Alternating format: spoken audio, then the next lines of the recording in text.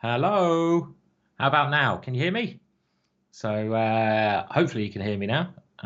We're getting there. We're getting there. Can you hear me? I don't know if you can. Okay, you can hear me. Well, that's good. I can't see a picture on the stream, so it looks like we're getting 50% of things right. Maybe I need to refresh at my end. I'm obviously watching the Twitch stream, so I can catch up with all your comments and keep things going there. So let me just refresh that one and we'll get going with today's action, which is going to be great. It does seem to be working. There we go. Nothing to worry about. So how are you all doing on this lazy Sunday afternoon? Who's that by? That's a classic, isn't it? A classic song. I can't remember who it's by now. But yeah, welcome to my commentary on the Kinks. Of course, it's the Kinks. Yes, thank you. Welcome to the commentary today on the third of these Champions League tours. Is that what they're called? Champions. I keep getting it mixed up. Champions Chess Tour. Why did I say Champions League Tour? Champions Chess Tour. There you go. It's written below. And we're going to be in for a lot of fun today. We are going to be joined by a guest later on. We had the great. Well, you know, you can't beat old Yasser, can you? Yasser is just a legend. And Yasser was with us from the start yesterday, which was fantastic. I'm afraid you're going to have to put up with me for a lot of the show, but I'm going to take you through all the action, all the games, everything that's going on. So it's round 6 today. There's 15 rounds in the basically qualification. So when the 15 rounds are over, the players go through to the knockout stages. And that's where it gets quite exciting. 16 players in total. So 8 games going on at once. And, well, there you can see the round 1 pairings already. And you can see the leader, Magnus. What a day Magnus had. He lost the first round, but then he went on to win his next 4 games, which was quite brilliant. Wesley and Nepo in second place. And like I said, the top 8 players are going to qualify.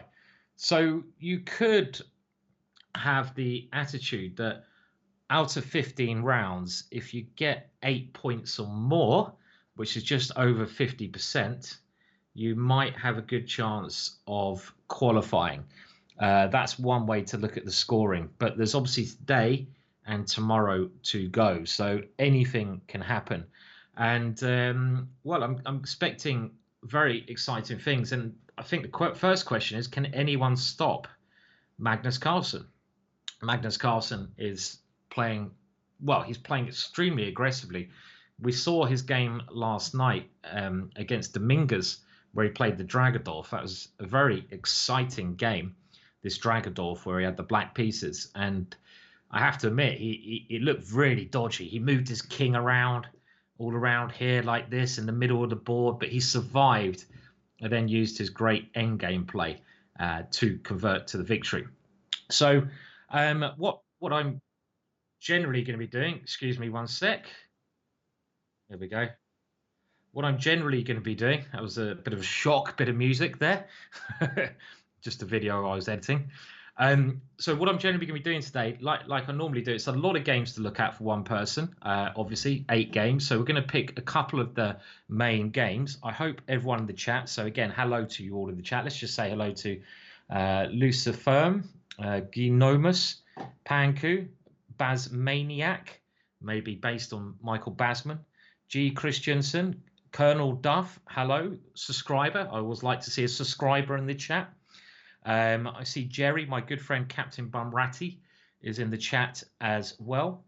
Rotting Plants, wondering if the stream has ended. I hope not. We haven't even started yet. Hello, Jen's Chess. Good to see you, sir. And hello, Agreeable Tom Cat of Real Town.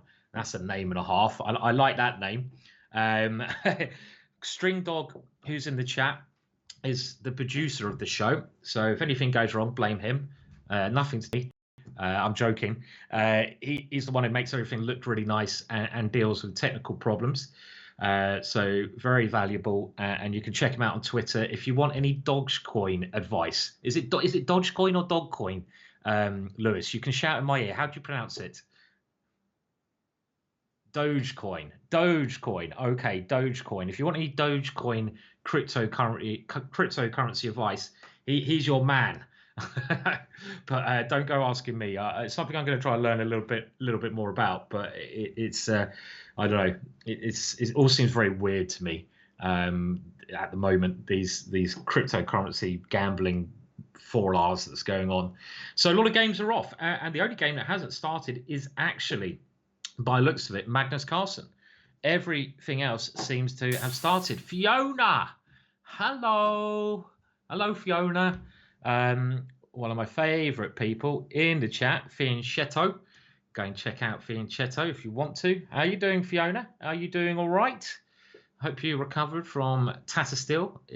Fiona has her own Twitch channel, the most excellent Twitch channel apart from this one, probably. In the world, and yeah, I hope you're doing all right, Fiona. Maybe we can get you on for half an hour one day. Can I twist your arm? I'll buy you a bottle of wine, Fiona, next time we meet, and it won't be one of those £3 bottle of wines that I normally buy, because you know that's all chess players can afford. It'll be a £3.50 bottle of wine. How about that, eh?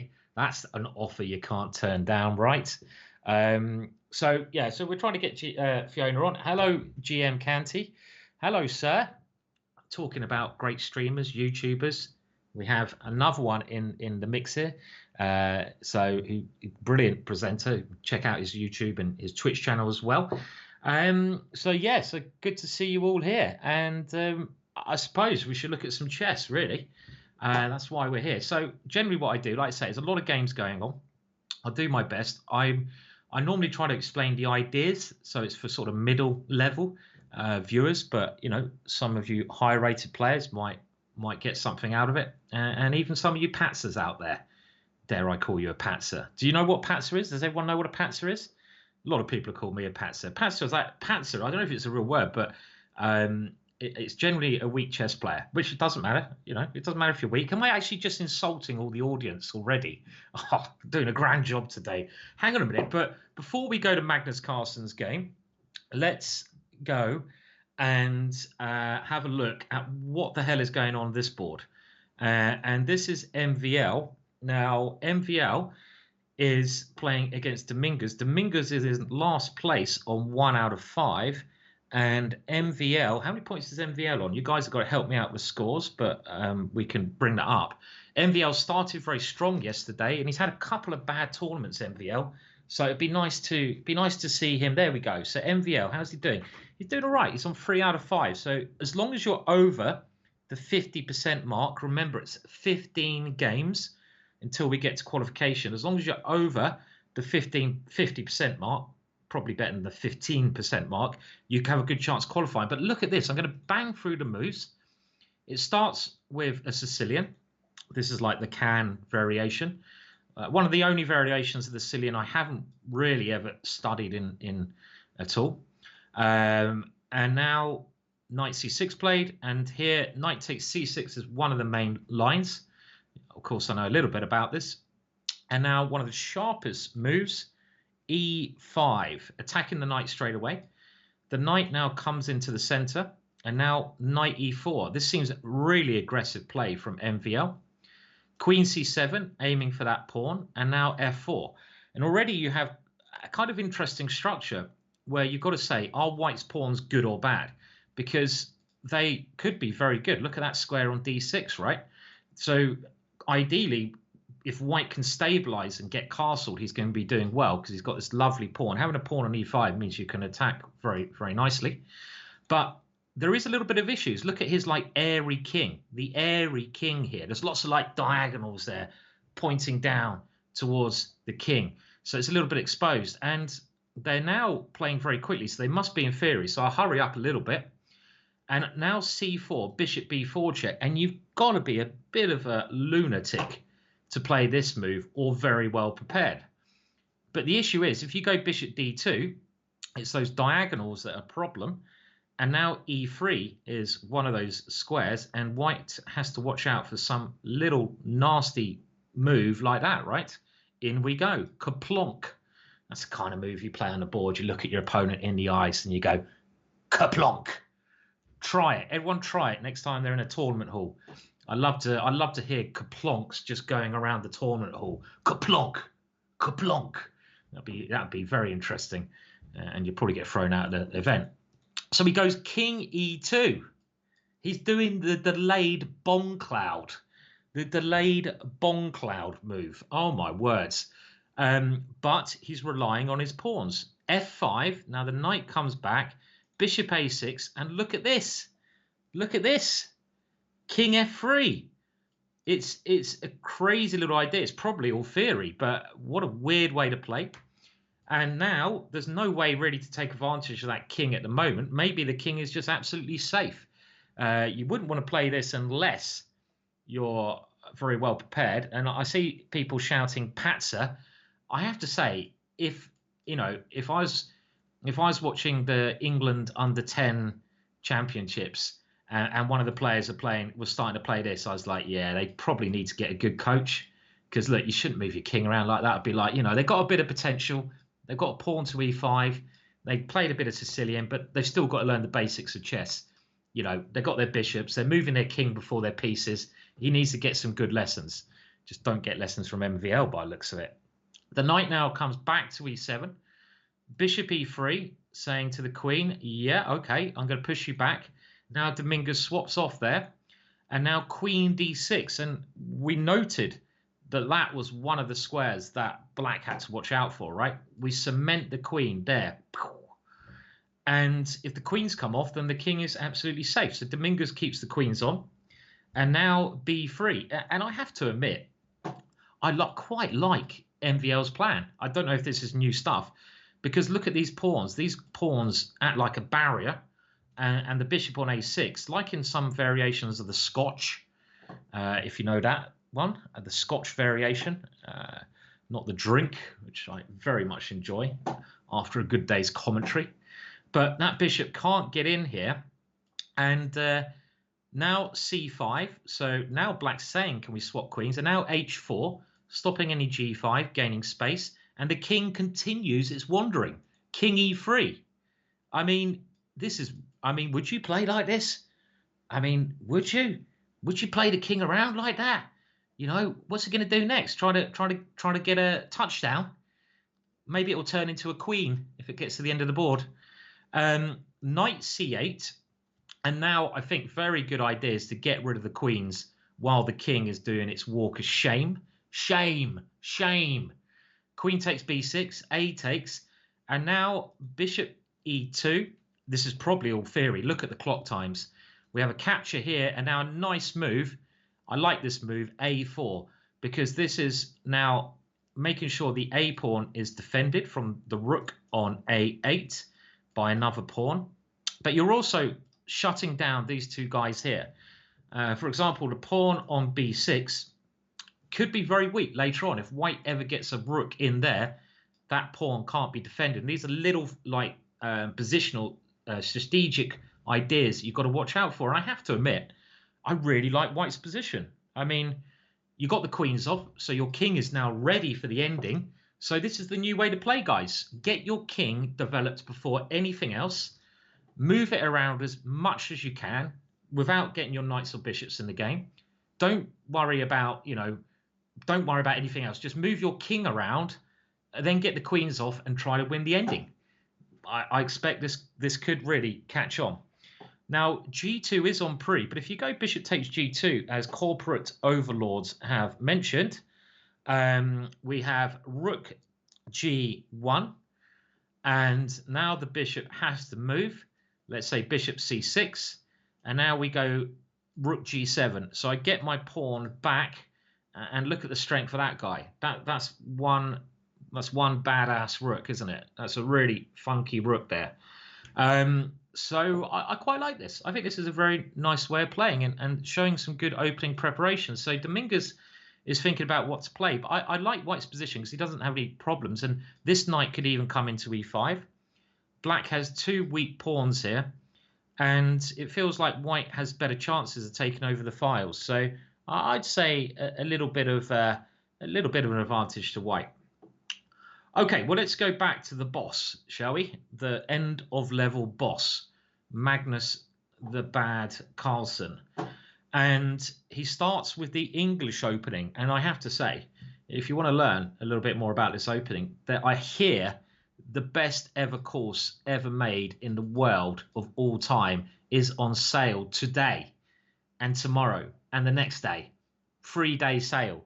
That's the rumor that's going around. Apparently, it's called the Iron English, and it's got some Muppet presenting, but he does know a little bit about the English. 20 hours. Yeah, of course I did the course. So it's on sale at the moment if you want to know a little bit more about this. And now we see what is called the this name always confused me. It's like the Magnus something attack, which I recommend in the course because black is trying to get the Nimzo Indian. And I have to say, this next move that Magnus plays is not going to work. It's not going to surprise people at this level, but at lower level, it really works fantastically well. And it is the move E4, which is the Magnus something, another variation. Again, I'm not very good with names. I'm a little bit dyslexic, and maybe you guys can help me out. What's it called? The Magnus what? What's it called? Anyone? Anyone know the name of this? Magnus Floor Magnus, I think, Simon. Okay, well, I'm glad no one knows for sure. And the point of this move is that if you play in this position D4, which black is hoping you will play, then after bishop B4, black gets a Nimzo Indian opening, and black can try to control E4. And there's a lot of theory in this.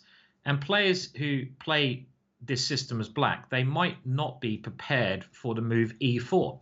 And E4 can already take them quite quickly into positions they don't enjoy playing. For example, if they play bishop b4, which worked in the last line, we just go pawn here, and already black's in a lot of trouble. Where do you move the knight, for example? So it's a little bit tricky. So now Duda, the dude abides, plays the main move, and he plays d5. Thank you, producer, for subscribing about blooming time. It can't be that hard to work out how to subscribe. If you can't work out how to, subscribe, Lewis, how are you supposed to run the show? I'm getting a little bit concerned here. I finally figured out how to subscribe. You're running the show here. You're doing the technical stuff. Only joking, Lewis. Only joking. Oh dear. I'm just a little bit concerned now. No, I'm not really.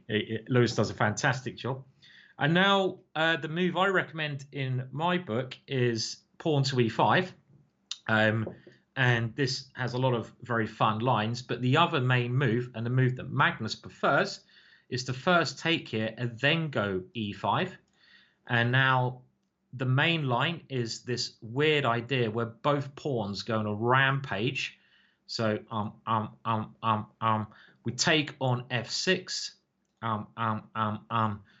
Anyone play Pac-Man? Anyone in the chat play Pac-Man? Hello, Andy is Yoda. Anyone used to play Pac-Man? You're probably all too young. Some of you must have played Pac-Man. Come on, let me know if you played Pac-Man. I love Pac-Man, Dark Side. Have you ever tried to play real life Pac-Man? Anyone? If you want to play, I know it's a bit old. But if you want to bring back those, because this is a bit like Pac-Man, right? You're just munching away. Now, if you want to play real life Pac-Man, thank you for the subscribe, Lil Cook. I'll tell you what you should do. And I found this out a while back when I needed to get a settee for my house. And this is pre-COVID. I quite like going and looking at the settee. So I went to the local superstore, DFS, settee shop, and you go in the shop and all the settees and chairs are all in this massive blooming hall. And if you want to play real life Pac-Man, what you should do, you just try to avoid the salesman. Yeah, because he will come after you like you're $1 million lottery ticket or something. He's like, money, money, money. And he tries to chase you around. You just try to run around. You run around the settees like Pac-Man. In Pac-Man, you've got to run around and avoid the things. If you ever want to try real life Pac-Man, give it a go. Just try to get into there. There's lots of nice little corners, chairs you can go around. It's like real life Pac-Man. You don't even have to pay the game. Just go to your local DFS furniture store and try to avoid the salesman, like walking around. It's my little tip of the day if you're interested in that kind of thing. Okay, on with the game.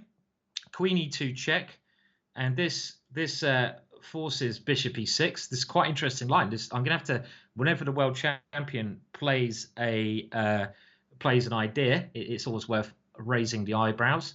Bishop e6, and now he just takes on c3, and after queen takes here, we have a very symmetrical position. But now knight to f3, bishop g5 is a little bit annoying, maybe. Let's see. Knight d7, black developing as well. This bishop's got to come out. So g3, bishop c5, and now after both sides castle, Magnus, is this really anything for white? I mean, Magnus, the way Magnus plays, he loves getting a small advantage, right? You can't expect him to get a big advantage, but he's very happy to get some small edge. And because the pawn structure is symmetrical, there's two ways to, as I keep mentioning, to assess a chess position. Pawn structure, the pawns are your like spine, and the pieces, which are your like organs. And the pawn structure is symmetrical, so I would say the pawn structure is equal, definitely. So who's got the better pieces? Well, I think Magnus is maybe claiming that his bishop could be better placed because it's striking across that diagonal, right? Trying to hit on b7. Maybe the other bishop will come to g5. So I think Magnus is saying he's got a very small edge, but this is a very nice move because now Duda is trying to neutralize the bishop on g2. So to me, I have to say, it looks equal to me. I mean, I don't see why Magnus should be better because his queen could be a target on the open line as well. Rooks work very well on the open line. It's where you want to get your rook taken over. So Magnus has stopped that because if rook there, obviously we can back spank now. Queen takes e8.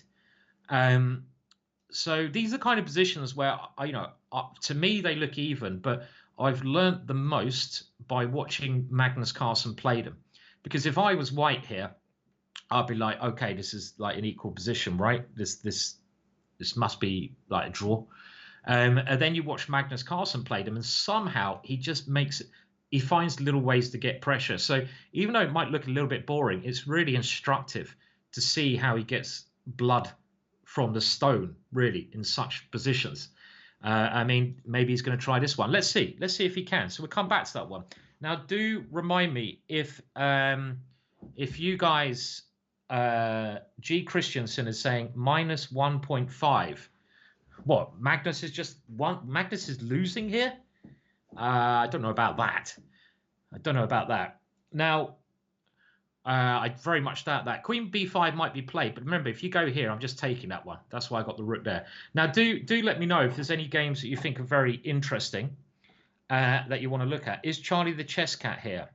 Charlie the Chess Cat's sleeping in the bedroom, and I've got quite a small room now, so it's quite. Charlie doesn't like this room as much because there's not many windows in here. It's like a little broom cupboard, basically.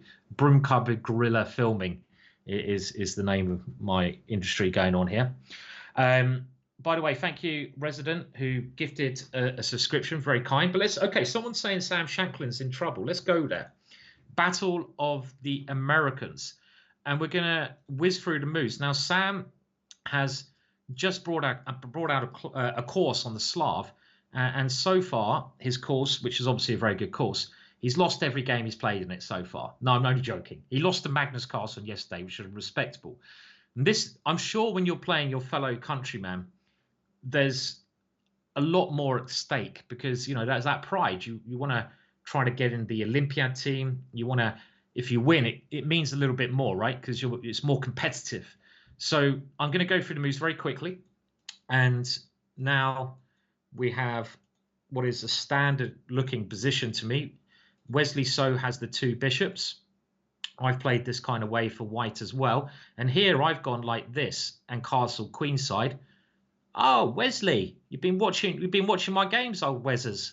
So he's going h3. And the idea of this, you could go very solidly with kingside castling, But black is quite solid. And these two open files in the middle can actually help black because his knights, when they come in the center of the board, are very good. And black wants to plonk his knights into the center of the board. And they can be backed up with the rooks. So rather than playing solidly, Wesley's like, nah, I'm going to come at you. I hope he does. Let's see. Bishop b4. Now, why is Sam playing this? Well, again, it's to do with the central squares. Controlling the central squares is very important. And actually, I think he's planning to play with the two knights against the two bishops, because the two knights, if they get to the center, could be better than white's two bishops. And the knight here on c3, which Sam is now trying to exchange, is controlling those central squares. So why not exchange it off? Good positional idea, I feel. Bishop c2. And now Wesley, good on Wezzers. He goes castles, queenside. Nice job, sir. Pasquido, thank you very much for starting the hype train. Hype. Is that what you're supposed to say? Hype, hype. It's better than a train. I don't know if Fiona's still here, but me and Fiona have discussed. I won't go there. I don't know if she's still in the chat. Maybe she can discuss it while I look at the chess.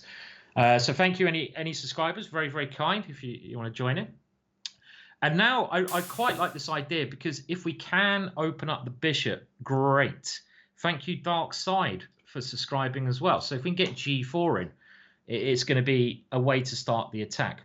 Okay, we'll go to Aronian soon. Let's just get up to date with this game. I know it takes me a while to get through them, and you've got to bear with me. So many games going on. So now we have many exchanges. Now that move slightly surprises me. I would have probably taken with the knight, because I've mentioned getting a knight into the center of the board, and it's not so easy to get rid of that knight, because if you play e4, I overtake it. So a bit surprised he took with a pawn. I guess he's trying to get play on this file. Maybe it's a good idea. Let's have a look. Bishop d3, and now the king comes over, and okay, now Sam throws his knight into the position. Rook c2, rook c6, g4. This is going to be very interesting. Always exciting when the kings are on opposite sides of the board, because you get a much more aggressive game. So it suits players who like tactics. It suits players who like attacking and playing like a caveman. Because one way to attack is pushing pawns towards your opponent's king, which is called a pawn storm. And you don't want to start pushing pawns when your king is over there, right? Because you need those pawns to protect it. And kids, protection is good. And after rook c8, Sam is using his pieces, and now pawn takes f5. So white goes a pawn up. And look at this, trebellation. Is that even a word? Trebellation on this file. Look at that. Trebling there. That is... That's quite nice, yeah.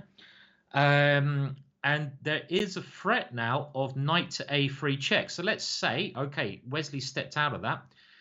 Another bit of advice: always look at your last person, the last move your opponent's played, and what are they trying to do? Well, if you start pushing Harry up the board, I'm going to bang that one. Oh, even better. Oh, what's better than knight a3? What is better than knight a3?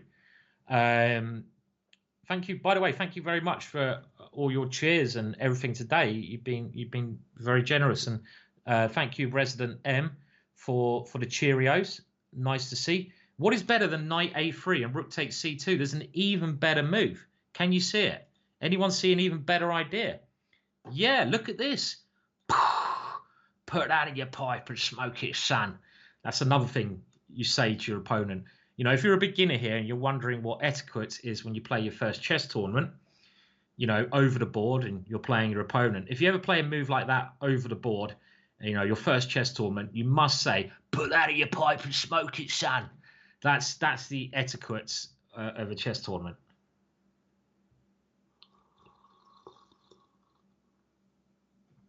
Someone asking, what am I drinking? Whiskey. No, I'm not really. I'm actually drinking this concoction. Can you see that? Have a look at that. Look at that. It is gunpowder tea with some honey in it. because it's a long day. We got five games to go through, so I need to keep the tea caffeine in. And the thing is, after this check, this is very nice because it's forking. It's forking good, that one. And if rook takes d2, then pull out your pipe and smoke it, son. You go bang, look at that, in we go, lovely jubbly, have a piece of that. And that is showing how strong these guys can really be. Gunpowder green tea, it is what it is, yeah. I didn't actually put gunpowder in tea because that would just be a bit weird, wouldn't it, you know? That'd just be a little bit odd. I'm waiting for a beer delivery tomorrow. Come the end of the tournament, I might have a cheeky beer, you know, during. But at the moment, we're keeping it professional. That's me, Mr. Professional. So back to the game. Sorry, I'm diverting. So White Wesley now steps away with a king here. But this is really, I think, a battle about can these people. Oh, hello. He's already lost. Shankers, what have you done? Do you reckon anyone calls him Shankers? Do you reckon his mum calls him Shankers? Shankers, put your shorts on before you go to school. You can't go naked. I've told you before, Shankers. Put your shorts on, Shankers. I don't know. Let's have a look. Well, now, oh my words, this is quite unbelievable, actually. Look at what he does. Shankers did not have his gunpowder green tea. I mean, this can't be that bad for black, can it? I think Sam got a little bit excited. Maybe it is very bad, but can you not do something clever here? I don't know what. I mean, you can at least go b5 and try to do something. Look at what happens here. It's phenomenal. This should give everyone hope. It should give us patsers. I'm a patser in consideration to these guys. If these guys can blunder like Shankers does here, there is hope. Because he now plays, I'll show you what he does first, knight e5. Shankers, no. And I bet he thought this was a piece of brilliancy. But after knight e5, Wesley just plays rook takes c6. Okay, this is not a long tactic for a strong player. Queen takes c6, and probably Shankers is thinking, yes, I'm coming in there. And after d takes e5, he resigns. Because I think he suddenly realizes that if he goes for the back spank, check, this might look like it's checkmate. Maybe it sounds like, yes, I'm taking you down, so. But after rook takes, it's like, oh, no, the bishop comes back. Oh, no. And that stops the checkmate. You can block. So this tactic with knight e5, it simply loses a piece. And that's a bad start to the day. I mean, is it quite early over in America? What time is it? I mean, it's can't be that early. It's 4:30 Greenwich Mean Time in England time, basically. I feel sorry for the Ding Liren and also Vidit, because over in those places it's really late, right? It's like 2 o'clock. We can't really blame him. Maybe he didn't have enough coffee. I don't know. I mean, possibly it could be bad for black anyway, but let's just have a look if he could have done anything else here. White's about to keep the attack going. Is there nothing else that black can do here?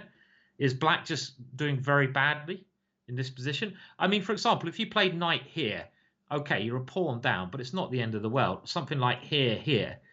At least you're not a piece down. Maybe I can get some tricks coming in like this. Someone's suggesting knight a3. Knight a3. Yeah, knight a3 is there. Does that work? Shankers? No. Okay, knight a3. Very interesting suggestion from Hammerus and Batcave Joe. Hello, Batcave Joe and Hammerus. And the idea is, obviously, if I take the knight, you take my rook, and black has 1 point there. The rook's better than the knight. Now, if you take on c6, this is certainly a better way of doing it, but can Wesley still take the knight? Because otherwise we're now threatening a very nice checkmate. Let's just put it on the board. Now we can go here, and after this one you've got a choice of 2 checkmates. Now, which is the better checkmate? What's your sense? What kind of artist are you? I think the move you play in this position tells a lot about your kind of character. What kind of checkmate would you go for here? Yes, Pismo. Yes, Batcave. Surely, yes. You have to go for the knight checkmate. You have to go for what's called the smothered checkmate. I mean, you know, if you go rook takes, it's still quite nice, but I think knight takes is clearly better. So before we move on, let's just have a look. Knight a3, and if he takes on a3, we take on c2. So let's have a look. So you have to go rook takes c6. No, not that one. Queen takes, and now can you take the knight? Well, now we come queen c3 check, and this is winning for black. So, for example, king b1, and we take here with check. And I mean, black's got at least a draw, right? But I think black's winning, because after something like this, you can bring the rook in, and you're going queen c3 and queen b2 checkmate. So knight a3 is a really nice idea. I mean, why not knight a3? Am I missing something? I mean, white's not losing, but this makes a lot more sense, right? This would have been a very sexy little tactic. I guess you can get sexy little tactics, can you? I don't see why not. Knight to a3. I mean, that looks all right to me. I mean, I think white can defend with something like, I guess you have to take this one. And now you've got the back rank, so maybe you have to move the queen back here to cover that one. And black is certainly not winning, but the game is very interesting. Even the ending here, for example, might be okay for black because the queen's active. Okay, let's now move on. Sorry I spent so long on that game, but a nice, easy win for Wesley So. Now, people have mentioned Aronian versus Mateus. And if we look at the scores of these two players, if we can do that very quickly, I think Aronian is on a plus score, and Mateus, I think, is the lowest rated player in the tournament. Is that right? Let's have a look. So Aronian is not up there. Where is Aronian? He's on. Where is Aronian? Can I see his name? Can we see his name? There he is. He's on Giri's favourite score, 50%. Oh God, I've got to stop doing the Giri jokes. I'm only joking. Giri's one of my favourite players, and he's not a drawer. And where is Mateus? Mateus is straggling at the bottom with 1.5. Very tough tournament. So let's go back to the game now, and this is a weird one. If we just count the material here, well, if we count the material, black is doing very well. Black is 3 pawns to the good, a rook for a rook, bishop for a bishop. So it'll come down to white has a knight and a bishop, 6 points, you could say, versus a rook and 3 pawns, which is 8 points. So if you're just counting points, it's 2 points up for black at the moment. And is Aronian just losing? This could be quite a big upset because he's white as well. Okay, he's gone bishop takes d4, and this must be losing for Aronian because Aronian's idea is if rook takes, he's going to get 1 pawn back with this move. But even here, something like rook g4 looks dangerous, right? There might be a better move. So bishop d4, I think Aronian's in trouble. And they have played this line. So Mateus has gone rook takes, knight takes. But now what is black's next move? So it's clarified a little bit.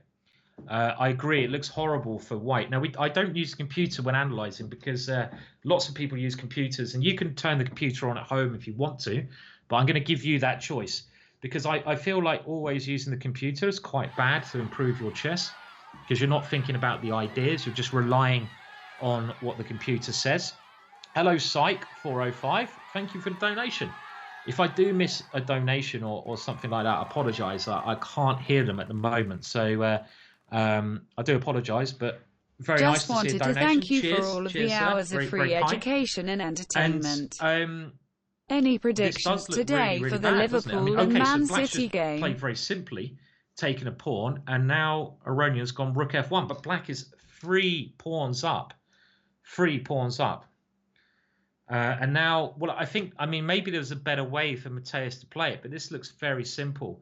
And this must be winning this ending. You've got 2 connected passed pawns, and you can slowly march them down the board. So if I was black here, I'd be thinking at like, trying to either get my king in, and I'm using the dark squares because I'm looking at my opponent's bishop, and my opponent's bishop is on the light squares.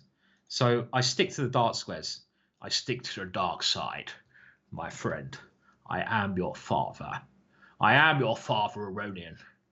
And okay, well, this is another way you can play. Just get the pawn out of the way of the bishop, and now your rook can move safely without losing that one. But I would probably just try to get my king in slowly, and also eventually just push these down the board. The rook here is also quite annoying because it stops white's king coming up. This is like a force field. Well, Star Wars going on. I did actually watch a bit of the was it Mandalorian? I can't even say it. The Mandalorian. But it's like, that little Yoda thing, so cute. It's and I always worried that he's going to get killed in one of them. So the Disney Mandalorian. Why can't I say it? Dyslexia. Mandalorian. You know what I mean? Mandalorian. Something like that. The Mandalorian. I can't say it. That's weird, right? You know what I mean? It's really good. It's really good if you like that kind of thing. Someone did point out a little tactic b4, hoping for this one, and bishop take d5 check. Mandalorian. That's it. Mandalorian. Lorian, not low. Raw. Thank you, String Dog, for those English lessons. And if rook, but the problem is you just go rook a1, and you just take another. Another bit. Yeah. Spilling tea all over my notes today. So let's just have a look at a couple more moves. I'm going to make a note about Sam Shankland's blunder because it was quite exceptional. Now, the knight did come in, and here just h5. And these now, if you remember, we're going from Pac-Man to Space Invaders. Those guys are Space Invaders now. Let me just make a note because obviously I make a couple of notes for the what's his name, Shankland. I make a couple of notes for it later on. And what was his move? Sorry, I'm just going to go back here quickly. It's move 23, knight e5. That was a shocker of a move. So yes, so Aronian's going to lose. Very nice result for Mateus. Very, very nice result. We're going back to the 80s. I wasn't even born in the 80s. Can you believe it? I was even younger than the 80s. Oh, my words. Anyway, only by a year. Okay, now, what about Magnus Carlsen? Well, Magnus Carlsen, as soon as I said that, his game has been drawn. And the reason I didn't spend too long on this game was, well, to be honest, I was hoping he might grind out something and I could learn something. But it did just seem that, let's have a look, after more exchanges came, well, I mean, this is just equal. I mean, even Magnus can't really win dead equal positions against strong players. And I'm not even going to show this one because I've got 5 games to look at, and I've got to avoid falling asleep. And this game will do that to me. So let's go to MVL. So Magnus Carlsen's winning streak has come to an end. He won 4 in a trot, but he started with a draw today. And this was the game, if you remember, where the white king, look at the white king, king e2. I'm going to play king of the hill, king f3, yeah. And then he goes a little bit later, you know what? I haven't moved my king enough yet, king e3. And it actually looked very clever idea. We got into an ending, and the problem was white always had this good king because that king is a star. And he now swaps off rooks, and look at this king. This king might be a champione. Let's see. The king now comes in. It does. Look at that king. Look at that. That king is like the best king ever, right? What a king that's been. A king amongst men. And look at it go. Look at it go. It hasn't stopped. This king literally went like this. Look at it. What a king. And this is what we call the shoulder method. A very good method in the ending. You basically use your king to stop your opponent's king coming back to the critical part of the board, because the king is, well, the king is like the best piece in the ending, right? And if this black king, if you put the black king here, it's a draw, or maybe even, well, it's black can't win. But even though black is a pawn up here, he can't get his king back in. Very nice place. So now we see, oh, I don't like this next move, but these pawns are very weak. Another idea this king can go is to start munching them. And now that pawn there looks really weak. And look at the king. Here it comes. Beautiful game by MVL. Oh, yes, look at it. What a star. And here it goes, e5. Look at it go. Boom. And it finishes off around here. And now he just takes on f3 and plays h6. And he's going to queen that pawn. Very nice game, right? Very, very nice game. Very nice game. The pawn is going to land a killer blow. Captain Bunratty saying, I remember eagerly awaiting the daily newspaper reports on the Fischer-Spassky match in 1972. I remember it well. I'm not that old. I was only a kid, 10 or 11. Yeah, it's amazing, isn't it, how technology and just things change. I mean, that 50 years ago, right? And just think how much things have changed. I'm broadcasting from my broom cupboard here, the games of an international tournament with video across the world. I mean, you know, if someone told you that in 1970, imagine going back there, where the only way you could watch really that World Championship match was in the newspaper updates, or they had radio updates. I saw something, so or some very grainy TV thing. It's amazing. I mean, I wonder what it's going to be like in another 50 years. What's next? What is next? Like some virtual reality kind of stuff, probably in your glasses. So, you know, when you're at work, you can just turn your glasses on and you can hear the commentators of those days. Probably be robot commentators. 50 years, we're going to have robot commentators, right? That's what it's going to be. People like me, we ain't going to be around anymore. It'll be your Dalek. And in this position, white queens the H pawn. Put that in your pipe and smoke it. That's what it's going to be all about, right? I remember looking at the games on teletext as well, Aldo. Teletext, people probably don't even know what that is. I remember the first day I got one of my games on teletext, which is a texting system you could get on your old TVs. And oh my words, I was so happy. I played a game and it got on teletext and I was like, yeah, get in there. I have made it now. So it's amazing. I mean, the whole streaming thing, just that we've got so many streamers streaming at the moment, and it's fantastic. The chess is perfect for it, right? Absolutely perfect. 401 for the footy score, says Eat Chips. You know your teletext, Eat Chips. That sounds about right as well. Sounds like Lico. Oh, that's a bit harsh. You know, his mic's a lot worse than that. Right, I'm joking. Calm down. Right, let's move over to Aronian, and we go to Aronian's game. And look, the pawns are moving up the board. They're coming in very, very quickly. And after knight e6, king f6, the knight comes to d4, and now rook f2. And this is just trying to stop that knight coming back here and grabbing that pawn. The knight goes for this one, and now rook h2, forcing that bishop away. And then you might be able to play h3. Is this completely winning? This seems like the most interesting ending. I'll just have a look, see if we're missing anything. Okay, I'll tell you. Dubov, I'll go through the scores. We'll come back to this one. Dubov, Hikaru, draw. Vidit versus Nepo, draw. Even though black has the better king, centralized king. Maybe black should try playing on here. You know, king in the center and the ending's very good. Rajabov, Anish, draw. Grischuk is still playing on against Ding, and it looks like Grischuk's in a lot of trouble. Grischuk's the exchange down. Be nice to see Ding have a better day today, but not. I really like Grischuk. I don't want to see Grischuk struggling. Magnus Carlsen did end in a draw. We've been there. MVL won. Shankland lost, and now this game seems like the most interesting.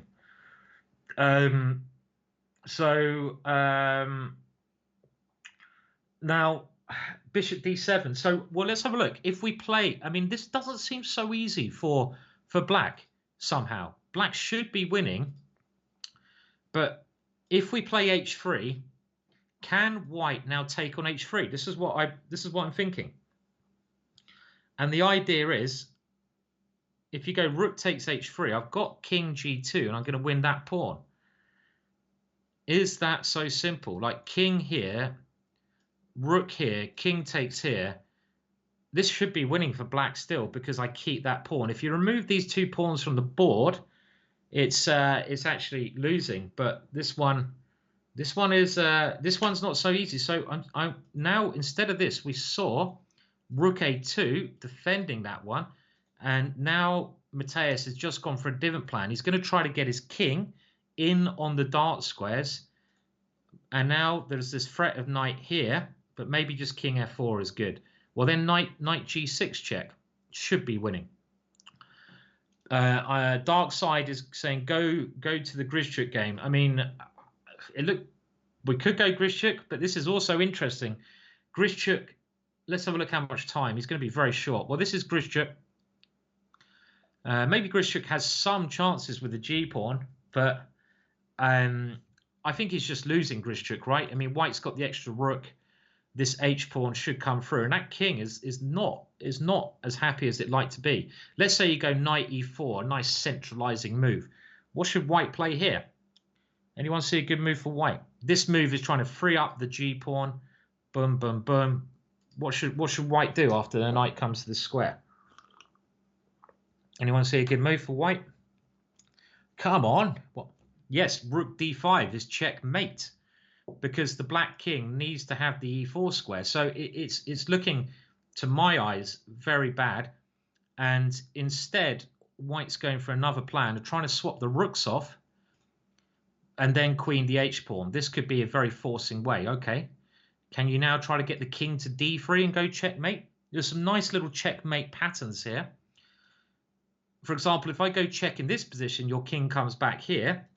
But if I go maybe king here first, let's say you take the pawn, then you have the f4 square. So this doesn't work. So Grischuk is just about hanging on. But okay, now rook g6 play. So it is interesting. These 2 pawns, is the h pawn going to win the game? I think the h pawn will. Maybe you've got rook g7 as a tactic coming next. Aronian's ending, though, is also fascinating. What do you want to go to? Do you want to see Aronian or do you want to see Grizzers? What do you want to do? Rook e6 is a tactic as well. Nicely spotted. This is an interesting tactic, but if you play this here, then after takes, h7, I queen, but also the g pawn queens. So you get this ending, and it's black who's now pushing for a win. So it's very exciting after g3. I was thinking rook g7 is the way to play. But he's gone for another idea. He's gone rook d3. And the rook is now away from the attack because you'd like to take the g pawn. That g pawn of black's is very dangerous. But you can't take it in this position because a king takes d6. So Ding has played a very sensible move. Rook here. And now Grischuk is defending his one hope, which is this pawn. And now rook g7's played. The reason he's gone rook g7 is to stop that pawn going so he can go here. But Grischuk's pushed on. Whoa. And if we take the rook, black queens. Black goes g1. So you don't want to allow that pawn to queen unless you can take it. So you've got to keep your rook behind the pawn there. Behind the pawn. It is nuts, I agree. So now he's gone rook here. But what is happening if you take the rook and queen? What is happening? Grischuk, look at the time. Can't he just take this one? What am I missing? Why can't he do that? And after this, queen. Why can't he do this? What am I missing? Why can't he go rook takes here? Tell me, help me. Why didn't he play that? Why didn't he play that? I don't understand. What is happening? Why didn't he do that move? Is this the right position? It is. He went rook e6. Why couldn't he take the rook? What is going on? Why can't he do that? What am I missing? Why couldn't he go rook d4 as a check? Yeah, I just go here, right? I'm queening. Why couldn't he take the rook? I don't see it. Why didn't Grischuk go Rook takes rook. What am I missing here? What are we missing? Is this winning? Was Grischuk suddenly winning if he plays this move? I don't understand. Why can't he play this? Tell me. Isn't black just completely winning? If you push the pawn, I just take it. If I'm queening my pawn next move. I don't understand. It just wins on the spot. It wins immediately. Wow. I saw a move that Grischuk didn't see. Yeah. Yes. Well, it's actually quite an easy move. But let's have a look at the game. I can't believe Grischuk has completely turned this around, but he misses a very easy win, I think, after G2. Ding is... I don't know what's going on with Ding. Ding, I thought he was going to be the main contender for Magnus Carlsen. I really did. But what's going on with him? He seems to be struggling somewhat, no? And after rook here, okay, was keep an eye on the game. Rook e6, blunder. And now white gets rid of that pawn. And we get this rook ending. And the problem that white has is that black has a very dangerous pass pawn. I know Ding is playing after midnight, but he could have changed his sleep pattern. And it's not just this tournament. Some other tournaments he's playing, and he hasn't been doing that well. So I think this is a winning ending for black, because that pawn is just going to go and become a queen. So let's have a look. The pawn moves on. And now the best place for the rook when you've got a passed pawn is behind the passed pawn, because it stops your opponent defending that pawn with his rook. So good technique. King c3. Here we come. Check. King f4. Rook e1. Only way to stop it. But look, now the king comes in and you've got king e2. So white's only chance here is c5, which he plays. And he's going to try to use these two pawns. I still don't know what's going on. I still don't know what's going on. It might. I mean, the problem in it here is if you go king here, it could now be white who's winning, because I take this one. What do you take with the rook to try to get your rook behind, or the king? It doesn't matter. And now I play like a6, and these two pawns, it could easily be white who's winning here, like rook b6, a7. You can't stop me queening. These two pawns are stronger than a rook. If you try to stop them like this, well, I just do not Pac-Man, Space Invaders. So I still don't know what's happening. So Grischuk has played rook f4, and the best place to put your rook is behind the pawn. So maybe this is just about okay. But now rook a1, and white gets behind the pawns, and now Ding is trying to go a3 again. If you queen, let's have a look at this move. They're very short time. We'll quickly look at this. If you do play this one here, then I can play at least king c4, maybe this one, right? You've got to play rook a1, because otherwise a7. If you go, so you've got to go rook a1, and now I can't move either of these pawns, but I can go king c4. And if you remember the shoulder method, the black king, like in the MVL game, can't help, and my king can at least help. I don't know what that position is like, so that's not very accurate. So instead of doing that, Grischuk went rook a4. Whoa, rook a4. And he's played the move to divert this rook away from this square and get that behind his opponent's dangerous pawns. Great moves here. Great moves. Obviously, if you take that one, you lose control of the queening square. So black can queen there. So you've got to try another idea. So the white rook swings over to h1. He's going to try maybe to get a check. But now, rather than taking that pawn, I mean, this is insane. Just rook b4. And he's trying to stop these guys from ever doing anything. Why didn't he take the pawn? I suppose what he's worried about, if he takes the pawn, he's worried about king c4. And he thought that these two people could come up the board. Let's say this is a draw. King here takes. And this is a well-known draw, this one, because these guys, you have to give your rook up for the pawn. You can't get your king back in time. Actually, you're losing if you do it my way here, but it's a draw. So back to the game. Unbelievable ending. I really don't know what's happening. The rook comes back to a1. Rook behind the pawn. Try and support the pawn up the board. Oh, the game is always on the live board. Okay, thank you for pointing that out. I can't. Yeah, the live board is always there, so you can see the live board. If you yeah, that's it. There you go. I'm pointing at it. So that is actually the live action. The analysis board is the random moves that I'm showing.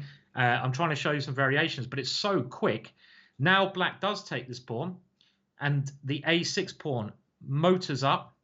I'm never sure if I use too many colors, by the way. King c4, rook a8, king b5. What is this ending like? c4. Yeah, it's winning for Grischuk. It's winning for Grischuk. This is just, I mean, I might sound like I'm making light on this, but we had this discussion yesterday with Yasser Serawan. I love Yasser. I love Yasser. He was telling us some funny stories actually yesterday. You always get a good story out of old Yasser. It's always a pleasure. And Yasser was telling us about how Russian players learn chess, and he was saying the first thing they do is learn the endings. I expect if you're European in the chat, yeah, Andy is Yoda. It's amazing that Yasser tells stories, right? Who would have guessed? But maybe I think Russia is European, but most Western European countries, maybe America as well, concentrate on openings, learning your openings. But in Russia, they teach you rook and pawn endings when you're 2 years old. And if you don't know the Luciana position by the age of 6, you get your hands chopped off. So it's very important to make sure you know your rook and pawn endings when you're over there. Okay, of course I'm joking again. Don't take that seriously. And that's why these endings are actually quite, they know exactly what they should be going for. And the key move in this position is this c4 move, because it's probably winning anyway, I feel. But c4 keeps it very simple, because soon as you move your king away from a6, black can now go rook takes a6. And this is actually really nice. Rook versus queen is sometimes a draw, but if you take this one here, the queen will win the rook as well. And this is the Luciana position, as D. Harsh was saying. And the point here, if the white rook tries to do something to stop that pawn, well, it's actually very easily winning.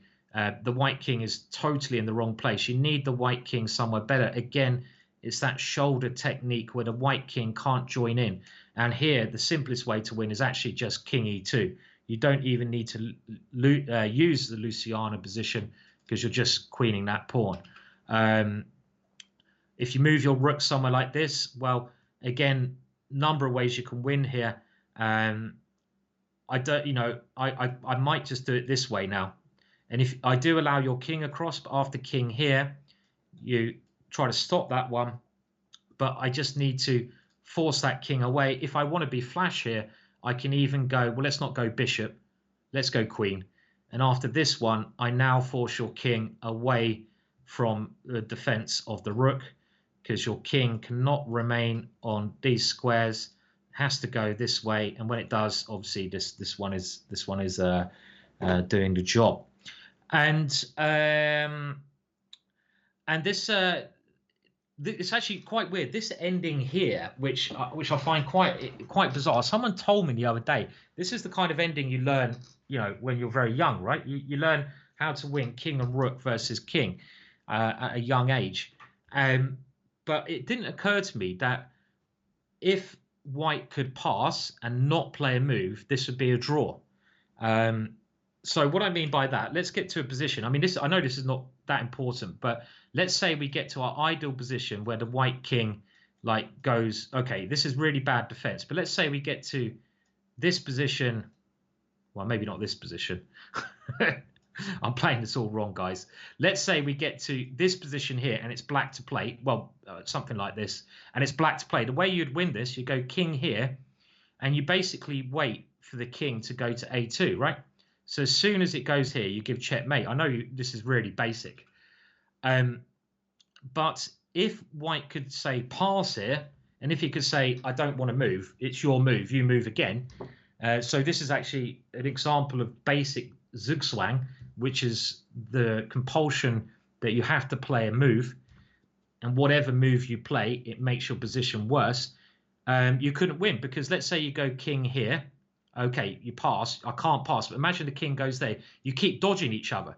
So if white could just pass and just say pass, It's actually a draw. It's actually a draw, this one. Is this stream for 800, 900? Well, I thought that was interesting, the pass rule. Open it up. There might be a couple of 800s here. Let's not be elitist. If you're 800, good on you. Thanks for joining in. I'd imagine you'll be on, you know, doing the wooden shield or something, which is fine. It's great. It's great how many streamers, how many new people are coming to chess with the, what's it called? With the Pogue chess, right?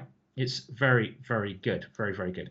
Okay, now we are going to have a guest coming on, and we're just going to take a very short break before the next round starts. It probably already started. I've only just seen the message, so I'll be back in a second with our guest for the day. So just bear with us for like 30 seconds or a minute, and I'll be back. We'll get on to round 7 then straight away. I'll leave you. No, the games haven't started yet. We're doing okay. So see you in a second.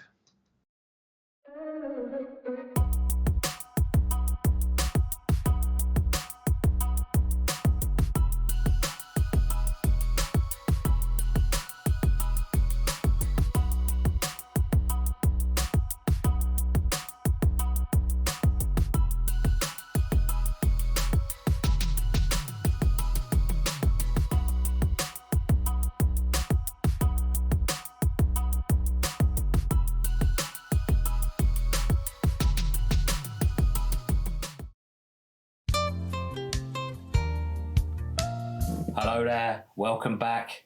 We're in for a treat, some painting magic on the little board here. Sit back, enjoy, let's spread that rainbow of love all over the screen. I've got my standard canvas here, looking sparkling, I think you'll agree. We're gonna add a bit of color to it, spice it up a little bit, make it a little bit juicy. Very gently. You see how easy that is? We're just painting a board. Nice and gently. Look at that. Nice and easy. Oh, beautiful. Beautiful as we go. Lovely lines. Lovely lines. Look at it. Beautiful start there. Now, let's give the old brush a bit of a clean, I feel. Very important to keep your tools all clean. Let's give it a good old whack there. Here we go. Getting rid of it. Beat it like Bobby Fischer would. Bobby will enjoy this immensely. And we're ready to go again. Now, Michael Jackson used to say, it doesn't matter if you're white or black, but in this case, we're going to take the black pieces. Nice and free, nice and long. You know, you can feel it in the wrist there. Coordinate those pieces, get them working well together. You've got to really get that combination going and flick it on the canvas. There we go. Now, there's nothing wrong with having a little bishop as a friend. You see this little guy here? Isn't he cute? I love my bishops. I guess I'm a little bit weird. I like to talk to my pawns and knights, tell them how I'm feeling, try to understand what's going on. Talk to your knights, talk to your pawns, try it yourself. It's beautifully soothing. See where the little guys want to go. Speak to them. Imagine they're there with you. Here they are, look at them. Beautiful little pieces there. Where do you want to go today, knight? Where do you want to move to? You want to move in there? Speaking to your pieces. You should do it all the time. Do it at the board. Do it when you're playing. Speak to the guys. Now, if you'd like to study these games with me, do check out The Art of the Attack, a beautiful course with myself presenting and Chessable. Enjoy yourselves painting, create some beauty on the canvas. Check out the course, The Art of the Attack. It's certainly for you if you want to become a better attacking player.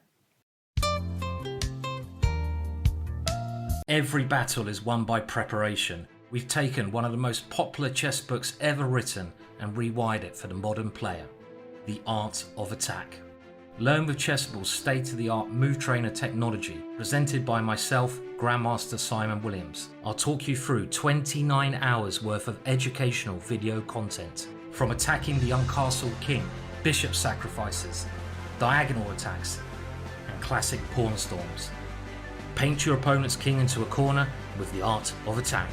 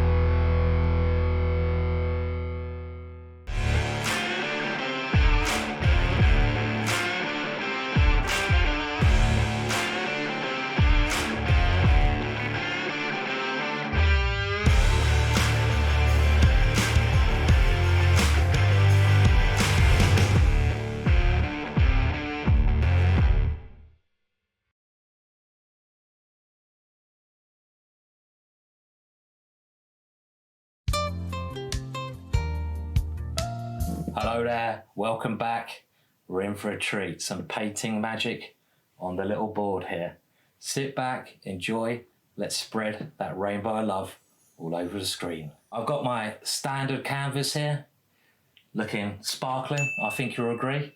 We're going to add a bit of colour to it, spice it up a little bit, make it a little bit juicy. Very gently. You see how easy that is? We're just painting a board, nice and gently. Look at that, nice and easy. Oh, beautiful, beautiful as we go. Lovely lines, lovely lines. Look at it, beautiful start there. Now, let's give the old brush a bit of a clean, I feel. Very important to keep your tools all clean. Let's give it a good old whack there. Here we go, getting rid of it. Beat it like Bobby Fischer would. Bobby would enjoy this immensely. And we're ready to go again. Now, Michael Jackson used to say, it doesn't matter if you're white or black, but in this case, we're going to take the black piece. Very nice and long.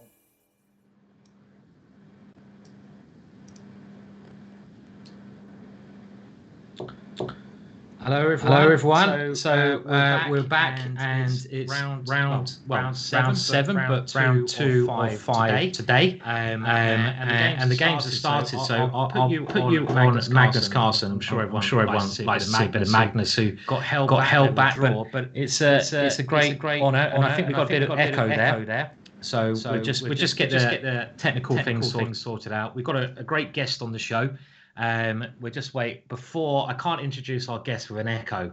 So tell me when the echo's gone, and we'll do it properly there. Triple echo. We don't do things by half here. We triple up on them. Now it's good. Okay, brilliant. So we're joined by Grandmaster Sahej Grover, who has joined the chessboard team. So hello, Sahej. How are you doing? Hi, Simon. It's a great pleasure to be here. By the way, you're nailing the pronunciation of my name. Oh wow! I think that was absolutely perfect. But yes, it's a great pleasure to be here, and I'm excited for all the games. Yeah, we've got, it's a great tournament, and there's 15 rounds, just to let everyone know if anyone's joined in, of the qualifiers. So we're about halfway mark now, round 7, and the top half go through and the bottom half go home. Top half go through to the knockout. So we can bring up the scores as well, and maybe just see how everyone is positioned going into this round, so you get an idea of that. Let's see. So we have 2 leaders. These 2 guys are good, Sahej, aren't they? Wesley So and Magnus Carlsen. I mean, they're both playing so well, right? Yes. I mean, you hear things from here and there, but absolutely. I think Magnus has been performing, quite phenomenally. After his first game, he just went on a rampage. Yeah. Absolute carnage. I was watching the games also yesterday, and they were just. Safe to say that he is more or less back. He is. It's good to see him back, because when he plays well, he plays well, doesn't he? He's a demon, absolute demon, and it's nice learning from his play. Now he's playing Grischuk here, and before we go into the game, Sahej, maybe we can mention. So you've joined Chessable. Chessable, they have they've expanded so quickly. And guys in the chat, they probably have more jobs if any of you guys. But Sahej is a grandmaster, so getting the grandmaster on board is fantastic. And what's your official role, Sahej, in Chessable? Do you have an official role? More or less, yes. I joined the Chessable team about 2 weeks ago, and my role currently is a publishing manager. And I have to say that it is an unbelievable team that I'm working with. I couldn't be happier with people that are around me. I want to give them a special shout out to Geert, Micah, Vieko, and Juan, who have really, and of course Louis as well, who have really eased this process of taking my responsibilities and helping me through it. And I couldn't be more grateful for this opportunity. Good. It's an amazing company. How many things have been going on? Over the last couple of years. So great. Who knows where it's going to go going forwards? Well, also you're responsible for about half of that. Well, I don't know about that. So, I mean, I've done a couple of courses, and we've got more in the pipeline. But you've done a course or two yourself so far. You mentioned earlier on that. I think I mentioned that maybe in that last game, some of the endings they could have possibly brought your course there, right? So, which course have you got out? Yeah, completely. I was so the course that I have published so far is on strategic endgames. The course is called Timeless Technique Strategic Endgames, and basically the course is about how you transition from a seemingly complicated middle game and how to get like a better end game through just a few elements and a few methods that we have mentioned in the course. And I have to say that just by learning and finding the content and finding the material, all of those things really improved my understanding of end games as well. So when I was watching, I mean, it's so crazy because the last couple, I mean, most of the games were in the end games. So I mean, there was it would have been very nice to actually speak about that. But apart from that, I am now doing 2 courses basically. The first one is on 4 nights Spanish. This is going to be my solo course. It should be released in the next month or month and a half. And another one that I'm doing is on the Chigorin defense with Grandmaster Abhijit Gupta. And we're basically collaborating on that course. And this should also be released within a month or so. Brilliant. So lots of things in the pipeline. And if anyone wants to check out Sahej's course there on endgame technique, and I think we could all do with improving our endgame technique, as Grischuk showed his good technique at the end of that game, but maybe Ding should have brought this course. So if you want to improve your end games in a strategic way, then go check it out. There's a link there. You can have a look at that one there. And you also mentioned you're doing a degree, and you're over in South Africa, right? So that's what degree are you doing? You're a busy guy, right? Pardon? I mean, are you sure you got time to be on this broadcast or everything going on? It's like... Well, my degree is more or less finished. I just have 2 more basically papers to finish, and then on the 12th of February, everything gets done for me, and then I'm completely then my degree is finished. Okay. I am majoring in media communications and culture, so which with a special emphasis on the digital media side. So. Getting this job at the right was really the perfect role, because this is something that I've been studying for the past 3 years. So it was really pretty. I mean, it was almost a coincidence, but it was almost that both of my worlds collided at the same time. So it was quite a day. That, I suppose, that often happens in life, right? That things can fall into place at certain times. Like, you're doing this degree, and then you get asked by one of the main biggest companies in that area to join. So it's nice when things like that happen in life. It doesn't always happen that way. Yeah, I mean, absolutely. I was ecstatic when I got the email. I mean, this is just amazing. It was. I'm still in shock. Good stuff. And we have a question for you quickly. We're talking about in the Soviet school of chess, they learn the endings first before they learn the openings. So obviously you're a grandmaster, very, very strong player. And how was your training? Did you learn the endings first, or did you do openings first? I mean, and do you have any good tips for anyone watching this to improve their play?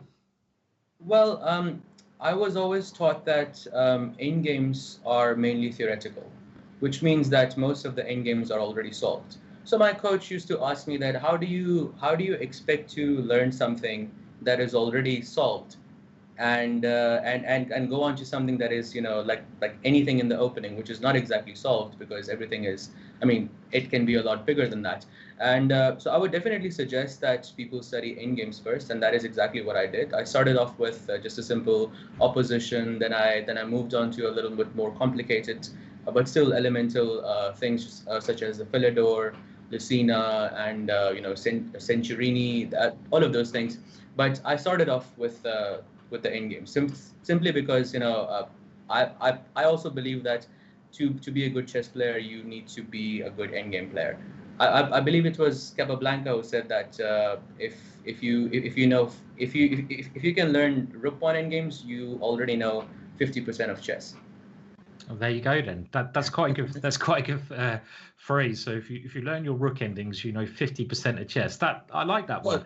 That's not me. Please don't quote me on that. But okay, but something like that along those. I mean, it makes some sense. So I have to say, what you mentioned the Luciana. There's one name there which I don't think I even recognise, which is probably a basic ending. But Lucina, that is the. I know the Lucina, and then what the other ones you mentioned? You mentioned Lucina, Philido. Yeah. Basically, when you don't play the Philido properly, you get Lucina. Yeah. Right, and what was the other one? Did you mention another one there as well? Centurini. That's the same colored bishop. It teaches you where to put your king at the proper place, behind the pawn as a defender, and Centurini position is one of the ones where it doesn't work, and you kind of understand how many squares does the bishop actually need to survive, which is either 4 or more than 4 on both diagonals. Well, there we go. It looks like I might need to buy this course because my endings might need a bit of polishing up at the moment as well. So clearly, lots of interesting stuff in that course you can check out. But let's have a look at the game. So first of all, we've got Grischuk with the white pieces, Magnus with the black pieces, and I think we'll do current positions now so we can just try and look at as many games in this second round of the day as we can. Rook c8 played here, Sahej, and what do we think? It looks quite a solid position to me. Maybe, white has this square. This looks like a nice square, right? So any advantage? That's what I was thinking. I'm thinking of c4 here as white. It seems like it. Because d4 is the d4 square doesn't really feel like it's going to be as much of a problem, and it really solidifies the d5 square. And then after, maybe in the future, you can go a4, a5. He did play c4, I see. He does, yeah. So Grischuk has played c4, and this works because look at that bishop. I mean, it's quite an interesting question. How did the bishop get there? If you put the bishop on e2 in this position, then probably black is better because you got the play on the d file. But with the bishop here blocking any rook on the d file, and as Sahej mentioned, if the knight ever comes into this square at any moment, well, you can just capture it. You can always get rid of that one. But if black captures our bishop at some point, we're going to transfer a pawn to that square, probably the c pawn, and that's going to be a very useful protected pass pawn. So maybe Magnus is going to try for counterplay of f5, f4 then. That looks like his way of getting into the game. Would you have thought here? Surely. I think this is what bishop d2 kind of explains to it. It sort of serves as a prophylactic move where he's anticipating f5, f4 and already planning to put his bishop on c3 and maybe to put pressure on this e5 pawn and also to try and play a4, a5 in the future. I think because in a position like that, if black is advancing on the king side, white has to respond in some way. So I think because you have some. Okay, you can. I wouldn't really call b6 a weakness, but after a4, a5, you can surely put some pressure on that pawn. And even if black plays f5, f4, it's still a long way because after f5, f4, you still have to play g5, g4. It's going to be some time before all of this is realized, and maybe white can be a little bit quicker. Yes, yeah, definitely, and it's this idea. When you get certain pawn structures, this is one course I've always wanted to do, but I know it'd be a big job. I've always wanted to do ones to hedge on, like nearly every pawn structure you get from the main openings and what the plans are based around playing with those pawns and against those pawns. And this pawn structure here, where black has 3 pawns against 2 pawns, if you just don't look at anything else, this is what we call like a kind of minority attack, because you've got the 2 pawns, which is in the minority to the 3 pawns. But the idea, and this is a very common idea, is to push this pawn here. And how does black deal with that? If black takes that pawn, well, he splits his 3, so they all become weak. But if black doesn't take that pawn, white's going to take on b6, and you can imagine that exchange there where we go pawn here takes and takes back, that the b6 square is going to be a real target. So it's these little like pawn, I think it'd be quite an interesting course. Pawn formations, how you play with them, how you play against them, that you need to know really when you're playing certain openings. They don't really teach you this in all openings, but it's what you're doing in the middle game. What are you trying to play against these structures? So I like that plan. That seems like a good little plan as well. And like you said, the bishop coming to c3 looks all right. So maybe even slightly better for Grischuk here. Could we be brave enough to say that against the great Magnus? I don't know. If Magnus wasn't black, I would say so. But yes, okay, yeah. No, yeah. But I don't know. But yes, you're right about the a4, a5, ab6, and that is a great idea for a course. In fact, this is what the strategic endgames intended to do, but for middle game into endgames. Right.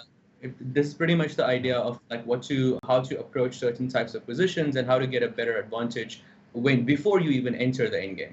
So in another sense, you're kind of thinking about, like, for example, this position. What I like to do the most is that, okay, if you could keep one piece in this position as white and one piece as black, what piece would that be? So I probably would say that I would like to keep my knight on f3, and okay, with some luck, I can keep the bishop on g7. That would mean that I'm left with a good knight and black is left with a bad bishop.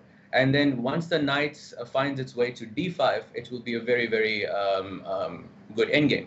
Basically, white is what we like to call, playing for only for 2 results. So just having this kind of thinking really improves middle game play, because with every exchange, you're actually taking that into consideration and saying, okay, maybe I need to keep my knight and maybe I need to keep my opponent's bishop, because in the longer run, that bishop is not going to be very useful. But obviously, as black, I would try to avoid that as much as possible. With black, probably I'm not sure if okay, as black, I would probably say that maybe a rook endgame would be the best, because a rook cannot sit on the d5 square because there is no legal way of getting there. So that would mean that you can always double up on the d files, or maybe you can have 2 rooks or 1 rook. I really don't think it makes a huge difference. But surely, if this position becomes a rook endgame, then black would have the better hand. Maybe not clearly better, but practically speaking, black will have an easier play. So that's the kind of things that we try to do. Me and Daniel Barish, he was a co-author. It was actually his idea to show this.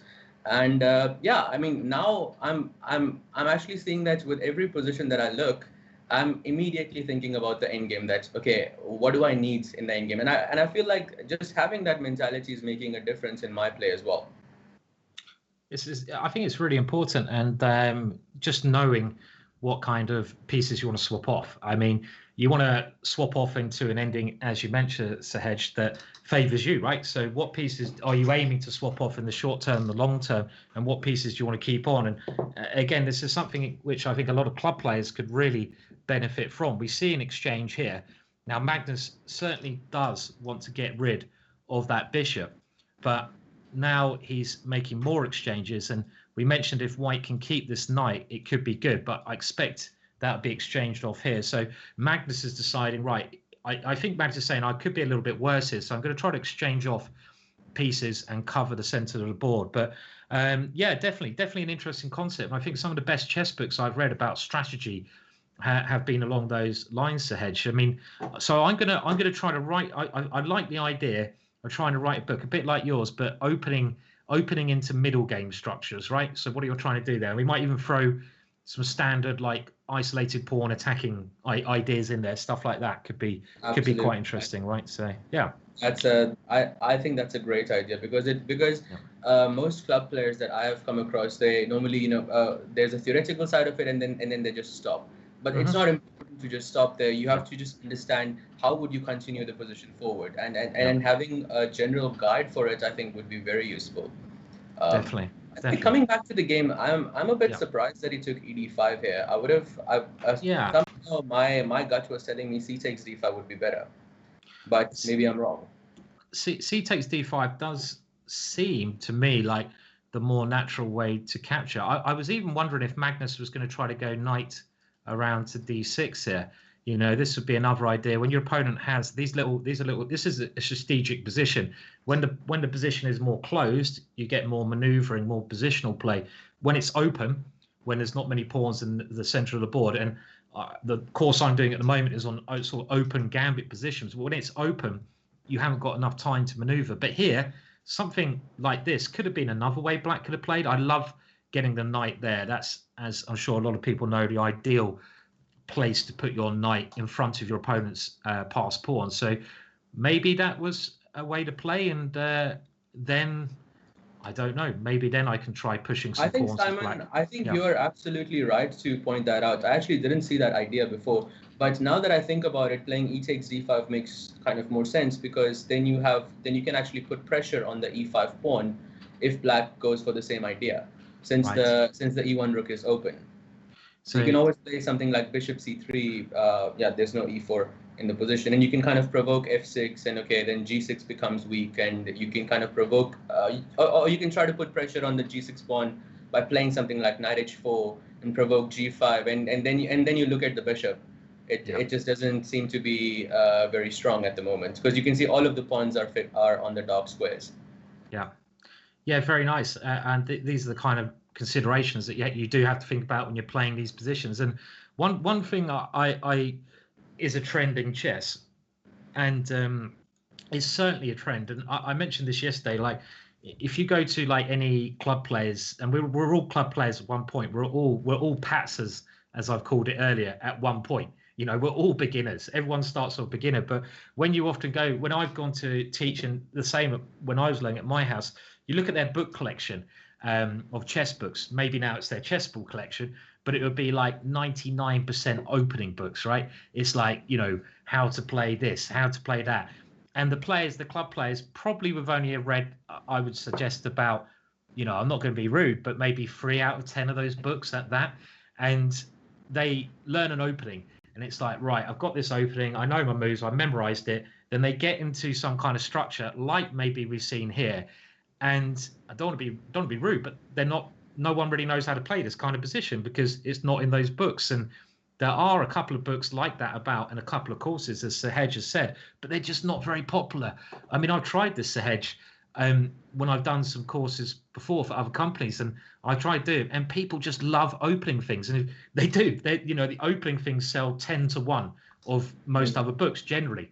Maybe not your course, because I'm sure it's excellent, but I think people should concentrate not just on the openings, on other areas of the game. I think that's a very important point. If you're serious about getting better at your chess, really, I think it's so important to try and have an overhaul of your whole game, really, generally. I couldn't agree more. I believe that it's in order to be a good chess player, you must study your endgames. Starts with the basics, like 100 endgames you must know is just an amazing course on Chessable. I see they have Dvoretsky's endgames now too.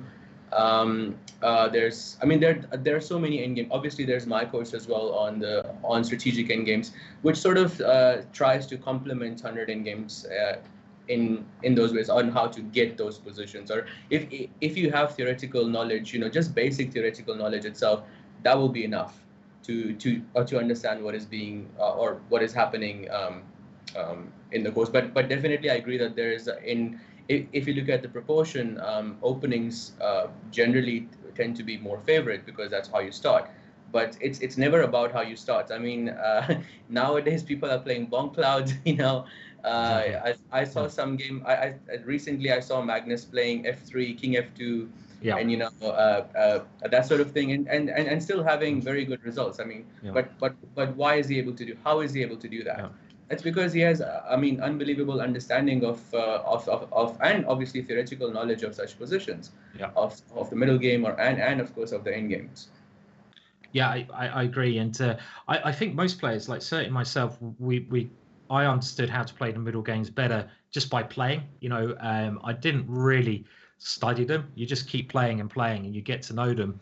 And if you are going to concentrate on openings, one thing I would say is to try, and I keep saying this, but try to not learn too many openings to start with. You can as you get better, but try to just pick one opening, because then you'll know the plans that you're supposed to be doing in positions like this. This is quite like a position you might even get in the Botswanic English, for example. This kind of pawn structure often happens in that last course that I've done. But there's many ways to learn, and I think also importantly, the other thing is to do stuff you enjoy. Don't forget that. I mean, if you really hate looking at endings, don't do endings, because you're going to get bored. You should find them interesting at some point. But if you hate looking at openings, don't look at openings. Just find something you actually enjoy doing. That's also important. Do things you love. And also interesting that you mentioned that, Simon, because I've also noticed that when people start off, their chess career and they choose an opening, it is not 100% like guaranteed that the opening will suit your style. Yeah. You never know that, because you may be a tactical player and then you're stuck with the Catalan, and obviously that's not going to complement your style. So this is also why middle game play really helps, because if there's a certain style that you like, there are openings that actually complement that.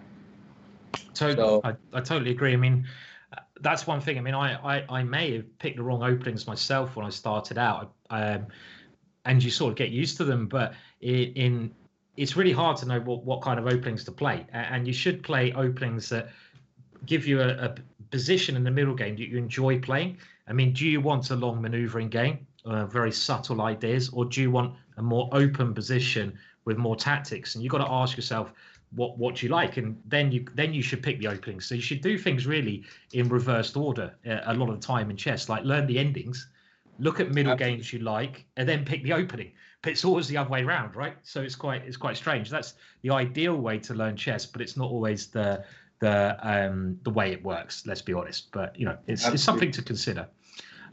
We could look at the other games. So this position, it doesn't look so bad for Magnus now. I'm actually wondering if he's ever got. And look, I'm trying to find the cheap tactics here, Sahej. And I'm wondering. I mean, this is the move. If I was black, I would think about. My idea is to bring the queen in, bring the bishop in, checkmate. Look at my subtle maneuvering. It's I'm literally like, nah, we're just going to go for checkmate. I mean, I'd definitely consider it. Let's just see. If I play e4, I want to get the queen here and bishop here, because I noticed that the dark squares are weak. And let's just say you take it. I don't think this works, but I can try something like this. And bishop e1 is there. Bishop e1 kicks my queen away straight away. So it's probably not going to work, but these kind of ideas worth keeping an eye on. Now, I think we should go. Let's go and have a look at the other games. Now, I'll just quickly dive into each of the positions, then we can pick one. And it'd be nice in the chat if you could tell us which game you'd like to look at. So we have Mateus versus Dubov. Very complex position here. And I'm going to go through them very quickly to start with. This very tactical, very hard to assess at a glance. We'll come back to that. This one's a bit easier, I'm going to say. We're in your territory here, Sahej, into the ending where black has 4 whole pawns, but that might not be the most important thing, because this also looks quite dangerous for the black king. I mean, this is very interesting. Maybe we'll come back to that one. That looks fascinating. But Dominguez playing against Wesley So, and Dominguez is 1 pawn up, but maybe black has enough compensation. It does look like Dominguez is better there. And then Duda versus MVL, and MVL, I expect this is a draw, because if his rook ever comes in, white can counter with a rook coming down there, and it should be a draw. We just saw Magnus Carlsen's and Anish Giri, fairly typical position where white has the better pawn structure in the center, probably from a Berlin or some line like that here. But this ending looks fascinating, Sej. Let's go back to this position. Whose pawns are going to triumph first? I imagine black is doing well here, but black pawns do look more dangerous, but at the same time, white's king is very active. So, I mean, I think in a worst case scenario, you can always go rook e1 and rook e8 check and just give a perpetual there. So, okay, that's I think what he's going for. But I think it's black who needs to be very careful here, because the pawns are, I mean, you have 3 moves to promote the pawn, but or white can mate you faster. So I'm not sure, but practically speaking, I would pick white here, because, I like a position where I can try something, but at the same time, I can jump back and do a repetition if things go south for me. Definitely. It's lovely to have the draw in hand. And do we feel that Sam has got that draw in hand here, probably? Well, let's see. B3 now played. I would like to point out that move White would love to play. Let's say that pawn was on D6. White would love to play King G6 and go Rook E8. If the pawn was an A6, the A7 pawn was an A6. Ah, yes. So that would be so nice. So let's just show that. The move A6 here, probably the worst move in the position, because now White goes King G6. And again, we saw this kind of shoulder technique where you get the opposition, which Sahej mentioned earlier. And in this position, well, you can't stop Rook E8. And just to point this out here, if you went after B3, King here, obviously Black now has the check and that King has to retreat. So it's a waste of time. So does Sam have the draw? Well, he's gone check, and now King F7 has been played. So King F7, so he's going for the win then. So Aronian is going for the win.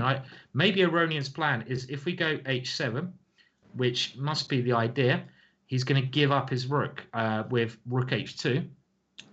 Let's say we queen, which looks obvious now. And this is a bit like that Grischuk game. Black has to take this one, but now we've got these 3 pawns. And, oh dear. I mean, maybe C4? I'm not sure. Is this working? This is a very tactical endgame, right? Very tactical. I think C4 looks very strong. Yeah, I mean, generally, if both of the pawns are on the 6th rank, then even if there are only 2 pawns and the rook cannot alone stop it, then and now we have 3 pawns. I mean, this looks very, very tricky. I mean, especially in a practical game, this is going to be quite difficult to actually defend. Very interesting. I will panic here so quickly. I will. I'll probably. I would not trust myself here with the white pieces here. No, definitely not. And this has occurred. This has actually occurred on the board now. So we actually have this now on the board, and I think we're just going to stick with this one for a little bit longer because look at it. It's a crazy position, and as Sahej says, if you get this position with 2 pawns ever against the rook on the 6th rank. So when we're talking 6, we're talking from Black's point of view, 3, 4, 5, 6. If you ever get 2 pawns there, they are better than the rook. The rook can't look after 2 pawns, and Black's just going to get his position. I think unless there's some weird perpetual, which I don't think is going to work, I think probably Black's just winning, right? They are monsters, as someone's pointed out. I think White's best bet is probably to give a check when King goes to G8 or F8, then try to go King F6 and do one-mate threat. And I think there have been many theoretical endgames with this format where the Black King is on G8, White's King is on F6, and you sort of give that rook check on B8, King comes back, and then you start giving check, check, check. And it sort of becomes a repetition. I think that's what we're looking at here. So I think Rook H7 check. I think that's pretty much forced. Black has to play King G8 because King F8 then King F6. So King G8, I will go, King F8, King F6. That just gives me an extra tempo. The same happens this way when we're threatening this checkmate. So we should just point that out. And this sort of gives us an extra tempo. So it's better for Black to go King G8. We can maybe play King G6 here. Or perhaps even Rook B7 looks quite strong, but I don't think the move order really matches here. Okay, Black will maybe play C2. We go, actually no, Rook. I think the. Oh no. So let's do this. Instead of Rook B7, let's play King G6 first, because I think it's important. Whichever pawns moves first, our Rook is behind it. You come behind it. Great. So if I go B2, now we come and stop that one, and we threaten checkmate. And this is like that bizarre kind of perpetual that we were mentioning before, that you can't go C2. This is the move you'd like to play when you're about to queen because of checkmate. And you get this kind of really weird dance where the Black King has to try to get out of that shoulder opposition, but now the White King chases it. But if I'd have pushed the C pawn, I could have gone there queen. So how about I go C2? So I'll go Rook C7 now. Okay, and now I'm going to go King here. King F6. Okay, now King here. King E6. Okay, now King here. And the point is, the point is if the King ever comes to C6, you kind of block the rook maybe, so I can queen the pawn. I mean, it's a crazy ending, right? I mean, what an ending. Actually, what if I play king d8 and then I play king d6? Because you're not queening in the next move. So king d8, I'll play king d6, and let's say you will play b2, I guess. b2, yeah, let's do that. And now maybe rook h7.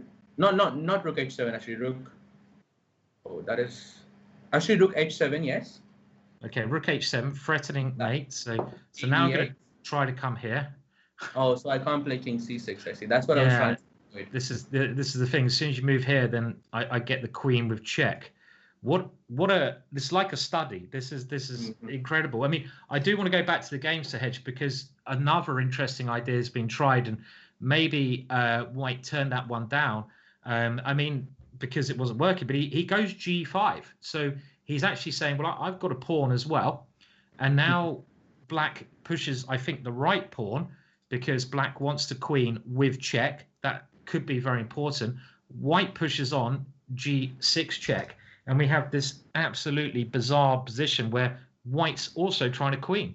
The king is now looking, the Black king is now at least safe, right? Is this just going to be good because Black queens would check here? Well, maybe we can play rook b8 and stop it for just a move. Black has to probably respond with c2, and then we just play g7. And we were just saying that, okay, you queen, I will take. Oh, but b1 queen will be a check. Yeah. Well, let's have a look at this. This is amazing. You go b1 queen. And now if I take the b1, that one, is check again. But there's a really funny line. If you now queen, at the moment, white is a rook up. But then Black queens with check. But you can still take it. You can still take it. Queen takes king e5. Maybe there's some drawing chances here. Maybe some drawing chances here. Incredible. Yeah, I mean, this should be actually. This should be. I feel like this should be a draw. Yeah. I mean, what an ending to have. Yeah. This ending is just is so hard to work out. Are we going to get this? So Sam has gone rook b8, c2 played. Those space invaders coming down the board.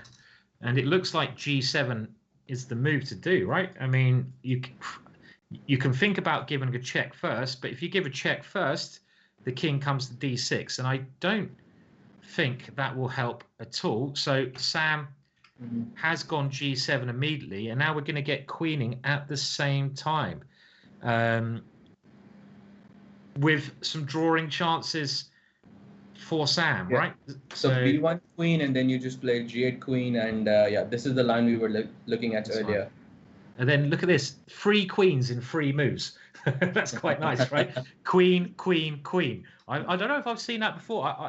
I did have one game, Sir Hedge, at the Isle of Man competition, and I was playing a grandmaster from Israel in the last round, and I think we got 6 queens on the board.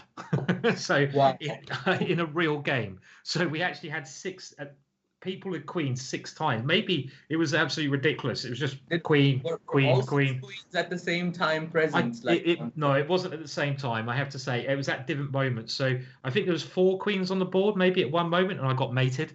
But that was still unbelievable, though. Yeah, we had. Queens, I mean, I know we had 4 promotions of pawns, so it was just a ridiculous game. But this one, has occurred on the board, and the reason that Black's got to play this way is Black has to have the check. Now, I don't know if there's anything clever that Black can do here. Like Black is maybe thinking about giving a check and then queening, because you could. Because if you go here, you obviously lose your queen, but you're still pushing for the win. So it does require, and Aronian's got 6 minutes. So it's time to consider if this check is good, with the idea that at some point you might get a queen here. And this, maybe he can force a win somehow. I don't know. Whenever that happens, White will have rook d7, and there will be a bunch of checks. Even queen e8 checks looks very dangerous in this position. Very dangerous, yeah. And there's no way you can force this king somewhere where I queen would check. I mean, like we go here, check. I don't think so. I mean, but you have queen e6 check. So if I play king d5, or king e4 also looks actually good, because queen e6 check doesn't really work, because you can just take and play rook c8. Unbelievable. And now the king stops that pawn. So both pawns don't actually come on the 6th rank. So yes, this is actually good. It doesn't quite work, and I mean perhaps we're looking at a draw here. Maybe, yeah. I mean, let's just look. So if you go king here, I'm trying to do something to your king, but I'm not sure what at the moment. Okay, so you're right, Sahej. He has instead not gone for this line, which didn't seem to work. He went for the one we saw before. And let's just go through the sequence again, right? So G7, queen, queen, queen. Just queen. At the same time. That is crazy. We're actually being told, Aldo in the chat, strong player, is saying that instead of C2, let's go back to that one. Instead of, where was this? Instead of C2, instead of B2 was winning. That's quite a way back. So if you go C2 here, this is one of those ones where, how can you see this unless you are a bit of a genius? Because the computer's probably going to indicate this is winning. But if I was playing in a game, I'm going to try to queen with check, right? It seems so logical to me, yeah. It seems, B2 seems much more logical here. I mean, this could be a calculating method. This could be a position where you can study. This could be a study position. Which pawn move is winning and which one might give drawing chances. But yeah, sort of like a chessable puzzle, where you say choose between B2 and C2. That's right. Which one will you go for? Going back to the current position, it's not. I feel is it going to be totally easy for Sam now? So let's have a look. So we had he cannot escape the king e5, and now d3 check, and this is just easy, is it? We're going to just perpetual. Is this right? Is this perpetual? He's going to go to c8, b8, and maybe b7. Yes, maybe go close. But even then, I don't see this working out. Because queen is in the corner, so I don't think the queen will ever be at a place where it can interfere with the check. So I will play maybe queen d6. Perhaps king will come to b7. And you just sort of try to avoid the interference of the queen. So queen, maybe d7 or d5, I don't know, both seem okay to me. Okay, so let's try here now. And then you go a4. a4, yeah. Right. And you just have to be careful not to give queen b5, because that will be a counter check. Yeah, and if I go here, it still seems a little bit tricky, maybe. Because king can run down, actually. Yeah, you're right. Yeah. No. But I play queen d4, black will play king b5, and maybe now queen d7. Queen d7. Okay, now if I go this way, you take the pawn. Yeah, but maybe you have king c4. King c4. Still. What an ending! It's still not easy. No. But then perhaps instead of giving the checks, can we go back to the position where we played queen d6 and black played king b7? This is the current position at the moment. So if we go here and here, so why not just king e4, for example? King e4 here to try and if we just manage to take. I have d2.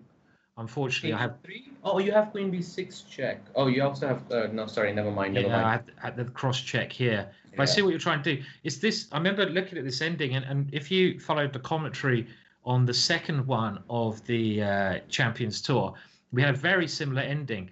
And in actual fact, the white king, it's these cross checks which we discussed in that ending, which was, I can't remember two players that it was between. Maybe someone can help me.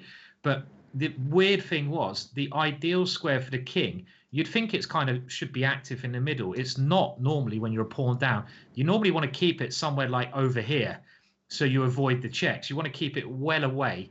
In this position, I'm not so sure, but maybe the ideal square is like somewhere like this, so you can't get cross-check. Because what we're saying here, the issue is, if we just have a look at that line again, if you, for example, just keep checking without thinking, there's this cross move. And this is what it's not a check here, but it's a cross move.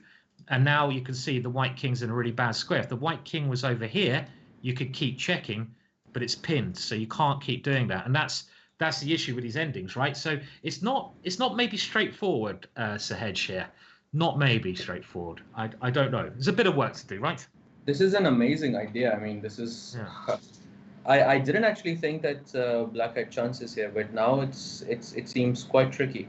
Yeah. Although we must say that the pawn on d2, it looks unprotected, so there must be some check Like, for example, the h6 check or g5 check, which would allow us to take the pawn. Take that one off. Yeah, that's definitely. Also, I think so. Let's say we play queen f6 check. There's actually a very interesting line, which no, I don't think it's going to work. So if we play king a5 here, for example, queen g5 check, king a4, queen takes d2, and now black can play queen b4. So we cannot take this queen because it's shoulder. So we have to play king d3. let's just show that one. So this one is one of those cross checks we're talking about. And again, if the king was out of the way over here, white could start just checking around, but you can't. And this very nice idea. If you swap queens, we get, again, seems to be the theme of this round, where the king does the shouldering and the white king can't step in. And now you just chaperone that pawn to the queening square. So in actual fact, now white has to play something like king e3, right? So now the white king's going to try to run to this square. So if black takes with the rook pawn, whenever you have the c1 square, that if you get the c1 square, then it means it's a draw. And in this position, white's getting that square. So I mean, you can see just how technical and how much you have to calculate these endings, right? They're not easy. And these kind of positions can happen with any opening. That's the thing, and you can't really predict. So when it's a moment like this, you really have to be accurate. Another thing, I'm pretty sure a very famous player said this before, but I just can't remember. But the saying used to go that if you make a mistake in the opening, you can fix it in the middle game. If you make a mistake in the middle game, you can fix it in the end game. But you cannot just afford to make a mistake in the end games. Just one slip up, one move wrong from even to as we saw, like taking queen b4 or playing king b3 had a massive difference in the results. So this is why end games can be very, very crucial to learn. Yeah, definitely. Endings, as we're saying, so important. And like I like that comment you said where it doesn't matter what opening you play, you can get this kind of ending even if you try the King's Gambit or some crazy gambit. Absolutely. It happens quite a lot, actually, surprisingly enough. And I'm thinking of some of the strongest attackers, historically. And there's lots of great attackers, but I know a couple of stories about, for example, Mikhail Tal. And again, I've told this story before, so I'm sorry if I apologize, but people assume ex-world champion Mikhail Tal was he just did tactics, right? He just liked tactics and he won his games from sacrificing. But what they don't realize, if you actually look at his games, his endings were amazing.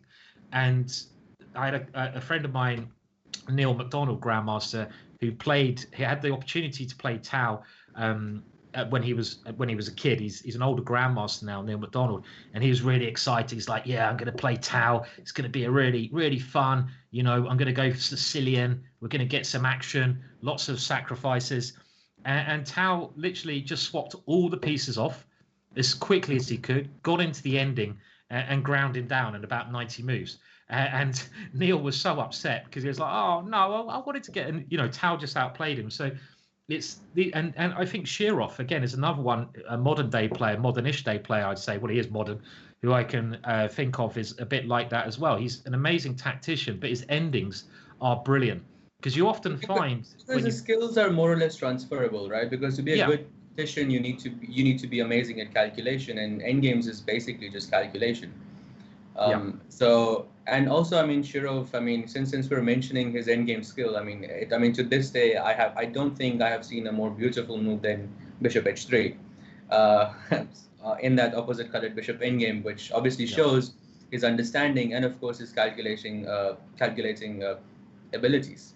Yeah, no, definitely. And a lot of endings are calculation. Like for Aronian to see this idea of keeping the game going by this plan is calculating, right? You need to see the series of events. Now, there was an interesting comment. Hello to Blair in the chat, Barbary Macaque, who's mentioning, this is quite funny. So which move is it, Blair? So let's just have a look. There was a moment, and of course, Aronian ended up winning this one. But there was a moment where Blair was saying, you hope that auto promote is on. So let's just see if we can set this up somehow. Can we get the moves a little bit more? So let's see. So but what move are you talking about, Blair, though? If you can give us a hand here.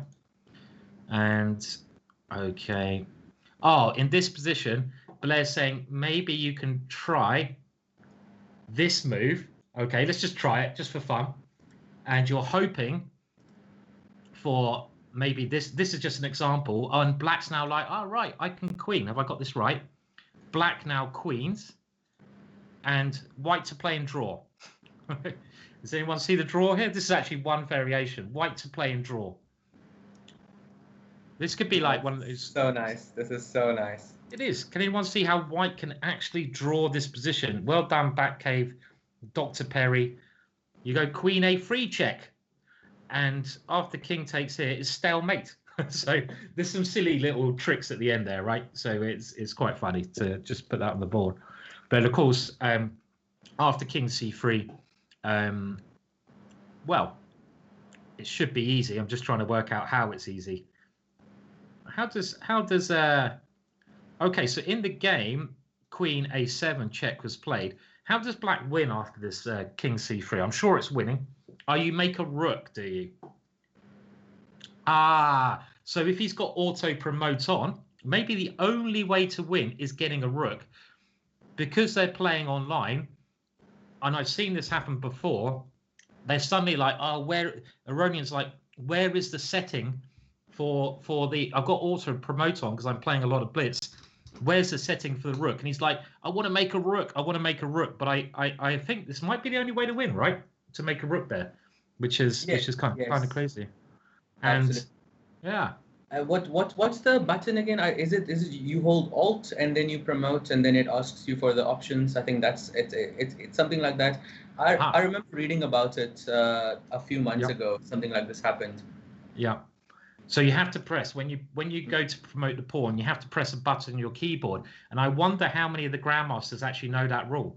That's what I'm thinking. Maybe not all the grandmasters. So that could be a devilish trick, king c3, where you're literally hoping that black knows he wants to get a rook. So Aronian's about to try to get a rook, but he doesn't know how to do it. He doesn't know about the alt rule. He's not allowed to call anyone.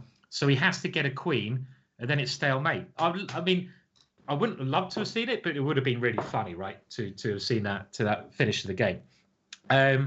Now, so Hedge, we could have a look at the other positions that are going on. So we got Mateus, and I should actually make a note of. I'm going to make a note of that. Actually, I've got to make a note quickly. We're on round 2, so I just want to. What move was that one? That was. Let me just put that. That's a very nice trick. I think that's going to be good. What move? I'm just going to have a look. Sorry, I just want to get up to date with that one was saying. And it was here. Round 2. Sam versus Aronian. And that's move 64. King c3. Okay, yeah, maybe we can have a quick look. And Sahej, I'm sure you're very busy as well. And with bits and bobs, so we will let you go at some point, but I'd love to get your opinion on some of the other endings. I mean, look at this ending. I mean, this one. Oh, that is so interesting. What? How did that happen? Stalemate again, right? I read somewhere recently that they're calling stalemates a fundamental flaw in chess. What are your thoughts on that? This is true, and let's also get everyone in the chat's thoughts on that. So, I don't know if I know Nigel Short was proposing the idea that they get rid of the stalemate draw in chess. So, let's say after Rook B8, Black now plays Rook B8, and it's White to move. This is a draw that were the official rules. Nigel Short was saying that it should be a Black win. You know, this should be a win for Black because, you know, that's his proposed thing. I'm not sure I like it, to be honest. I'm quite traditionalist, and I like stalemate. I think stalemate's like a really nice sort of thing, as we saw in that Queen A3 in the last one. I'm not sure I like that rule change personally. And I think there's enough life in chess left to not go around changing the rules drastically. So by that logic, is Nigel suggesting that if you have a king bishop versus king, then like no other pieces, that should be a win for the person with the extra bishop? Yes, I think so. That would really change the theoretical side of. I mean, definitely. It's interesting. It's interesting for sure. And he's basically saying like any king and pawn ending, right? Where you've got king and pawn versus king. is always a win, right? Nearly always a win. So it would be interesting, but I don't know. What do people want that? So the idea is stalemate. The person who puts the opposition into stalemate, it's not a draw, but they win. So in this case, black would win because black's putting white into stalemate. Would you say we should go for that? Would you be a fan of that one? I don't know. I'm a bit traditional myself, and I really like that rule, and I don't want to lose and I don't want to change my understanding of king pawn in games just like that. It would be a very, very huge change. You know what? You might have that all positions with the king and pawn. I mean, that's actually something that I didn't think about. That all king pawn in games would just automatically be. I mean, even Philidor, you will just change the rooks and just put your opponents in a stalemate. I know, it's crazy, and you might have to even redo your course, right? Because it's probably 100%. Got everyone can throw away their endgame books, and funny that you mentioned that, because in the final chapter is called Desperados or Swindles. So this is when all else fails, then you go for this, and one of the examples is actually an example of stalemate. So that's that, and it's a very famous example between Reshevsky and I'm trying to say Pillsbury, but I'm not sure. It's one of those players, but I'm just thinking that all of that would have to change completely. Yeah, everything would have to change, right? Yeah. So yeah, I totally agree. They'd have to make major changes. And interesting idea. There is actually a poll. And the question is, there's only 10 votes, so you can still vote on that. But do you like the stalemate rule? And I think the consensus is people like the stalemate rule. Let's not listen to Nigel on this one. We don't want the rule overhaul there. 80% is pretty good. I think that's I think we've got our answer there. Definitely. There could be perhaps a different variant of chess where the stalemate is not allowed. I mean, nowadays we have so many different variants. I mean, they could introduce another one exactly like this, just like 960 and losers chess, 4-player chess, something like that. Yeah, we could call it no stalemate chess. No stalemate chess. Yeah, I mean, don't make it the official version of chess. Then chess would have to go underground, and we'd have to start playing in hidden places in car parks and stuff like Fight Club, chess club. You have to, it wouldn't work. And also we wouldn't be able to talk about it. I know, because it's chess club.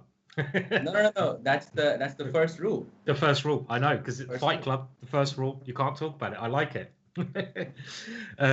Brilliant. Now, Sahej, thank you so much for joining us. And again, let's mention your course, and we get a link to that. So we got loads of viewers today. So thank you everyone coming along. Sahej, strong grandmaster, joined up with Chessable. He's got some courses coming up, and I'm sure they're going to be fantastic. But he's got this one on the endings. And Sahej, do you want to tell us last time about that? And we'll bring up that link to it so people can check it out if they want to improve their endings. Obviously, a great teacher. So. Absolutely. So the course is about, it's called Timeless Technique, Strategic Endgames. So it's not a course that is primarily based on endgames, but more about the transposition that you get from middle game into endgames. So if we look at most, like the best players let's consider the players who are basically the best, universally considered to be the best endgame players. We think of Capablanca. Well, in Capablanca's games, notice that before even he enters the endgame, most of the times he's actually better. So it's not just the endgame skill that comes there. It's more about how to get a more favorable ending towards towards what you want. And this is exactly what the course does. It helps you through those transpositions, and it helps you through that transition, basically between middle game and end game, and kind of makes you think in the long run on how to, which pieces to swap off, which pieces to keep, what plan do I need, which pawns do I need. That sort of thing is going to be considered, or is considered in this course. And Simon, it was a great pleasure to be here. I mean, I really enjoyed chatting with you, analyzing the games. It was a great pleasure. Same here. Thank you so much for coming on. Really nice to have you on the show. Do check out Sir Hedge's course, everyone, as well, and hopefully we'll get you back sometime. Good luck with finishing your degree, and I do have another ending here, but I'll let you go now with Vidit. But yeah, thank you very much, and let's all say thank you to Sir Hedge, who's joined us, and we'll then go straight on to this ending. So last time I'll say thank you. Before I go, just one thing here. Actually, this is a very funny endgame because I also mentioned this in the course as well. In blacks, this is something that we learned, that the bishop is a long-range piece. Yeah. So it operates on you should try to keep it as further away as possible. So in the position where just a little bit before, when black played bishop e4 from bishop h7, I think it was right there. So white so here bishop g8, you can play that. White black played, I think, check, and bishop h7 again, and king f7, right? So here, if we follow that rule, we can understand that the only move to lose here is bishop f5, and it's almost as if you don't have to think about it, because you can see that there's e4, there's d3, there's c2, and all of them are longer in comparison to f5. And this is sort of the thing that also we covered in the course as well. So bishop f5, you get rook g8, rook g5, and of course black is head loss in that position. Because you attack the rook and you threaten mate. So very nice. Good stuff. So you have to keep your bishop as far away as you can, really, because it's a long range piece. Try to keep it at a safe distance here, because now if you try the same thing, well, let's have a look. Check here, attacking the rook, attacking that one. Black has the defense bishop d5 check. Is that right? Yeah. And now rook g4, you have bishop d5 check. So this is also one of the benefits of keeping the bishop on at a longer pace, because it can give a check. On f5, it can't really do that. Yeah. Well, it can, but you can just take the bishop. So sure. Very nice. So in that last line, if you did that, the bishop is not far enough away, so you can't go check here, because you lose the bishop and you lose the game. We're getting some endgame masterclasses today. It's amazing seeing how important the endgame is. So thank you again, Sir Hedge. Good luck with everything, and thank you so much for coming on. It's been brilliant. Thank you so much. Cheers, everyone. Bye-bye. Okay. Cheers, Sir Hedge. Okay, great. So we got this ending still just playing. It should be a draw, and again, this is one of those endings you kind of need to know where you put the king, and this is an ending again that I learned a long time ago. In this ending, when you have the bishop, it is a technical draw. You actually put your king in the corner of the board, and this is what you often think about when you're trying to draw these things. You put it in the corner of the board that's the opposite color to your bishop. So you put the king onto the dark square, and that means if we go back to this kind of setup here, let's say that black checks, we go bishop g8. Let's say white plays rook h2. Well, according to Nigel Short, this would be a win for white because it's stalemate. But let's not always listen to Nigel.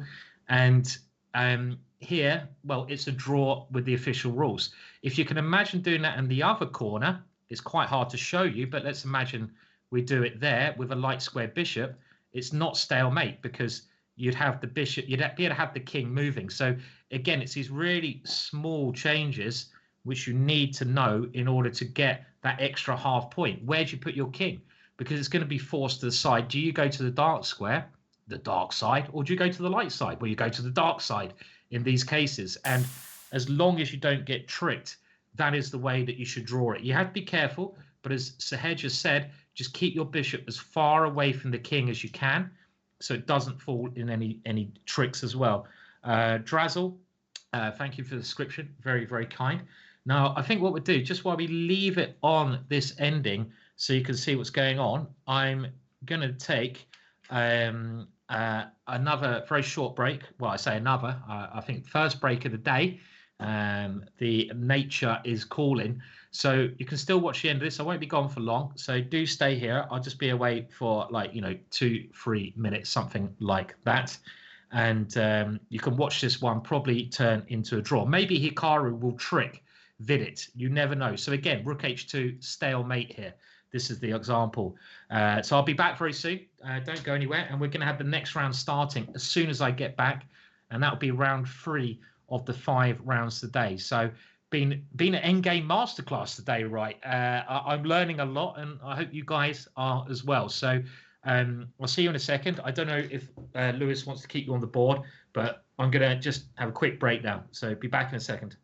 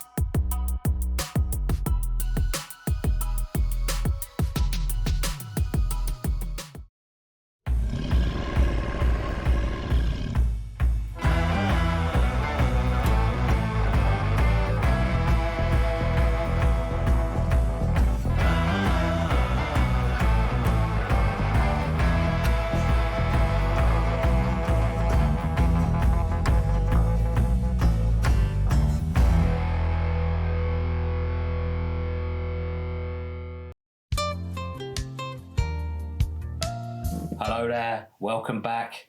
We're in for a treat. Some painting magic on the little board here. Sit back, enjoy. Let's spread that rainbow of love all over the screen. I've got my standard canvas here, looking sparkling. I think you'll agree. We're going to add a bit of colour to it, spice it up a little bit, make it a little bit juicy. Very gently. You see how easy that is?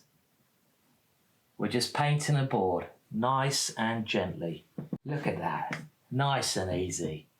Oh, beautiful, beautiful as we go. Lovely lines, lovely lines. Look at it, beautiful start there. Now, let's give the old brush a bit of a clean, I feel. Very important to keep your tools all clean. Let's give it a good old whack there. Here we go. Getting rid of it. Beat it like Bobby Fischer would. Bobby will enjoy this immensely. And we're ready to go again. Now, Michael Jackson used to say, it doesn't matter if you're white or black.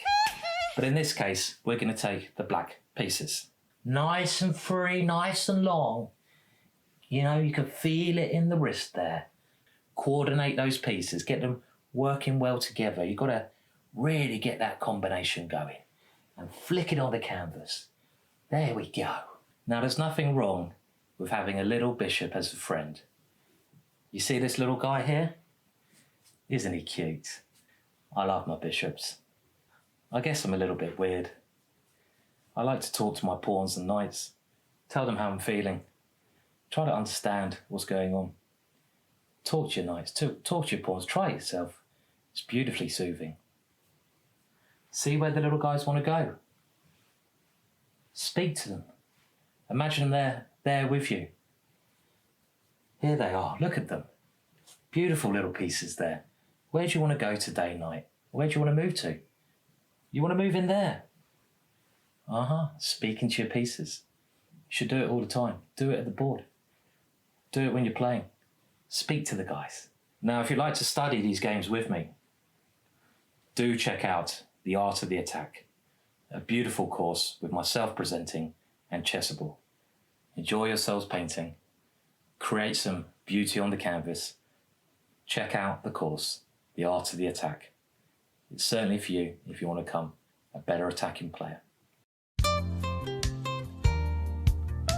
Every battle is won by preparation. We've taken one of the most popular chess books ever written and rewired it for the modern player, The Art of Attack.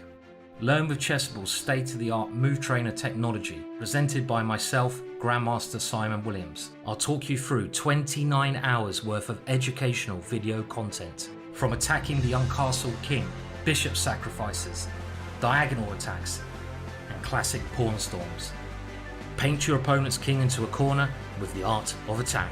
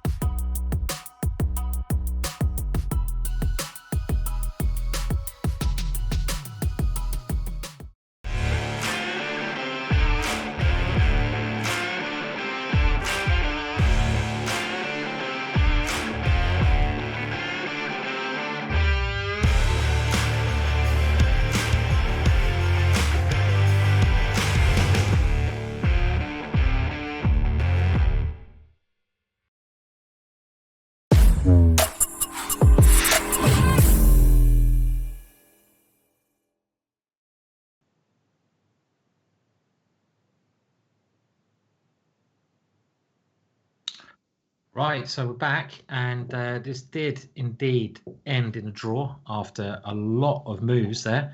So we can see it's gone all the way to move. I don't know, what move is it? Let's keep going. Wow, they just dance around, but Vidit knows precisely how to draw it. Hikaru keeps going, keeps trying many different things, but it's never going to work. And what move was that? That was, I don't know, about move 140, I feel. Move 140. Whoa, that's a lot. Let's bring up scores, because the next round 3 of the day, should be starting quite soon. So we can just have a quick look at the scores after the second round of 5 today, but that's round 7. We've got 10 rounds today, and let's see how everyone's getting on. Is there still games going on? There can't be still games going on, can there?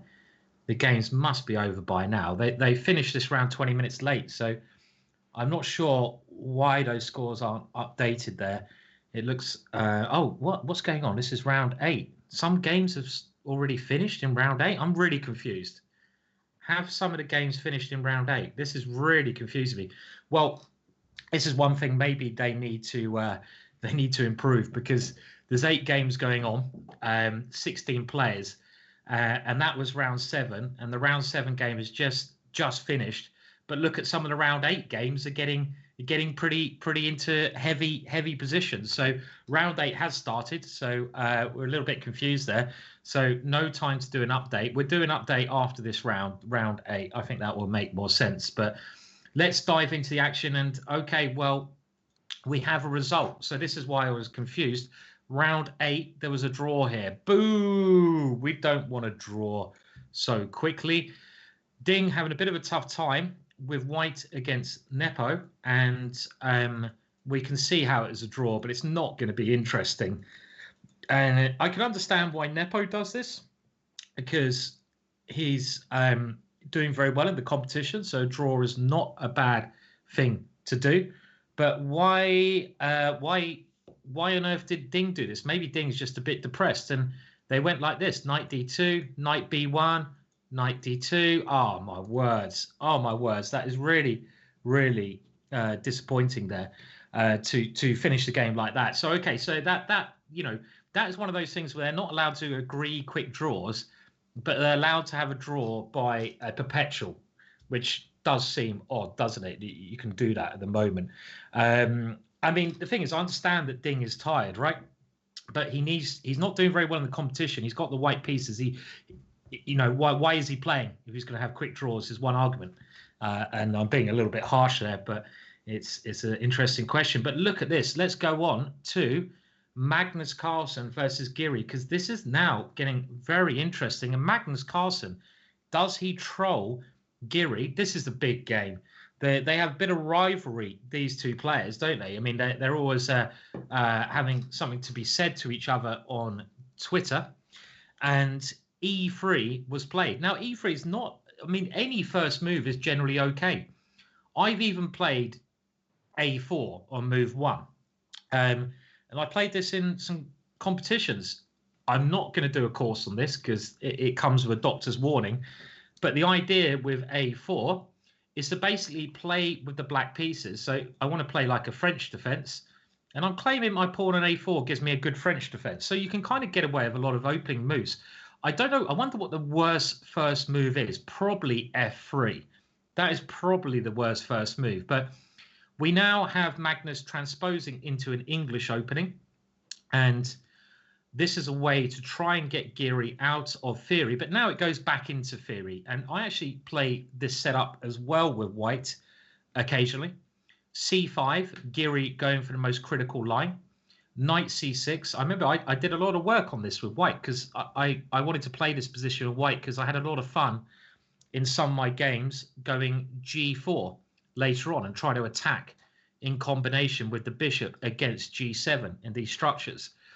But after pawn takes, bishop b5, Magnus playing in a way that I've tried. I tried this against Grandmaster Daniel Fridman, who's like 2600. And I got in a bit of trouble because I got in a bit of trouble on this diagonal towards my king. And that's what Anish is doing. He's putting the bishop here. But I went for d4 in this position, which got me in trouble. So let's have a look what Magnus has done. He hasn't committed his d-pawn. And we have castles. And now he's doubled the pawns there. And he's brought his knight out to c3. It looks quite risky the way Magnus is doing this because you're giving the space advantage away. Black has 2 pawns on his 4th rank, 1, 2, 3, 4. And white has only got to the 3rd rank. So it's harder to play when you're cramped because your pieces can't really maneuver about. So I kind of like black's space advantage, but I guess Magnus is saying, well, these pawns are weak, especially if I get my rook to the half-open file. Rooks work very well on open lines, and I can try to combine that with the knight trying to stick it in there on c5. So now a normal developing move, bishop g4, very nice pin, knight e2, and now Anish comes in with knight e4, d3, and now Anish damages Magnus's king, and this is really quite risky for Magnus, right? Because he's got this open king, but Anish doesn't seem to have enough pieces attacking that one. I mean, if he could get his rook around, then it could be really bad, but he can't do that. So he does bring his queen in. Magnus blocks that kingside with knight g3. And here, knight takes g3. I mean, I don't know if I want to take on g3, but I think he could just be playing for a draw here, right? He could just be playing for a draw, which is fine. You're black. You're playing the world champion. I mean, I think going for a draw when you've got the black pieces against the world champion, we can let him off there. And the reason he's going for the draw, he just plays bishop takes g3, and they now just repeat moves. So they get the draw. So what do we think about that? I mean, that one's a draw, which I'm not going to be too critical of, because I think Magnus may well have got himself in a bad position around here, because black's activity with his bishops and with his knight on e4, it looks very scary to white. And I think if Magnus plays for a win, let's say Magnus doesn't go d3 but goes for this slow plan. Well, now if I do the same thing, rook e8, I'm going to bring another piece around to the attack. I might even swing my queen at some point over here when I take the knight. So they do agree, they should be agreeing a draw, and they agree a draw in that position. And the other thing I would like to point out, remember I said a rook on e8 might be very good for Anish. Well, if you look even at this position here, imagine your rook was just one square nearer the center. After king h1, maybe Anish could play for a win then. Because if he could go rook e6, then I think rook h6 is unstoppable, right? So that just shows you how a little tempo makes a difference. You know, if you could play this move, rook up here and rook across, I don't think there'd be any stopping this rook h6 move. Can white defend there? I don't think so. So that little tempo there. But of course, if black suddenly moved his rook to e6, you'd have to say he's been cheating a little bit. You can't just move your rook like that in the position, right? That's not a good way to go. Okay, so we have a draw, Nepo draw, Anish draw. And the other thing I'm finding a bit peculiar about this round, I think they have to change the rules a little bit, because as far as I can tell, Dubov Vidit and Rajabov Hikaru has not even started. And this is just going to make it incredibly difficult for any broadcasting. The TV broadcast, they need to at least start the rounds at the same time, right? You can't start some people's games 20 minutes before the other games. I mean, I'm allowed to be critical. I probably shouldn't be, but come on, at least start the games at the same time. Don't you agree? I mean, why wait. You can wait for the players. There's not really a schedule. It seems very odd that they just just play whenever you want. It's not an important tournament, is it? There's only like 100 grand first prize or something. I don't know what it is. There's only a lot of prize money. Just play whenever you want. You know what? If you want to play down the park, grab yourself a beer, maybe a bottle of wine. Go and have some fun. Come on. They should be starting at the same time because these games are starting and there's 2 games finishing. Only a small thing in a great tournament. Let's not be too critical because it is a brilliant tournament. They have started their games now. And of course, Hikaru and Vidit do deserve a toilet break, otherwise it'd be a different kind of tournament, wouldn't it? But before we go to these games that have started, let's have a look at the other ones which are going on. We've got MVL versus Grischuk. This does look fairly even to me. Again, you evaluate the structure, the sort of thing with pawns and pieces, symmetrical pawn structure, and white may be slightly better because his queen is more active here. Maybe the queen can try to come in. I'd like to do a bit of a shout out also to everyone in the chat because we've got over 2,000 viewers now, which is pretty awesome. So thank you so much for coming along and joining the commentary. Not always easy when it's just me and my Todd, but we've had some great guests and it's great to have you here. So hello everyone who's just joined and everyone else has been here for a while. Okay, but I suspect this game will end in a draw. I mean, white's got some chances, but it doesn't look that exciting. Now, Wesley So versus Duda, F3 being played, is equal on material. And I quite like white's more centralized position. And what I mean by that is I like having more pawns in the center of the board than my opponent. Again, we're assessing this position by pawns and pieces. And I have 2 pawns in the middle and my opponent only has 1, right? So I like that central control I have. And that's a rule. More pawns in the center, generally better. But then we've got to look at the pieces and we look at the knight on e5. And that's a really nice piece in the middle of the board. And it might have chances to come towards that g6 square. You should always try to note weakened squares in your position, your opponent's position, and how you can use it. And g6 is a weakened square. And we'd love to jump into g6 here, use that square, get into that square on g6.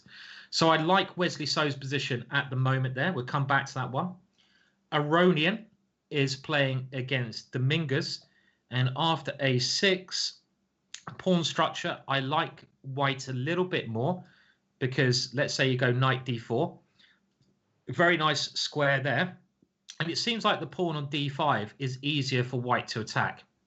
The pawn on the e5, and this is the only difference in pawn structure, the pawn on e5 is well defended. And I like, when I'm playing with the white pieces, I really like having a pawn on e5. The reason I like having a pawn on e5 is it cramps my opponent's position.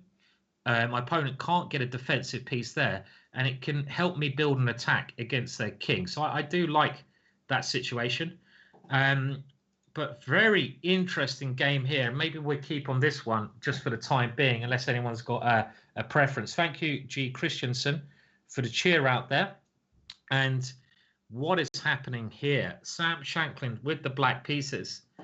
And what is going on, right? What is going on? Whose king is weakest?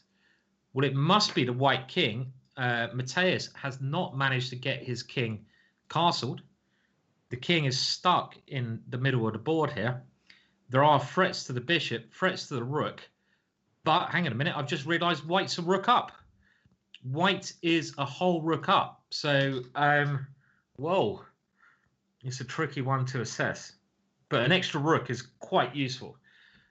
It's not going to be an extra rook for long, because even if Sam decides to go knight e7, we have this dual threat, and white can't defend both of those pieces. So knight e7 actually looks like a very sensible move, because that knight is very nicely placed if it comes to d5. So I'm assuming that Sam, before playing the knight back to that square, is also wondering if he's got any immediate attack with queen takes g2.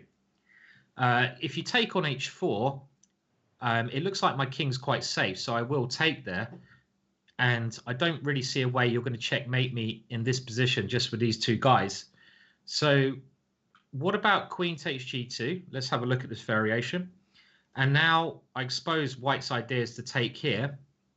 Do I have any attacking chances here? I don't think so, because the king sits quite nicely on e2. So if I give you a check, you go king e2. If you bring your king this way, maybe my rook can join in. I think white's doing okay here, by the way. And if you go king e2, I don't have queen g4 check, because your rook is covering that square. So this seems to be all right. So, okay, there is now another choice that Sam's gone for. So I kind of like this idea of knight e7 because it came this way, but Sam's move makes even more sense. You go for the most aggressive option when you're attacking, and knight a5 is the most aggressive option, trying to just keep now pressure against not one piece, not two pieces, but three different pieces here. This is complex, though. Can white survive this? Can white survive this one? Can he survive this one? What do we reckon? Is white surviving? Knight a5. Let's have a look. Queen b4 to attack the knight. And is black now going to play queen takes here and then try something like this? Rook to... Oh, no. I don't know. It's so complicated. And I want to play rook queen g1 and go here checkmate now. But actually, you could just take the rook. That's absolute rubbish. We can't do that. So queen b4 is going to be played. What is Sam's idea now? Because his knight is a lot looser over here. He could have put his knight on e7, but this knight is very, very loose. Okay, he has taken on this square. So what's he going to do after queen takes a5, where white remains a rook up? What's he going to do?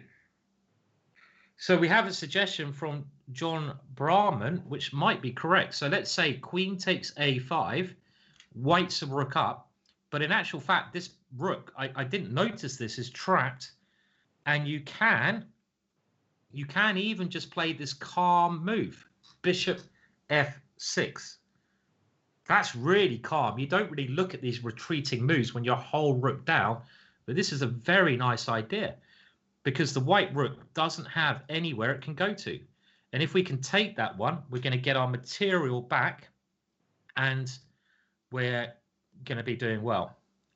Hello, Chris. Good to see you in the chat, Chris. Hope you're doing all right and surviving the old lockdown over in Crawley. The other idea that Chris is pointing out, maybe if you want to go super aggressive, you could try this move. This is also extremely interesting. The point of b6 is that if you take this one, okay, what else do you do? Now your rook can come to this square, and I've broken the defense there. So let's say you keep taking pawns. Well, it's going to be checkmate. Check. Your king only has one square. Checkmate.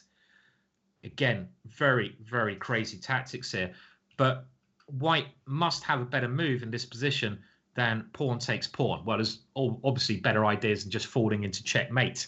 So, you know, anything is a better idea. And if I block that rook, let's say with rook d2, I would assume that now that the queen can't come to d1, white is defending this one. So, okay, so we're just hearing that Rajabov and Hikaru had a quick draw as well. I can't blame Hikaru for that. You know, he's playing a really long game, and he's tired, right? And he's playing Rajabov. He's got the black pieces, and he's like, I need to have a break. Just give me a draw, Rajabov. And Rajabov seems to be very very free, very 60s, free and open with his draws. He's very happy to give a draw. Is Radjabov in a lot of his games. So lots of draws in this round, and I can understand that 5 games a day is a lot. It's hard enough commentate. Is it harder to commentate or play, do we think? I'd like to know the answer to that one. And just got to leave some comments here as well. So I've got to type, commentate, and play. Does anyone have a move of the day? So guys, if you want to help me out and maybe get your move shown on the official broadcast, because I normally pop over there after round 4, you can suggest your move there. I will suggest it to the studio. So I've got to think of move of the day as well, and we might be able to get that out. Zibbit is asking, Zibbit has a great YouTube channel. I don't know why Zibbit doesn't have more viewers. Good friend from Iceland. Love Iceland. One of my favourite places in the world. I can't wait to come and visit you over there, Zibbit. Do we have any games of the day? Well, I'm just trying to think now. It's been quite a blur so far. Well, yeah, I mean, the game between there's been lots of weird endings today. There's been loads of weird endings. So let's have a look. Well, the ones that I've got noted down here. So I think we've got time to have a quick look. I've got Wesley So versus Shankland, and well, I'm not sure about game of the day, but if we're going to have blunder of the day, Sam Shankland just played knight e5, blundering a piece. So I think that's nice one to show that people are just human. So I'm going to make a note of that one. And if we go to round 7, Sam Shankland again. God, it seems like I hate Sam, but I don't. But this ending was fascinating exhibit.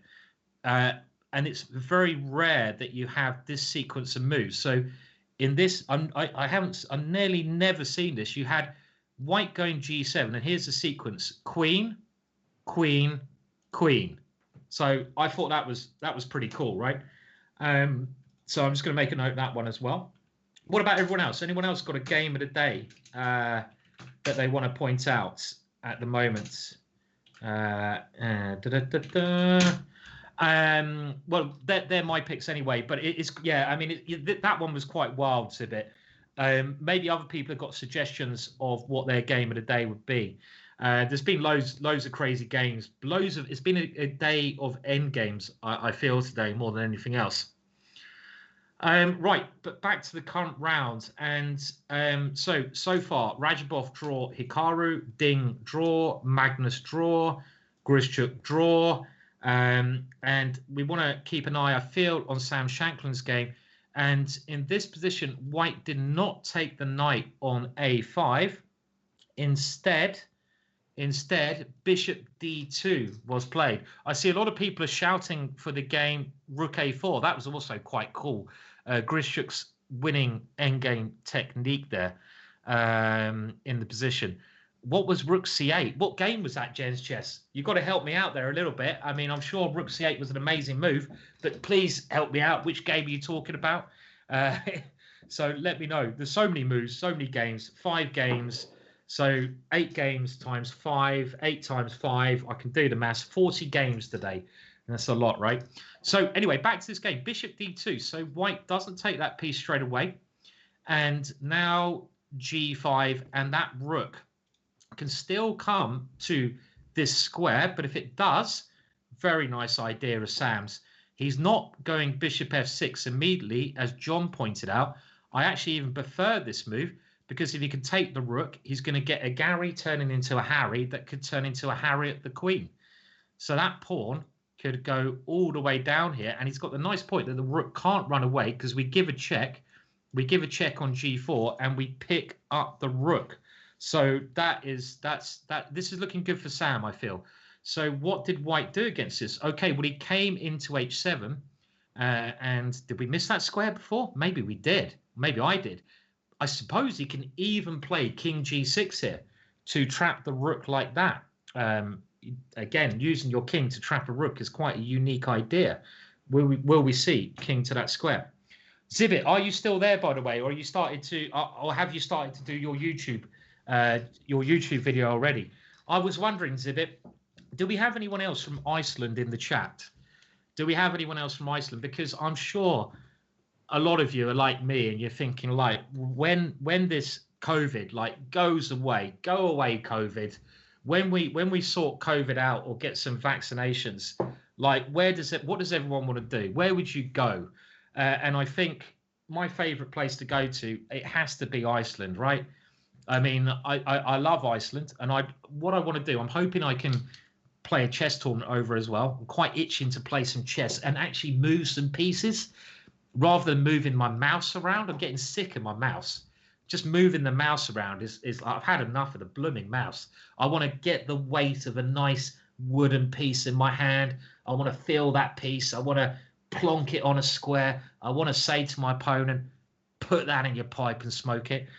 So I'm actually thinking I'd love to go to Iceland, and I want to take a week before any tournament in Iceland to do a little bit of traveling. So where should I go in Iceland, Zibbit? Are you going to come with me? Can we do a little road trip, Zibbit?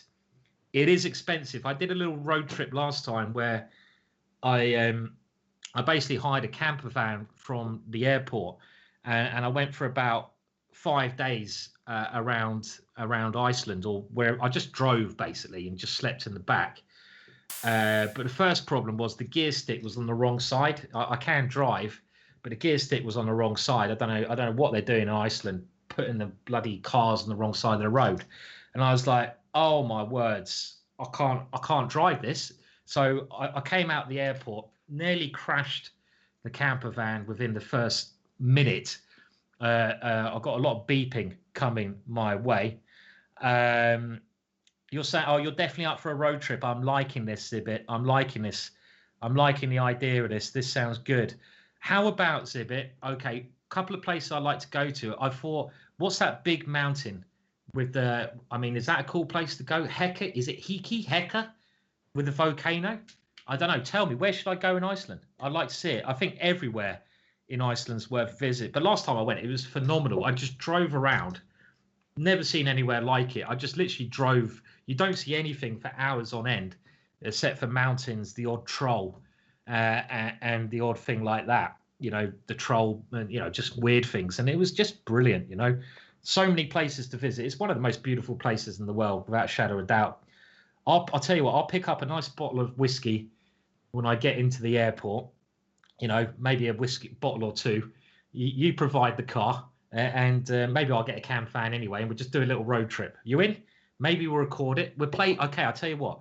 We'll do some YouTube videos, Zibbit, on like a glacier, somewhere like that, on top of a glacier. Let's do that. Yeah, YouTube on top of a glacier. I think that's the way to go. So where should we go, though, man? Where should we go? Tell me where to go. I don't know. I went around the south last time. I did go to Selfoss, and I did see Bobby Fischer's grave, and I have to say, it was just a grave. I mean, it was nice, it was just a stone which said like Bobby Fischer, and I was like, oh yeah, that's cool, but it was a bit boring. I'll be honest, it wasn't. I mean, it's nice to pay some respects, but it wasn't that exciting. In Selfoss, probably worth seeing if you're really into Bobby Fischer. But come on, you're in Iceland. There's so many cool things to see, right? In Iceland. A grave was boring. Yeah, I mean, they're not the most exciting places, graves, are they? A graveyard. I mean, I suppose they could be if it's a nice... Actually, I'll tell you what, there's some graveyards in London which are excellent. And I did go to see Jim Morrison's grave in Paris. That was a pretty cool graveyard.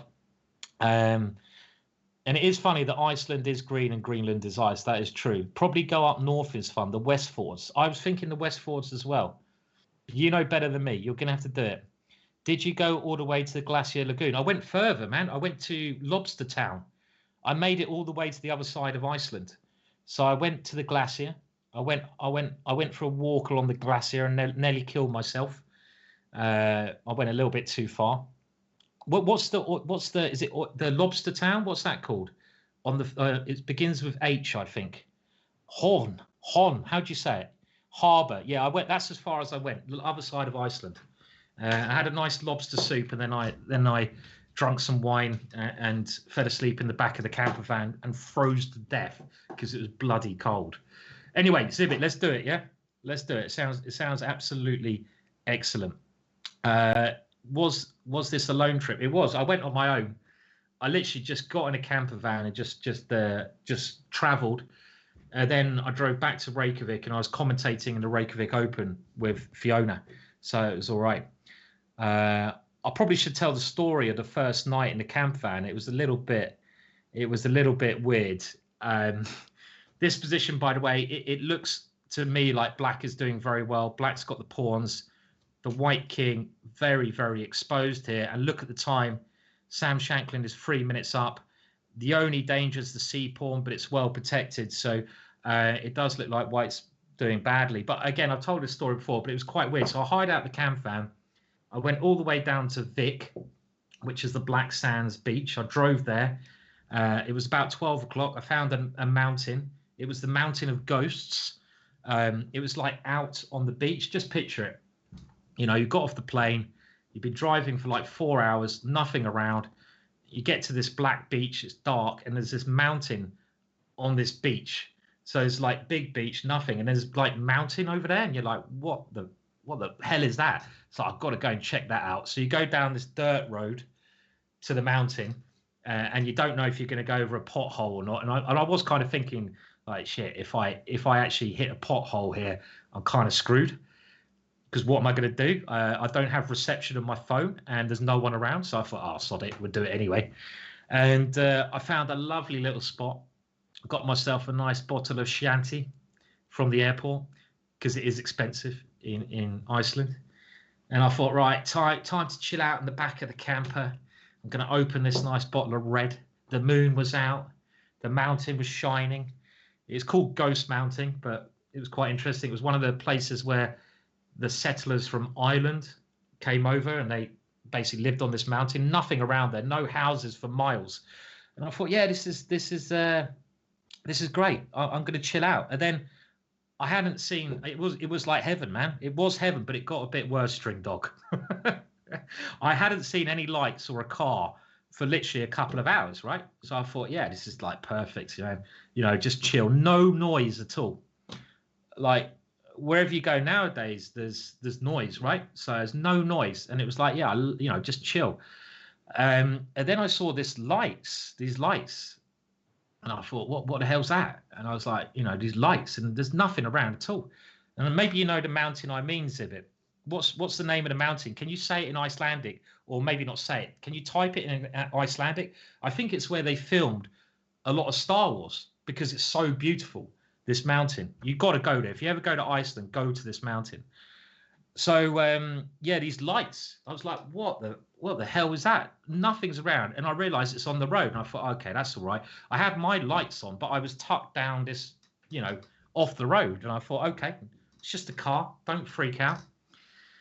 And then this lights turned into like getting nearer and nearer to me, and I thought, why are they coming towards me? You know, I don't like this. I'm not sure I want anyone else around. And then this like car, I was literally and it parked behind me. And I'm like, what? I mean, come on, man. I've literally travelled like thousands of miles, and you basically to get a bit of peace. And someone's come and parked right behind me as soon as I'm about to chill out. And I thought, what's going on? And they put the light on. I look in my mirror, and it's like this psycho-looking bloke. Like, literally. And he's like this. And he looks like pretty scary, you know, like a lunatic. And I thought, oh, my God. So what do? Do I ignore him, drink the bottle of wine, and try to pass out and maybe get stabbed in the middle of the night? Or do I like what do I do? Do I go and say, what are you doing? Or do I drive off? And I thought, okay, I'm going to chill out here for a little bit, just see what happens. I drank a bit more, but I thought, right, I might have to, you know, not too much. And then I thought, he's just sitting there, and the guy's just sitting there. And I'm like, and then I kind of figured out, I got a bit freaked out. I thought, this guy's either going to kill me or yeah, try to mate with me. He's either going to kill me, or he's either going to try to mate with me. Maybe he likes a bit of English ginger. And I thought, oh, I'm not really up for either of them. And I thought, look, I'm going to get the hell out of here. So I thought, even though I had a glass of wine, I thought this is one case where I can drive with a glass of wine because it ain't safe here. So I thought, look, I'm not. Imagine if I go to sleep and all of a sudden there's like, or like, this axe comes through the bloody car. I've seen enough horror films in my time, you know. And I thought, oh yeah, I haven't got any weapons on me. You know, I'm not really up for trying to defend myself during the night time. And I don't really want to get, you know, I don't really want the other thing to happen. So I got in my car and I thought, yeah, let's just get out of here. And I drove. And the nearest place is about, I don't know, 10 miles away. And it's like, I can't, you know, the nearest light. So I drove and he starts following me. And I'm like, what is up with this guy? And it's like, he literally followed me. So I start speeding up. He follows me. I found a campsite and he parks right near me in the campsite, and I thought, flipping hell. So I got out of my car and I start going towards him like, this is enough. And then he drives off, and I thought, yeah, that was my first night in Iceland. Lovely, friendly people you have over there, Zibit. You know, really, really nice. They make you feel right at home. You know, yeah, really, you know, they even want to go to bed with you to make sure you're okay in the middle of the wilderness. They want to tuck you in at nighttime. How nice are they in Iceland? Yeah, it wasn't one of your cousins, was it, Zibit? Maybe it was you. I don't know. Someone's saying bloody tourists. Well, it was a bit weird. You got to admit, you drive to the middle of nowhere, and you know it's like 1 o'clock in the morning, and someone comes and parks behind you. It's a little bit odd, isn't it? I mean, what would you do, guys? What would you honestly do if that happens? You know, it's a little bit bloody odd. Yeah, I mean, I think hasn't there only been one murder in Iceland in like in the last 50 years? That's right, one murder, which is really good. It's one of the safest places in the world. It's a lovely place, right? Lovely, lovely, lovely place. I didn't get a chance to speak to him because I was getting so pissed off by the time of the campsite. You know, I was, and I had a bit of wine then. So, you know, he drove off as soon as I started walking towards his car. So that was it. Pismo saying one murder. And well, I mean, it's very dark in Iceland, unfortunately, unless you're that time of the year. But it's beautiful. It's really beautiful. Did you find, before we go back to the chess, and we will go back there, Sam Shankland's one. Let's have a look at another game. Did you find the name of the mountain, Zibit? Did you find the name of the mountain? I'm quite interested in the name of that mountain now. But while we do that, okay, we'll go through the results. Well, we've seen loads of draws this round. It's given us a little bit of a breather. Now, what about, well, it's a day of endings. What about this ending here? Aronian is probably winning against Dominguez here. Aronian's got the extra pawn, and it was by Vic. It was by Vic, Zibit. So it was maybe 5 miles from Vic, and it was the Mountain of the Ghosts or something like that. And it was where the Irish settlers first settled, but then they all end up killing each other on the mountain. So, and this is like, you know, I don't know, hundreds and hundreds of years ago, like 400 years ago, hence why it's called the Mountain of the Ghosts. Does that make any sense to you? I mean, it's like Lord of the Rings, right? It's like Lord of the Rings. It's beautiful. Except for the bloody car that came and tried to kill me. That wasn't so much fun. Didn't enjoy that bit. Anyway, yeah, let's look at this ending. So this is one of those classical cases. It's been a day of endings, where if you get your rook behind your passed pawn in a rook ending, and we had, you know, our brilliant last guest was telling us about how important endings are. And we've been talking about this quite a lot. And if you get your rook behind your passed pawn, that's the ideal square for the rook. And this is the case where even though white's not a pawn up, he has this very dangerous pawn. And the problem that black has, he can't activate his rook. Rook activity in an ending is very important. If black tries to activate the rook, of course, the pawn just queens. So we see now black running out of moves. The only thing he can move is his king. If he ever moves the rook, the pawn goes. And now the white king comes in. And this is the situation, which is key. Rook d7 is just simply losing. Let's see what would have happened if rook takes here. This is critical. And this comes down to calculation. I don't know. Let me Google it. Let me Google it quickly. I'm going to have to Google it now. I need to Google it. Let me Google it. Iceland by Vic. Maybe you guys can help. I'm going to just Google it. Let's have a look at the images. It was on the Black Sands. It was on the Black Sands. I mean, that looks kind of about right, but I can't see it on a map. I'll tell you what. I'll look at where it was. Maybe I'll find out tomorrow, Zibit, right? That could be it, but I can't remember. Icelandic names are like Welsh names.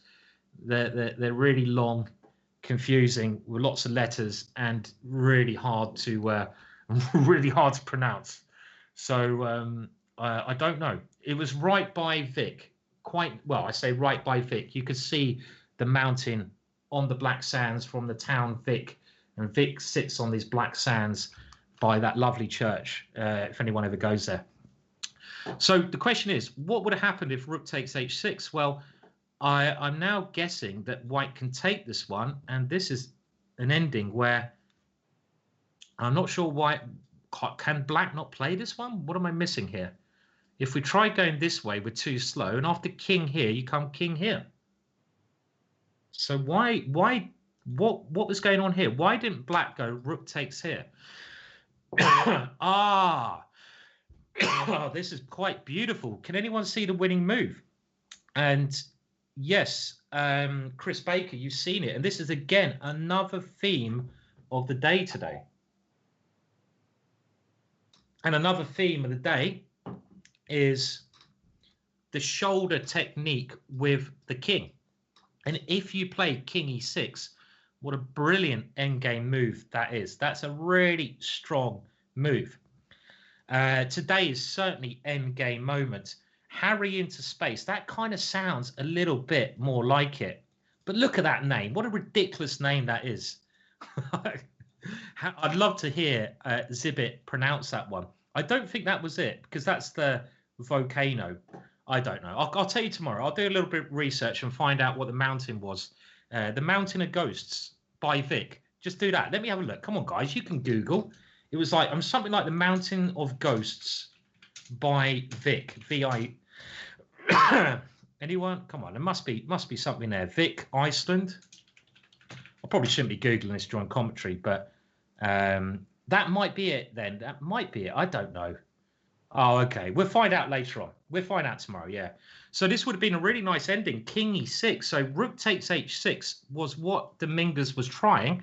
And Dominguez may even have some chances of being better here. Because after king e6, king here, black's going to take here. And it's whoever gets their king quickest to their opponent's pawns in this position. So something like king here, you can take. And, well, okay, this is a bit unclear. But the winning move after rook takes h6 is king e6. And this is really nice. The rook can't escape anywhere. So you have to take here. I take here, check. I expect you have to take here. And then we get that shoulder technique where the white king stops the black king coming. And white's winning idea is to rush towards these pawns and take those pawns. So I think that's the lovely winning technique here, right? Really nice idea. Really nice idea. So, okay, very, very good technique. So, Aronian won. We saw Shankland won. Grischuk won. I think there's only two games going on. Liren, bit of a sad draw. Magnus Carlsen, draw. Giri. Rajabov, another sad draw. But I can understand Hikaru had a very long game. The two games going on is Daniil Dubov versus Vidit. And is Dubov in a bit of trouble because he's in a very nasty pin here? Look at that pin. You can't move the bishop. Well, you can move the bishop, but let's say you go bishop here. I think this is going to lose defending your rook because a rook takes rook, bishop takes, queen d1 check. You have to play queen here, and now bishop takes here check, and it should be easy to see now that white is losing. Hello, Stephen. How are you doing in Gibraltar? Another place I very much enjoy. We're very lucky as chess players. I've been very lucky playing in most tournaments and commentating at a lot of tournaments, and I get to travel and see some places. And Gibraltar, great place, really another lovely place. I really enjoy it over there. So hope you're doing all right, Stephen, over in Gibraltar. Hope it's all going well there. So I think in this position, going back to the game, it looks like serious trouble. Queen E1 is defending the rook and relying on a back rank checkmate here. So if we now play bishop takes c7, white has rook takes c7, and we have the back spanker. You don't want to fall into the back spanker. So instead, black grabs the pawn on b2, and he might even win a second pawn. And I think that Vidit is just winning this one. Yeah, Gibraltar is certainly a bit hotter than England at the moment. It's kind of snowing over here earlier, but, you know, that's the way it goes. So, yeah, Vidit's going to win. And the last game, we have another ending. Wesley So is trying to win this ending against Duda. So what are his chances of winning here? It's going to be very close to drawing, unless white can somehow activate his king. It's all about the endings today. So he's gone rook here, and now the threat is somehow to get here. So he can't do that now. Black's covering that square. So I'm thinking this is probably a draw, but Wesley can play on and on. The reason I'm thinking it's a draw, this pawn is not that weak. In order to win, you're going to have to win this pawn or get your king in and create some checkmate threats. You're never going to win, let's say, by playing d5. The more pawns that get swapped off, the nearer the draw. So it looks like it should just be a draw to me. But, of course, white has the extra pawn, so he can play on. Pismo, I think you're right. You're saying Dubov. I also love the way that Daniil Dubov plays, but he plays very risky, and by that, you know, any result is possible when Daniil Dubov plays. He can win, but he can also lose horribly, and he's not having a great time at the moment. Maybe we can bring up the scores now that things are settled a little bit. Let's just bring up. There's 2 more rounds left of today, so. It's 5 rounds a day is really, really intense. But let's just have a look at the scores. So you can see them there. Magnus is back in the lead. We're going to get to the end of round 10 today. Anish doing well. Good to see Anish up there. I like Anish, and he seems to be one of the top players now. We've got Nepo up there. MVL, also glad. Now, Wesley So is trying to catch those guys.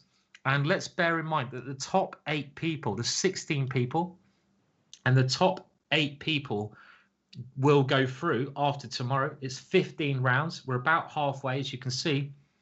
The top 8 people go through to the knockout stage. So from Hikaru downwards, these guys are in danger of getting knocked out at the moment. And you know what? I out of those, I really hope Daniil Dubov starts getting some good games under his belt. That's just my personal thing, because he's my favorite player out of those his style of play out of those players there in that chunk. And yeah, so Magnus is doing well, as we expected he would do. He had those great. He's not playing as powerful today, but he had that great day yesterday, which helped him out. So back to this game now. Again, Wesley's not making much progress, and Black has quite a nice stable position. What is he doing? What is he doing with that king? Where is that going? Where is that king going? Where are you going, Wesley? Is he going to go over here? Is he moving over here? Is that where he's going? He's going off the board. I'm on my way to Iceland. Iceland. See ya. I'm off to the Ghost Mountain. Bye. Is that where he's going? I don't know where that king's going. I mean, it doesn't really help to get to G7. Keep is asking how to improve fast. Well, that's a tricky question, right? chess is not one of those. It's not really an instant gratification thing, you know. It's not like lots of other things. The king is going to Ghost Mountain. It is, and it might meet a weird Icelander in a car if it's not careful. Well, actually, the threat is Rook D7. Hang on a minute. What has Duda done? He's put his rook on the worst square possible. Why did he do that? Let's have a look. Hang on a minute. So Rook B2 is a terrible move because he doesn't have G2. If he'd have played Rook B1, he has this check always. Because then if King G7, you just check away the king. So in the actual game, he's gone. This is Wesley's idea. After Rook B2, well, it's a blunder. King G7, Rook D7, all of a sudden becomes very strong. Duda, very short a time. This is a problem. You can't give a check now because you lose your rook. So he's gone Rook C2, and now Rook D7 check, King E8. And black is now really on the edge. I mean, yeah, the thing with chess, I mean, you can get better, and you have to be clever about the way you try to improve. But it's not easy, you know. It takes time. It takes dedication to get better at chess. There's no doubt about that. Can I become IM without books? Well, you can, but you're going to have to buy all of my DVDs. And then you'll probably get there, and all my courses. If you buy all my chessball courses and everything I've done, then you're guaranteed to be at least an IM. Probably you'll become 2600, something that I've never done. So just buy everything I've done, and you'll get there. That's the rule. Just buy everything. You'll be all right. That's the way to do it. Grandar was extremely talented. You've got to have a special gift if you want to get that good. I mean, it's hard work, right? Chess is hard work. But one thing I would say is try to, if you're gonna do a bit of work, try to work cleverly. And what I mean by cleverly is don't waste your time like analyzing lots of rubbish, right? You know, if you're going to watch videos to get better, make sure you watch good videos rather than rubbish videos. And I am going to say this, I'm being serious now. It's often worth spending a bit more money on getting something which you know is going to have a very good presenter and etc. that's going to help you, rather than, you know, looking at a free video which you haven't heard the presenter. And it might, I mean, there's so many videos out there now, especially on YouTube, which are like clickbait. And I understand this. I'll probably do it at some point in the future because that's what makes the guys money. It's like they want people to be like, oh, right, beat a grandmaster in 4 moves. Yeah, I'm going to do that. And it's like you go to the video and like the video is just a load of crap. You know, it's like, come on, man, this video is like terrible. This is teaching people the wrong thing. So if you're serious about getting better, just try to make sure, look at John Bartholomew's videos on YouTube. They're free. They're brilliant. Make sure you get someone, make sure you get someone good. Don't always go to the clickbait. Clickbait, I understand. I have nothing against it because they want to make money, and some of the ideas are really nice and they're fun videos. They're really fun. So I'm not saying that they haven't got a place or a purpose, but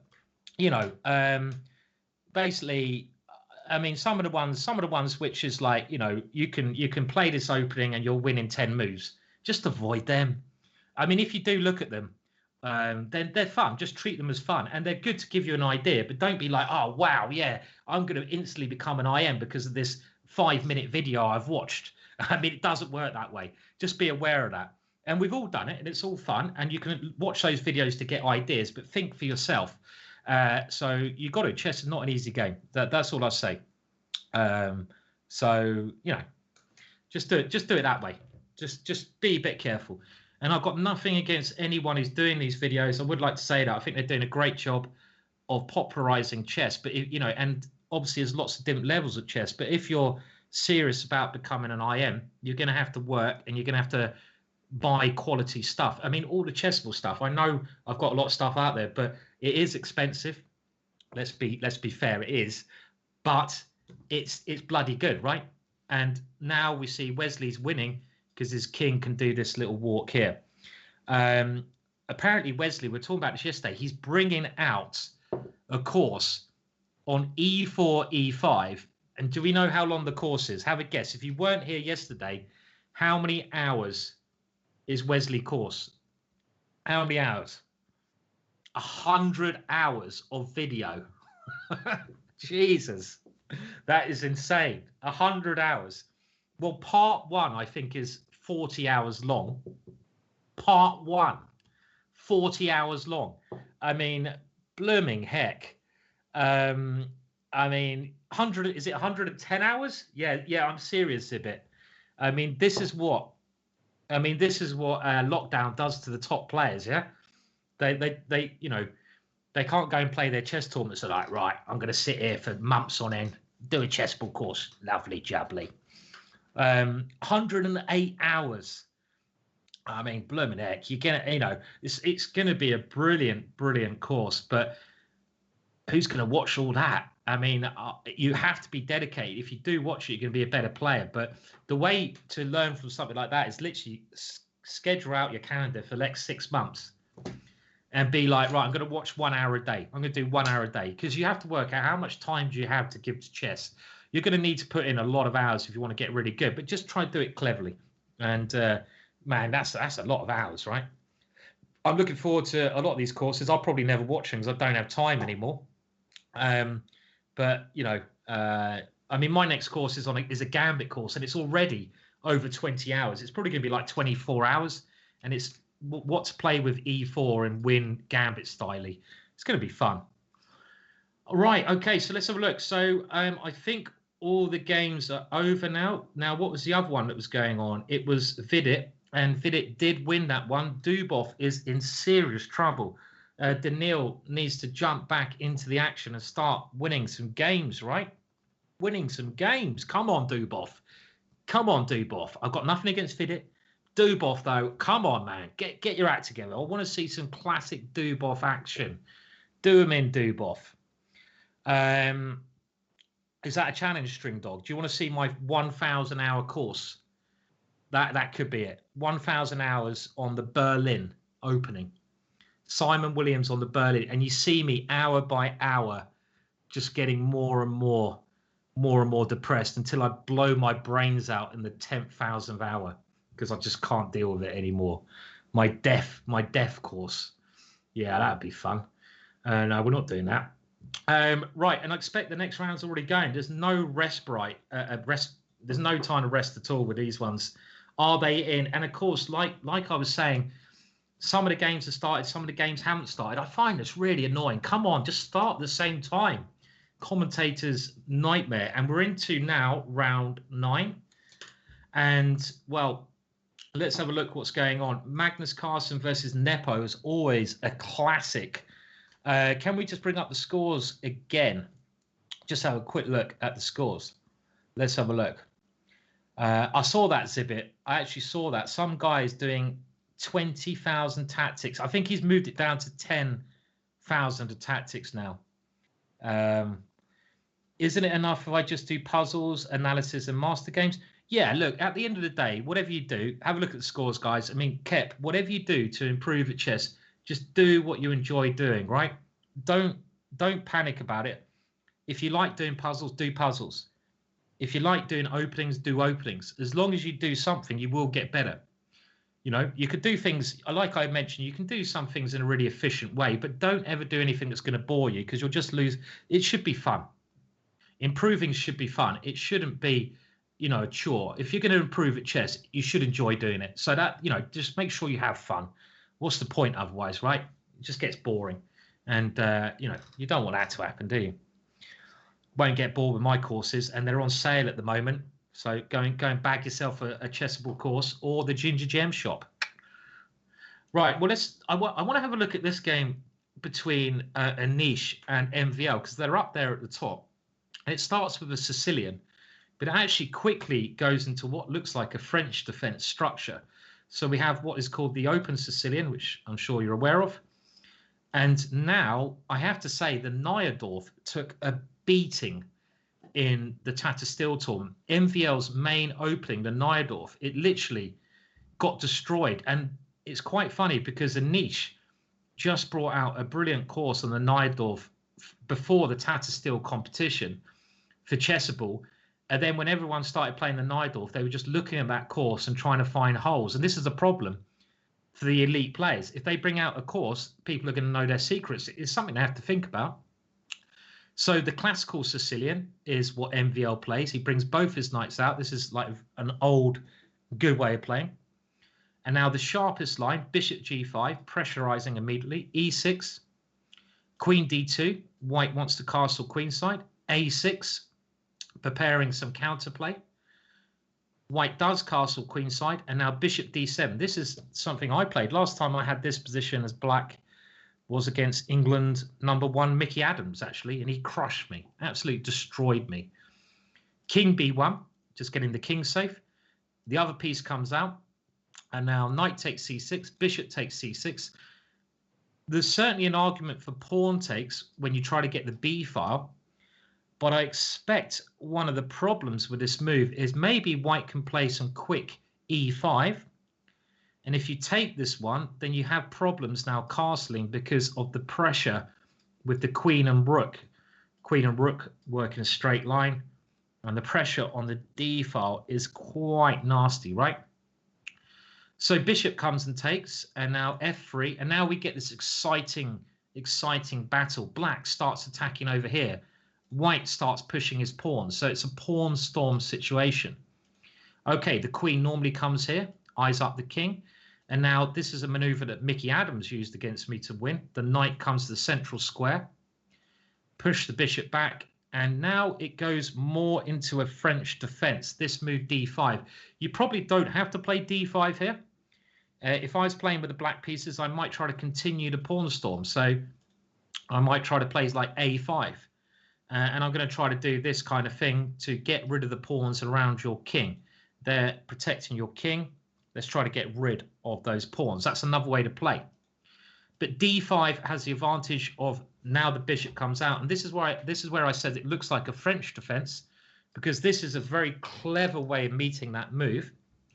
You certainly don't want to take on d5, because now whatever piece captures, let's say the knight becomes good. That knight cannot be budged by a white pawn, so it sits there. The bishop is strong as well. So e5 is a better move to stop that knight coming to that square.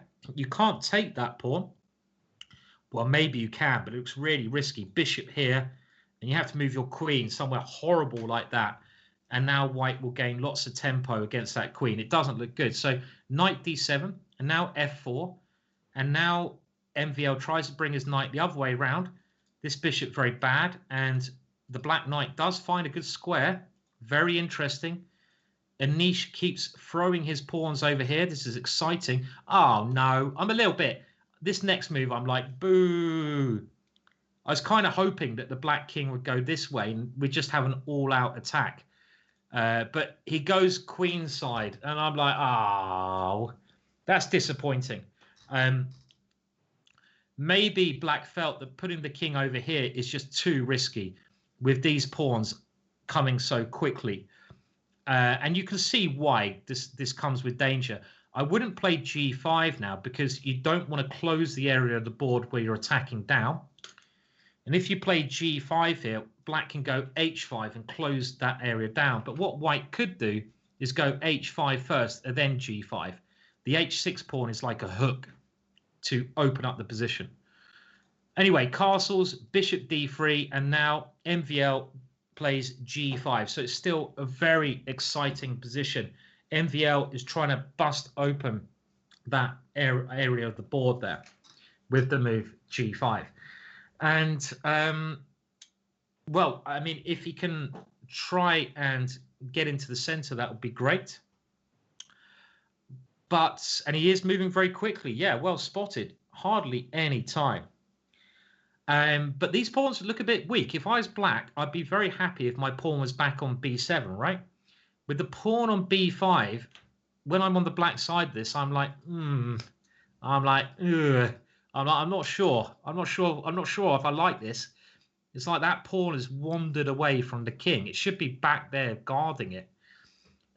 For example, here, what about like a4? If I try to now open up the black king with such a move, Is this not a good idea? A4.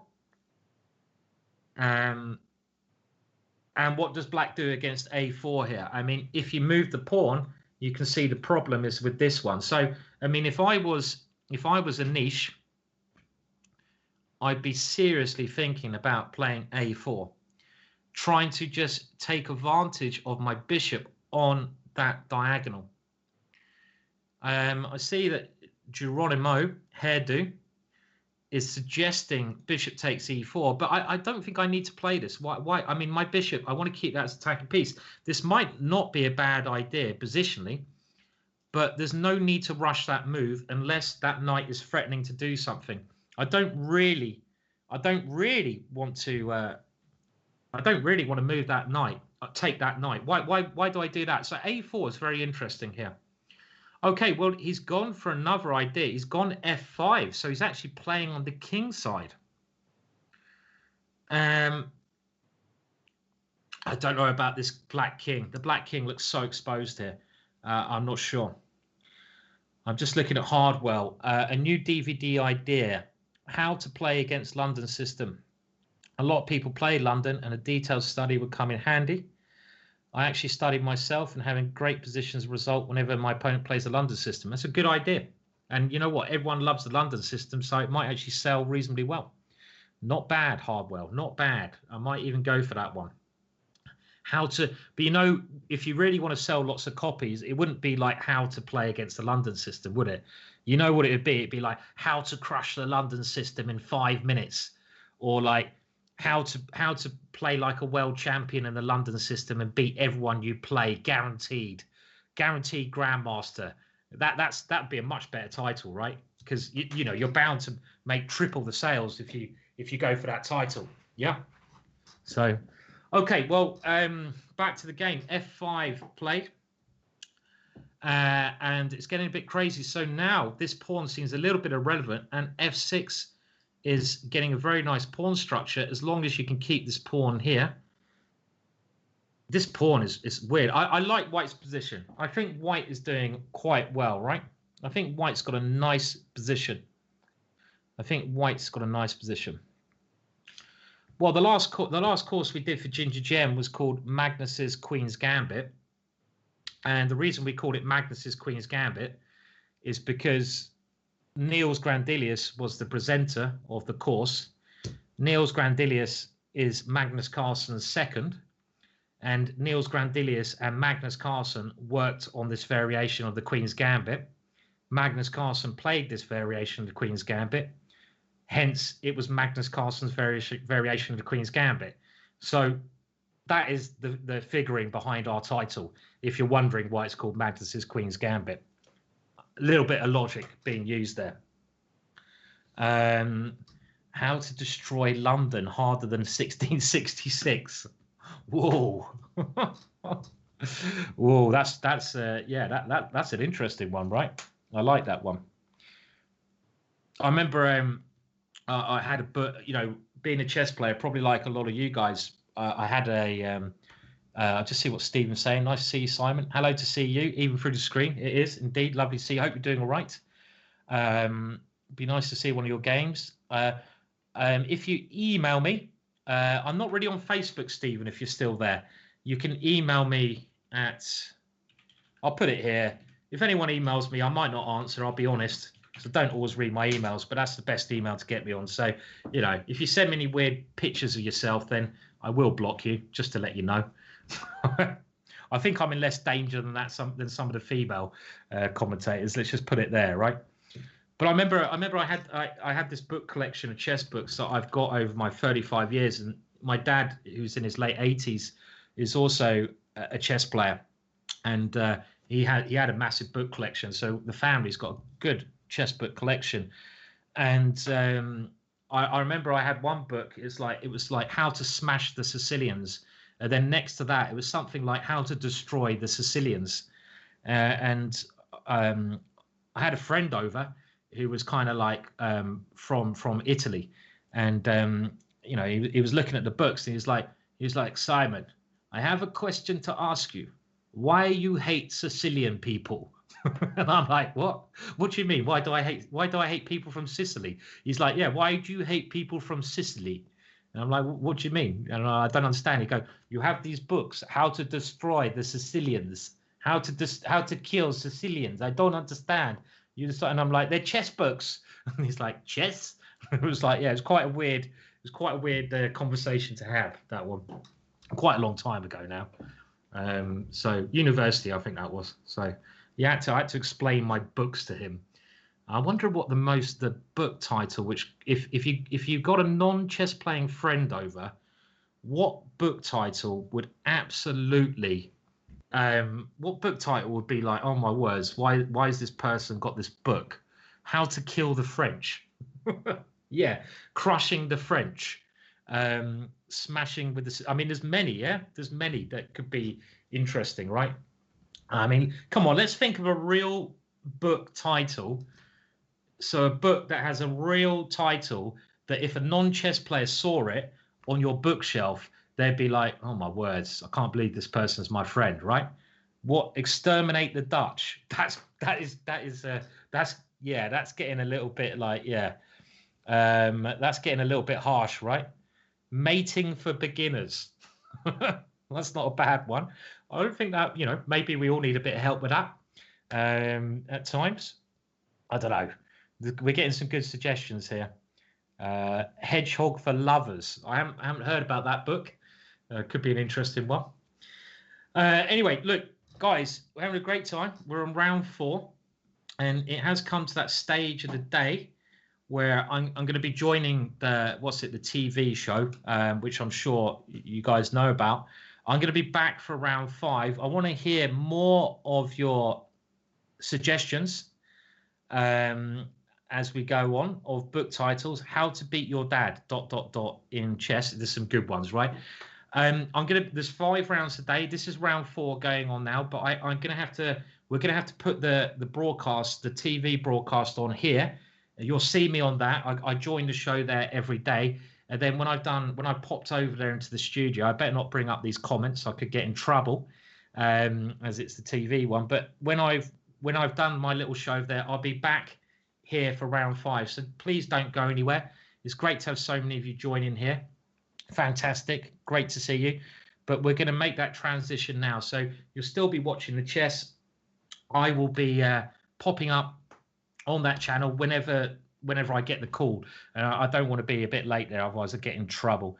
So so I'll see you all a little bit later. Remember, we're only on round 4. There's one more game of the day today, but I'll see you all soon. So we'll just go to a break and do the transition, and catch you a little bit later. So made this mistake in the past. We've seen him trade queens when he's got the attack. But to be fair, there is a check in the position. And you know what they say? We have this little rhyme, which is a bit not very nice. It's Patzer sees a check, Patzer plays a check. Sure, he's not. But it's still incredibly tempting to check the king. And once the king moves, then start to rearrange the rooks so that they can start attacking the king and queen. Yeah, White only has one clumsy piece right now. White's rook on the right side. It's not really doing too much. Okay, he's kept the queens on the board. That's the main thing. And now that rook, we see it step up. It's going to try and bring itself across. And, I mean, if that rook enters the game, White is winning. Anish Giri leans back. He knows he found a killer move right there. Wow. Anish Giri, he's on course for victory. He kept the queens on. That is, he's definitely learned from his mistakes in the past. And it's all about now, though, for Anish Giri to take it all the way to the win that he had struggled a little bit with earlier in the Meltwater Champions Chess Tour. So that's going to be so exciting now to see. Maxime Vachier-Legrand must be feeling not very happy where he's sitting right now. Yeah, and the thing is, he's just played too quickly again. He's got 13 minutes left with black, but what's the point of having 13 minutes when you're about to lose? Yeah. He rushed through those complications. He fought back a bit. Anish Giri lost the thread in the middle there, but black, Maxime Vachier-Legrand, he grabbed a pawn. It was a hot pawn. It was just a poison pawn. It just couldn't have been taken, but he went for it without really thinking too much, without really working out the full consequences, and he must have missed this whole sequence. Yeah, it's looking devastating. I mean, this attack, all of White's pieces are playing a great role right now. Yeah, there's only one move that I can see to kind of like stay in the game, and that's just to put a piece to intercept that rook coming. Because if that rook torpedoes into the left side, whoa, that is it. It's going to be game over. Nothing to be done there. I'm just thinking, okay, well... How do you want to intercept Jovanka with the rook? With the rook? I don't know. I thought maybe the bishop. So let's intercept with the bishop, but then I can see that, again, if you follow this is the threat. Yep. So Black's bishop can step in the way of this rook, but... Yeah. So now maybe the first move that we would be considering would be a check, a capture, and the attacks, and there are no checks. So are there any attacks that I can do? Maybe this attack this rook, and suddenly attack this pawn as well, which was defended by Black's queen. And now let's carry on that thread and attack the queen now. Attack the queen. Black's rook steps forward. White can just give a check. Capture this pawn. And that's it. Game over. It's awful. Yeah, and this actually, something very similar might happen. Black stepping forward with the rook instead. But I think White can simply just capture this rook. Black's bishop has to recapture it. If Black's queen takes, then we can, at the very least, just grab another pawn, 2 pawns up. If Black's bishop takes, now the bishop will go in the other direction, and White has a devastating threat. Together, remember, opposite colour bishops, when there's queens and rooks on the board, they favour the attacking side. And here, White is clearly the one on the attack. White's king's super safe here. I think not only is Anish Giri a pawn up, he's got the attack. It's going to be an unstoppable winning attack as well. We will see this move, I think, bishop to the centre. And Anish Giri, I think it won't even last too long. Maxime Vachier-Lagrave, there's just simply no way to defend on the dark squares. This is great play by Anish Giri, simply. Yes. I think Vachier-Lagrave won't be too proud of the way he's played this game, but Anish Giri, looking super sharp. Exactly, ruthless, a fantastic tactic that he spotted there. He took his opportunity, and you can see that it's exactly the same kind of problem that we actually highlighted in the analysis board. Now, how is Black going to defend that pawn? What happens if the exchange of queens? This was the advice that Howell's How-To gave. Yeah, and if we bring up the board, and maybe if we can keep the players' expressions on as well, we can see that Black actually can't exchange queens right now. It's the most natural move. It's the move I wanted to play. Black could try and swap these queens off the board, but this would lose because White could snap off a bishop. And suddenly, if Black goes for the queen trade, White's a bishop up. If Black tries to take this rook, we would see checkmate on the board. Black's king trapped and the queen protected by the bishop. This one would be a deadly checkmate. Instead, we've seen Maxime Vachier-Lagrave try and centralise his rook, trying to go for some counter-attack, but at the very least, White can grab another pawn, or he can just take a time out, just push the pawn forward, create some breathing space for his king, and this pawn is not going anywhere. Anish Giri with the attack, with a couple of extra pawns in a moment, and Vachier-Lagrave just has to hope that Anish Giri gets a bit nervous, which it doesn't look like he's going to do. Okay, he has grabbed a pawn, so now Anish Giri now 2 pawns up. Yeah, and Maxime Vachier-Lagrave playing with a king on the run. Yes, yeah, this is painful stuff. Normally, what we do here is we kind of go, move along now. Nothing more to see. We don't want to watch chess like this because it's a massacre. Yeah, it's brutal. Yeah, if this was an over-the-board tournament and there was a group of spectators around, I would just be hiding my head. I would not want them to look at me right now because this position for Black is torturous. Yeah. Such a prestigious battle too with the candidates, both in their minds. Maxime Vachier-Lagrave had a very good tournament so far, but this is not the game he wants to lose. Yeah, this is not the game he wants to lose. I mean, he went to a bit of a different opening to his usual favourite, and he's been punished pretty badly. So he knows that for the candidates, there's not much else to do now. He has to go back to his favourite Najdorf and hope that Anish Giri doesn't have a kind of a devastating surprise in store for him. Yeah, I mean... Or maybe he's preparing something completely new for the candidates. Maybe, but it's risky after a lifetime of success playing one opening to suddenly switch to something new. Even if you get a good position, there's no guarantee you'll understand it or feel comfortable. Yeah. But he is 2800 plus. Yeah. Because he's very good at what he does, though. I'm not sure it's because he's the most flexible.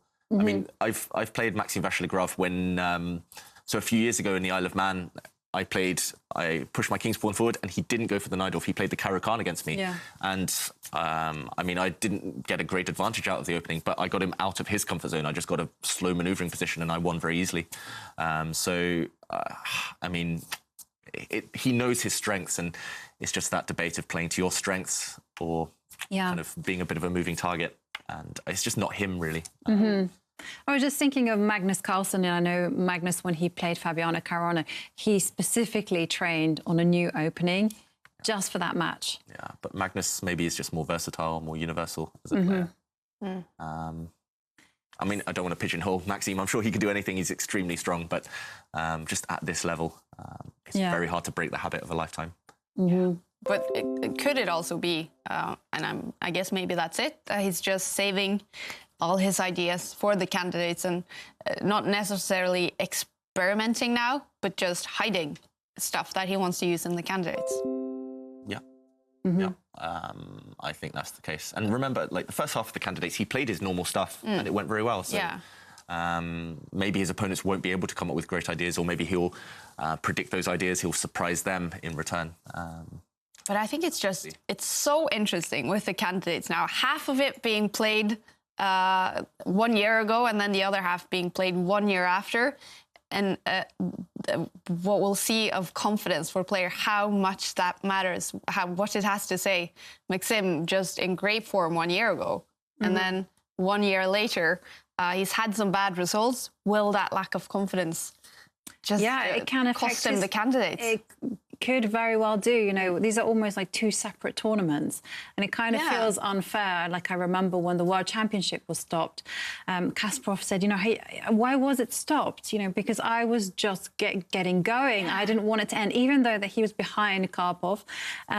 He was very upset with that. You know, it was momentum was very, very important to him. And it's exactly here in the candidates as well. You know, momentum is super important. You know, maybe, as you point out, Maxime was red hot 1 year ago in 2020. And now, after a series of catastrophes on over-the-board chess, he's like, oh, I'm not feeling it. Yeah, and at the same time, other players getting a lot more confident, like Anish Giri. So is this something that you would change if you were president? Because we are asking the question. You know, that is our quiz of the day. What would you do if you were president for a day? Oh, I would definitely do, if I was president for chess, something about the draws, because I just loved everything that happened yesterday in the tournament, with a lot more than 50% of the games ending up with a winner. So much fun. So you try to get rid of the draws. Yeah, in some way. And what about you, David? I would actually, I wouldn't mess with the chess too much, but I'd introduce new tournaments. So we talked about chess and the similarities to rugby, and I love tennis. So I would introduce mixed doubles. I would introduce pairs events, doubles events.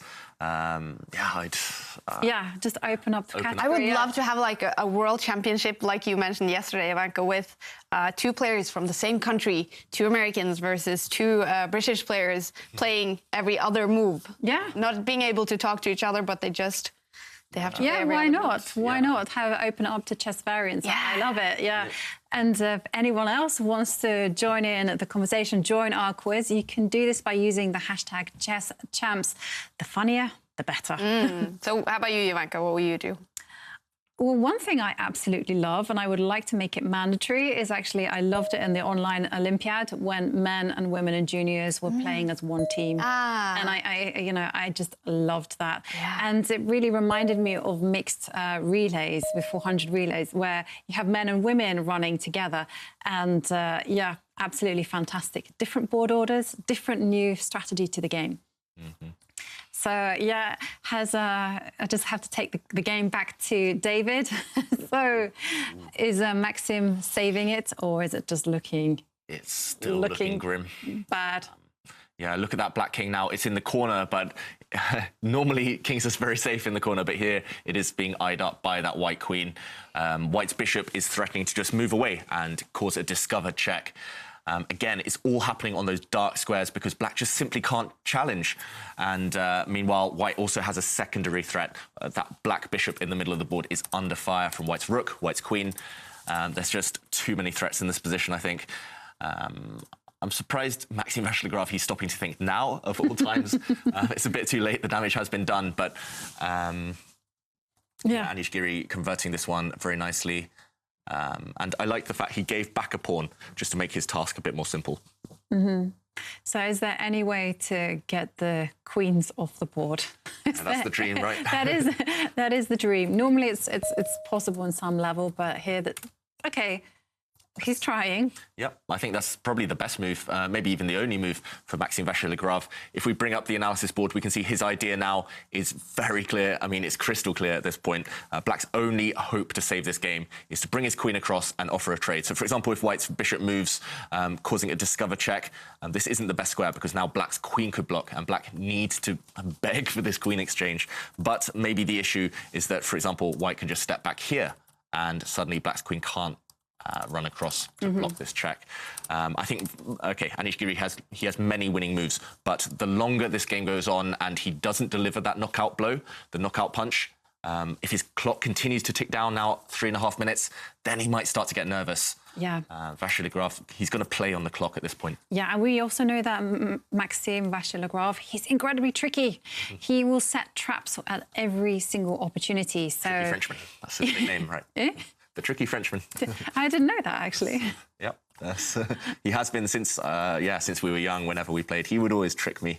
Every game, there's always a trick. But I noticed it in his matchup against Levon Aronian in the Air Things Masters, where twice he saved the game, completely lost position, and I think the last one unfortunately didn't quite work because Levon still managed to win, but. Yeah, and he saw them instantly. No, that's right. He's maybe it is that mathematical background. He's got this degree in mathematics. He's extremely good at the calculation when there are just very forcing lines, and he sees those, as you mentioned, instantly. I remember one game I played against him. He'd calculated, I think it was like 8 or 9 moves ahead, and he played a move for me instantly, and he needed to see that 9th move in order to play the first one, and he saw it. He's just got a very kind of clear, distinct way of looking at a position. And well, one of the things that one of my favorite books of 2020 or 2019 as well is actually The Complete Chess Swindler, which was written by one of my friends, David Smurden. It's now actually a chessable course.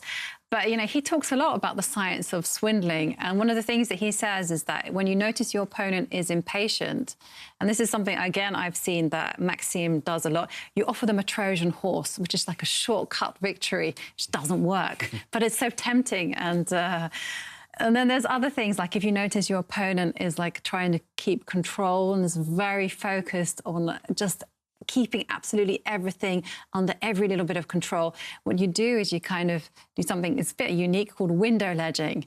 And so the whole idea is based on the films. When you're backed up into the corner, you go out and you run out into on the window ledge so that the person has to follow you. And then the risks starts increasing substantially. And I think that one is what Maxime Vachier-Lagrave he'll try and do against Anish Giri. He'll try and take them both out onto the window ledge and hope that he's the one who can cling on. Yeah. But I have to say, with Anish's last move, I mean, the bar is still saying it's looking very good for him, but it did go quite a lot down from, I think, 6 point something to 2 point something. Yeah, and I think Anish, Maxime Vachier-Lagrave, he only has one move to survive here, as far as I can tell, and he's found it. He's offering this queen trade. Actually, that was pretty much the only move to stop an immediate checkmate. So White wins a pawn now, and White was attacking the rook, the black rook, and the black bishop, but maybe Anish Giri underestimated the fact that Black could block with his bishop. So now White 2 pawns up again, still with the attack, but there's no immediate way to win. So, it's still a great position. It's still a wonderful position. I mean, if we came into this position fresh, we would be like, yeah, no problem, in the bag. He's got everything going for it. 2 pawns up. Black has an unsafe king. Even if the queens were traded off, no biggie. Going to win the endgame. Exactly. I think any trades now are fine for White because he has these 2 connected pass pawns on the left. I think the reason the bar did drop, the computer's evaluation did drop, it's just reflected in the fact that Anish Giri, maybe he had a way to immediately force a checkmating attack. Instead, he's going to have to grind out some endgame. But 2 pawns up in the endgame, Anish Giri has fantastic technique in those types of positions anyway, so he won't be too worried. He's removing as much risk as possible in this conversion stage. Yeah, there's a very practical way. You know, I really do like that kind of approach. Yes, you might win in 30, 40 moves, but it's risk-free. Yeah. And I can kind of call it banking it. Put it in the bank. Yes. And it also means that you don't have to be a genius. You can even make mistakes and still you'll be winning. No, exactly. It's definitely better to get a position that you know you'll win for sure in 30, 40 moves rather than a position where it's super shaky for 5, 10 moves. You might be winning at the end of it, but taking huge gambles in the meantime. Black's last move, attacking the white rook. I think white has options here. That's just a bit of a trick there.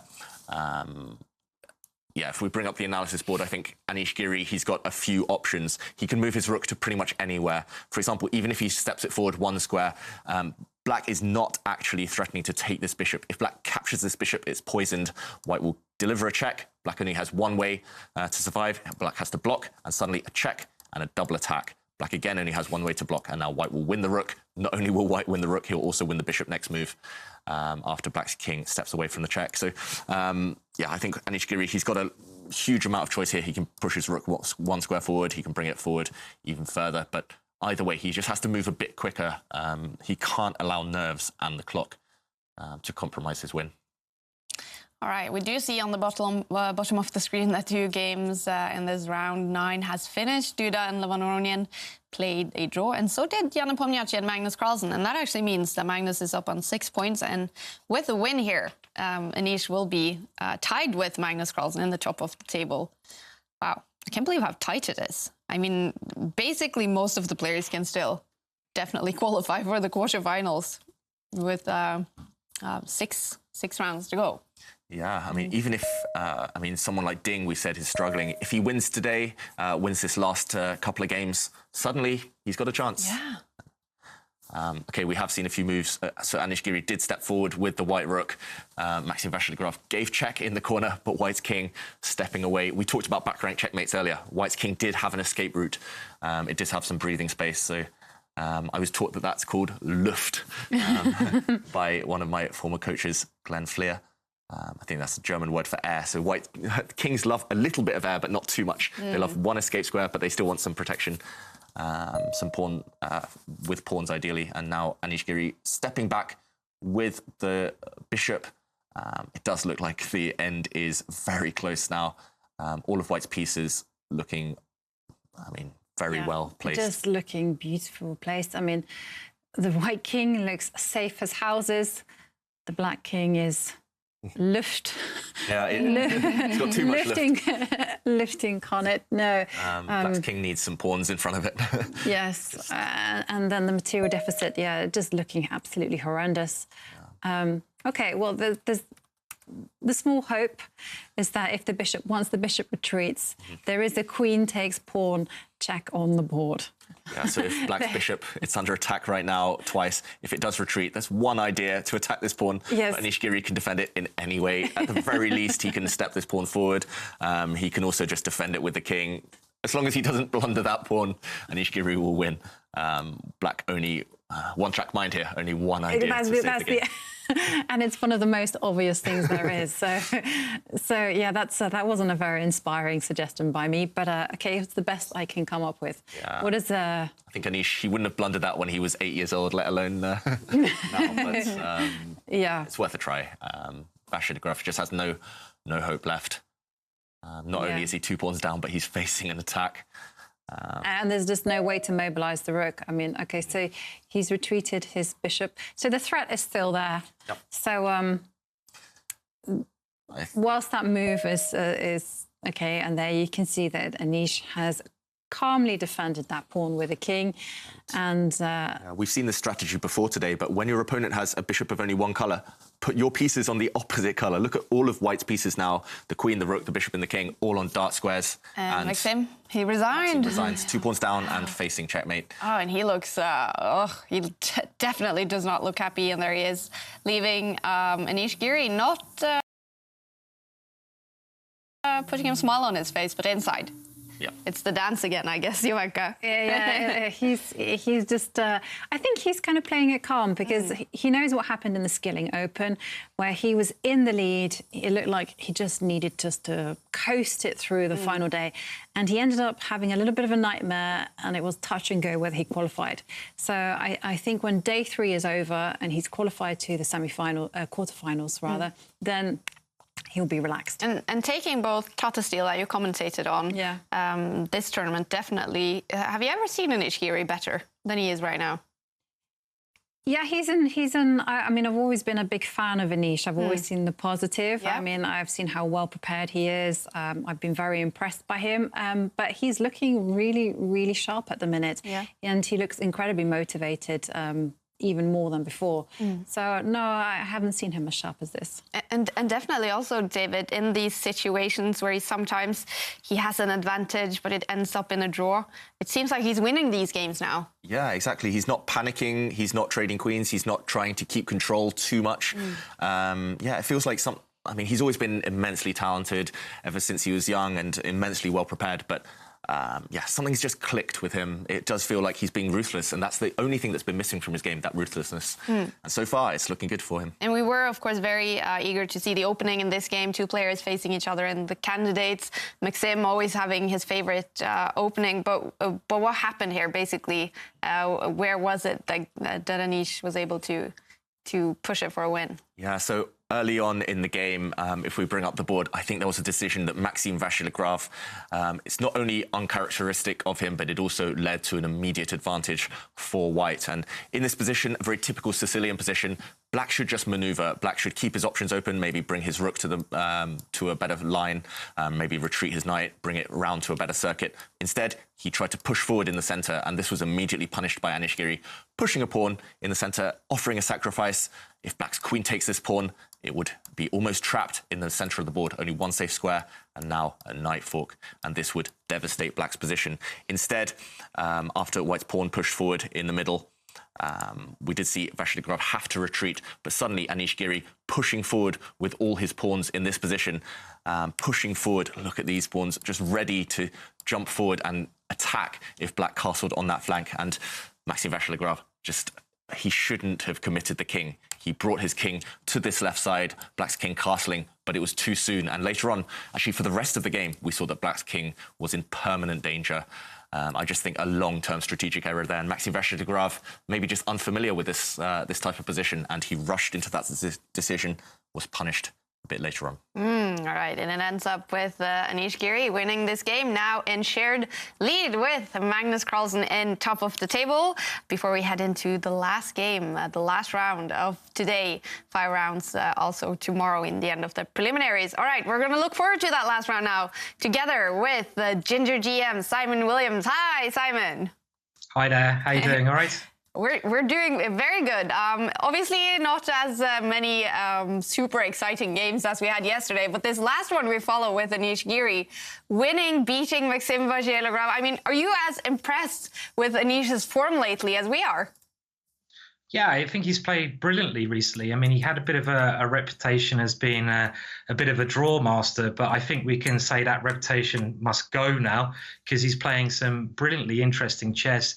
He's going for the kill, and he's one of the most exciting players, and I think one of the strongest players at the moment in the elite circle. So very impressive so far. I mean, such a fun day yesterday. A little bit calmer today.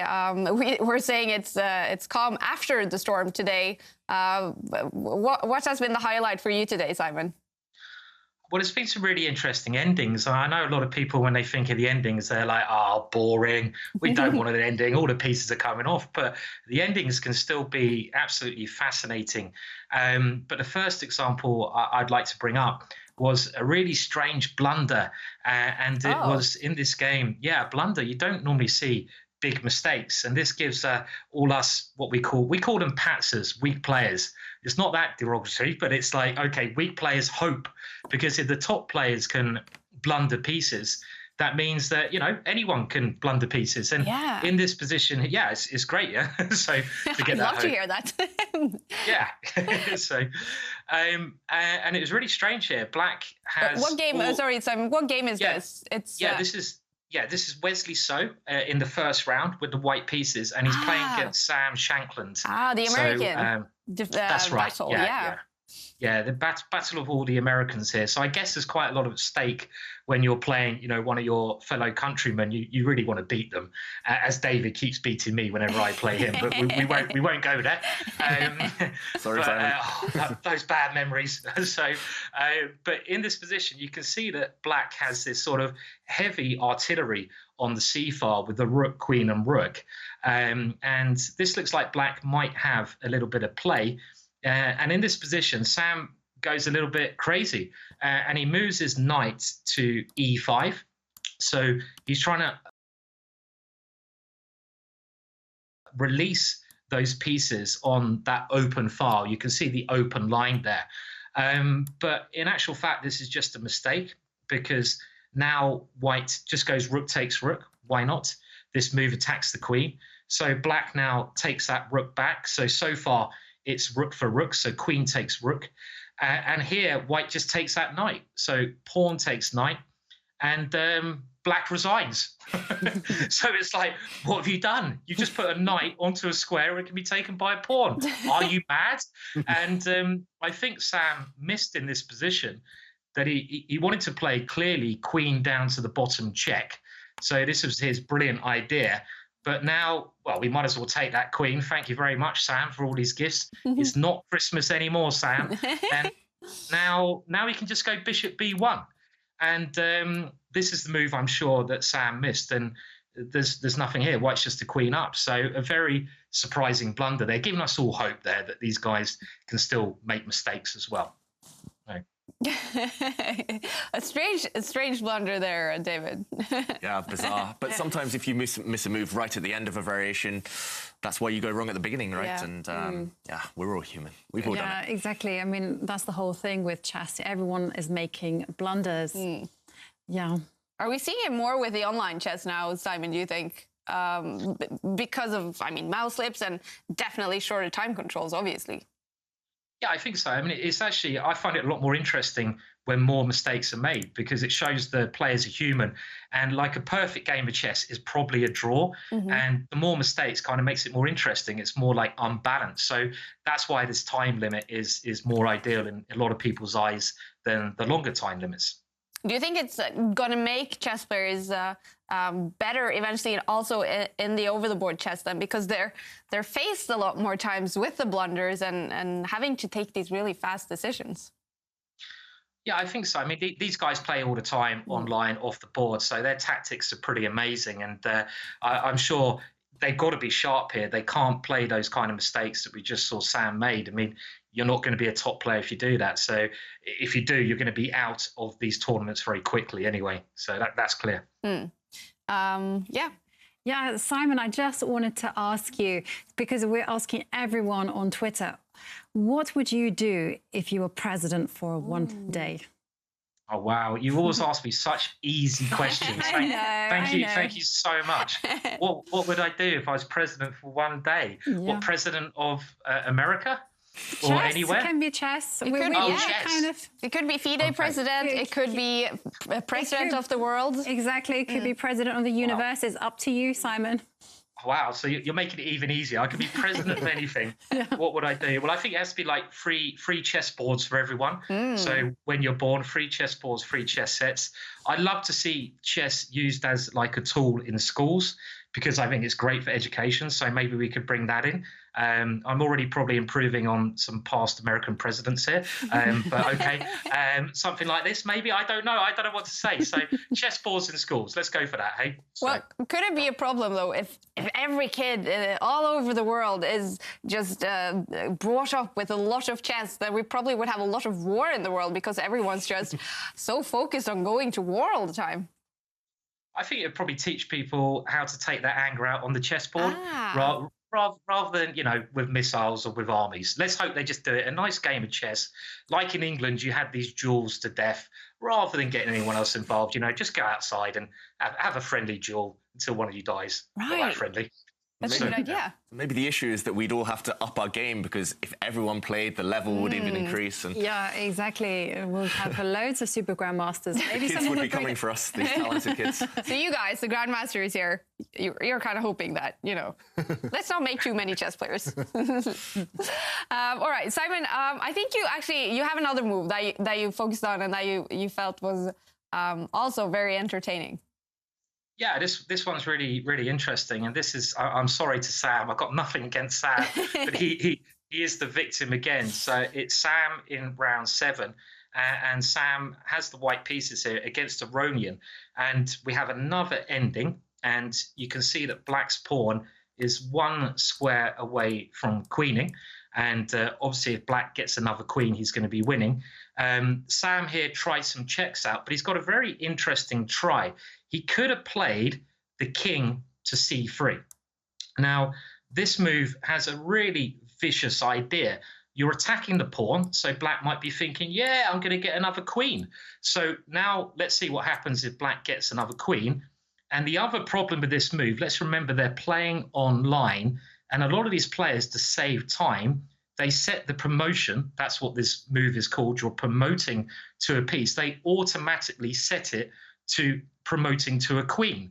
But now White has an unbelievable way to force a draw. He can go queen to a3 check. And this gives up the queen. So you have to take that queen. And this is actually a draw. This is actually stalemate. People might be thinking, why is this a draw? The reason it's a draw, the white king is not attacked.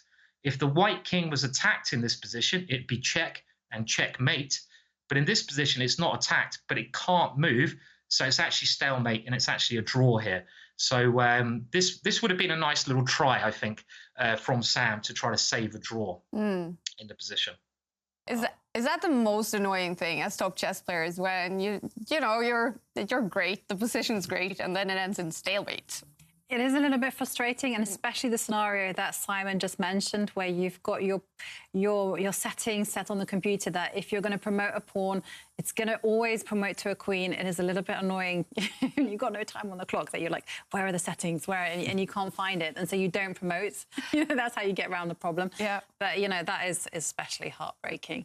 But yeah, stalemate is what stalemate is. I think it's one of the coolest things ever. You can be 6 queens down and you can still save the game. Yeah. It's a real, for the underdog, it's a great resource. Do we see it happen often, Simon, in these top games among the top players, stalemates? You don't see it happen. It's very, very rare to happen at the top level. I mean, it normally happens like in the under-6 championships at your local school, when someone gets really greedy, takes all the pieces, and then they stalemate their opponent and start crying. But at this level, it's very, very rare, I think, to occur. But it does occur. Simon did it to me. Oh, he stopped me from becoming an international, getting my international master norm by setting a... Sorry. So we're English. Let's stop apologising to each other. You guys have to start working together. Man, well, actually, Simon, I know you commentated a little bit with Jovanka now during the break we had in the Meltwater Champions Chess Tour, commentating on David winning a fantastic tournament. Were you impressed with him? I'm always impressed with David. Yeah, I mean, I know David, amazing commentator, but he's got to also keep playing. I want to see him in this tournament one year. I want to be commentating on David. That would be fun, wouldn't it? Let's see him sweat. What do you reckon, David? Can you do it? I'd love the opportunity, but you'd be commentating on my losses. You'd be showing all these blunders that I've made on a daily basis. Far too modest. Such false modesty. Do not believe him. Proper Englishman there, just very modest. Exactly. Well, but being a little bit more serious, should we be a little bit afraid of losing David as a commentator? Because you said it, David, that commentating on these tough games, you feel like you also improved yourself. Yeah, it definitely helped me in the tournament that you guys commentated on, in the Hastings online tournament. Somehow I just got in a rhythm. It was the same time control as the Meltwater Champions Chess Tour. And yeah, I mean, actually, I just went back to basics, and I did win 6 of those 7 games from simply promoting pawns. And we talk about it on a daily basis, but sometimes chess is that simple. So, Simon, you have to be ready to fly into Norway and take this spot if David's going to start competing in the Meltwater Champions Chess Tour. It's going to be tough to take his place. So, yeah, you're doing all great jobs. So, yeah. Thank you, Simon, and likewise. So what's your expectations now for last round of the day it's super tight on the table. It is, yeah. I mean, with all the action, it's even quite hard to keep up with the pace. Magnus is doing well, Anish doing brilliantly well. One of my favourite players is Daniil Dubov, so I'd love to see him make a comeback because I think his chess is very exciting. So that's sort of my personal sort of, come on, Dubov, get in there and get a win or two under your belt is what I'm hoping. All right. Looking forward to round 10. Simon, thank you again so much for joining us, and we'll see you again tomorrow. Thank you. I'll see you tomorrow. Bye. All right, our friend GingerGM focusing there on some blunders, and it's getting late now. They've played for 4 or 5 hours. For some players, Liren super late in the night. Is this when we start seeing even more blunders? Yeah, quite possibly, and that adds to the excitement, of course. And Simon, that last example, I just find it so beautiful. And actually, the next game I clicked on by accident actually ended in a stalemate. So there was one today, and it was his favourite player, Daniil Dubov, stalemating Matthias Blubaum at the end there. But yeah, there's so much drama to look forward to, so much excitement. And even though today's been slightly calmer than yesterday, still a lot of talking points, a lot of ups and downs for all the players. Definitely, and luckily one round to go. We're also engaging with people around the world, Ivanka, with our quiz of the day. Some fantastic answers there by Simon. Yes. And I hope we got someone on Twitter as well. Yeah, we definitely got some interesting answers on Twitter. We do want everyone to connect with us, and we are asking, if you were president, what would you do for one day? So that is the question. You can use the hashtag #ChessChamps. So yeah, we have a lovely little picture actually of someone getting ready. I love it when we have the pictures. Yeah, we do have pictures. Yeah, of Mr. Kemp getting ready to watch the chess champs. So here's his setup, and let's go, Magnus. So he's getting ready for the big matchup. Oh, is that a play Magnus chessboard?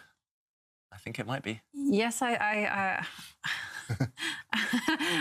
I think so. It's in dark mode. So yeah. But is that actually a clever way to watch chess when you're watching these super tournaments with great players and actually have the chessboard?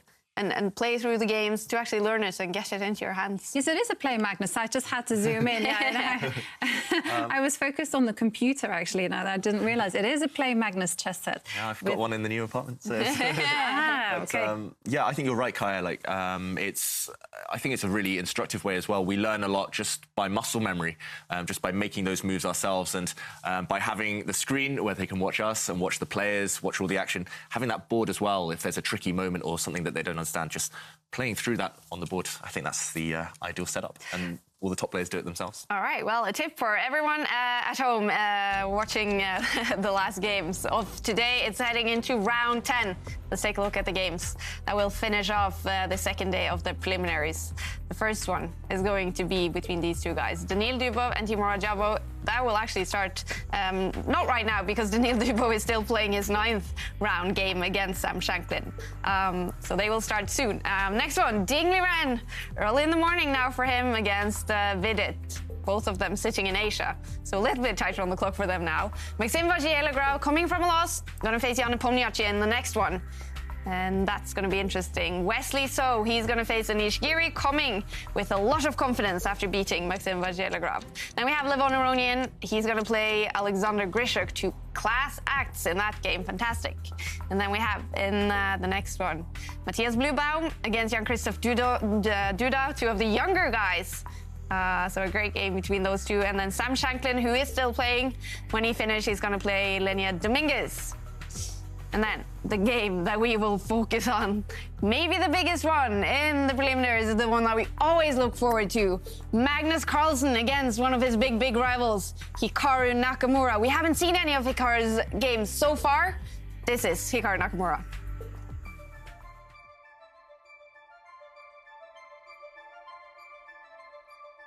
Hikaru Nakamura, the most obvious threat to Magnus Carlsen's crown. The American speed chess king took the world champion to a thrilling Armageddon playoff in the final of the Magnus Carlsen Chess Tour. Nakamura is the world's top blitz player with an incredible rating of 2,900. The time controls played in the Meltwater Champions Chess Tour suit his strengths. Nakamura's secret is he has a finely tuned game plan for every match, something even Carlsen says he struggles against. They are big rivals, especially in online chess. And this is the score between them, David. I mean, that is a lot of games played. Yeah, that's more games than I think I've ever played in my life. And that's just against each other online. And yeah, well, in speed chess, or? Yes, and speed chess, sorry. And yeah, Magnus Carlsen there is ahead in their matchup. 61 wins to Nakamura's 31 wins. But yeah, anything could happen in this game. Nakamura on his day can beat anyone. He's so impressive, especially in these speed games. He just has this rhythm. He gets in the flow, and if you give him his type of position where he can just kind of just feel where the pieces go, he can definitely cause Magnus Carlsen some problems. Ooh, and a bright sweater there for Hikaru Nakamura. He just finished his game against Liren, and he won that game. So he's full of confidence. Magnus Carlsen, he's played 4 draws today after that streak of 4 wins in the end of yesterday. So he's definitely going to try to win this game. I think it will always be nice to have 1 win for Magnus Carlsen during one day. And he is with the white pieces. Is that a big difference in the games between these two when Magnus has white and black? Yeah, and I think maybe less so for Magnus, because Magnus, he can serve with both hands. He's so flexible. But Hikaru tends to be a bit more predictable when he has the black pieces. When Hikaru has white, he experiments a bit. He goes for the opponent's weaknesses. With black, he tends to be, he just sticks to what he knows, and sticks to what he does. And Magnus Carlsen, we'll see from the early stages how aggressive he's feeling, how ambitious. He did win in the preliminary stage against Hikaru in a very dry endgame, actually. In the Things Masters, and this time he opens with the Queen's Pawn. This is something he hasn't done against Hikaru for a while. And will we see a Queen's Gambit? Yes, we do see another Queen's Gambit. Yeah, but now we get a true Queen's Gambit. True Queen's Gambit. Yavanka's one of your favourite openings, right? Well, I don't know. I'm flirting with it at the minute. And look at Hikaru, he's honouring Beth Harmon, just looking straight up to the ceiling. Yes, yeah, this is a line. It looks quite innocuous, actually, because it's a luxury move. Normally, we say in the openings, don't develop that kind of pawn until you've developed all your pieces. And here, this whole idea of this pawn move is actually just to get ready for Black's opening in the centre. And I've actually faced this move myself against the Grandmaster, and they were just like, okay, that's fine. I'm not going to open in the centre because that's what you're preparing for. Instead, oh, he's gone for it though. I much prefer just to develop my pieces on the left side with the black piece.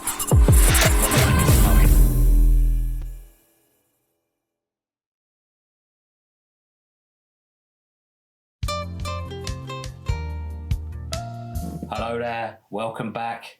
We're in for a treat. Some painting magic on the little board here. Sit back, enjoy. Let's spread that rainbow of love all over the screen. I've got my standard canvas here, looking sparkling. I think you'll agree. We're going to add a bit of colour to it, spice it up a little bit, make it a little bit juicy. Very gently. You see how easy that is? We're just painting a board. Nice and gently. Look at that. Nice and easy. Oh, beautiful. Beautiful as we go. Lovely lines. Lovely lines. Look at it. Beautiful start there. Now, let's give the old brush a bit of a clean, I feel. Very important to keep your tools all clean.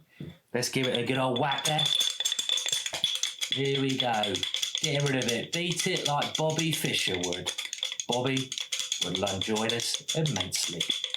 And we're ready to go again. Now, Michael Jackson used to say, it doesn't matter if you're white or black, but in this case, we're going to take the black pieces. Nice and free, nice and long. You know, you can feel it in the wrist there. Coordinate those pieces, get them working well together. You've got to really get that combination going and flick it on the canvas. There we go. Now, there's nothing wrong with having a little bishop as a friend. You see this little guy here? Isn't he cute? I love my bishops. I guess I'm a little bit weird. I like to talk to my pawns and knights, tell them how I'm feeling, try to understand what's going on. Talk to your knights, talk to your pawns, try it yourself. It's beautifully soothing. see where the little guys want to go.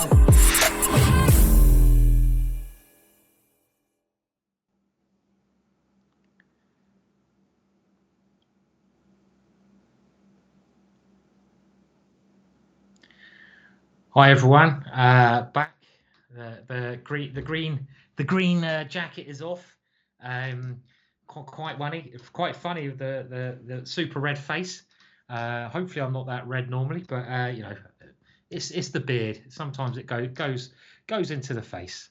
So yeah, we're now into the last round, and well, I think it's been a very exciting day there.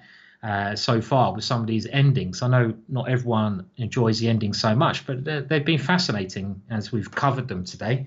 And good pairings in the last round. But I think before we go to these big encounters in round 10 or 15, one more day of qualifications tomorrow, where we'll just have a look and bring up the current scores if we can. Let's have a little look how everyone's doing. And there's a big clash here, isn't there? Magnus versus Hikaru.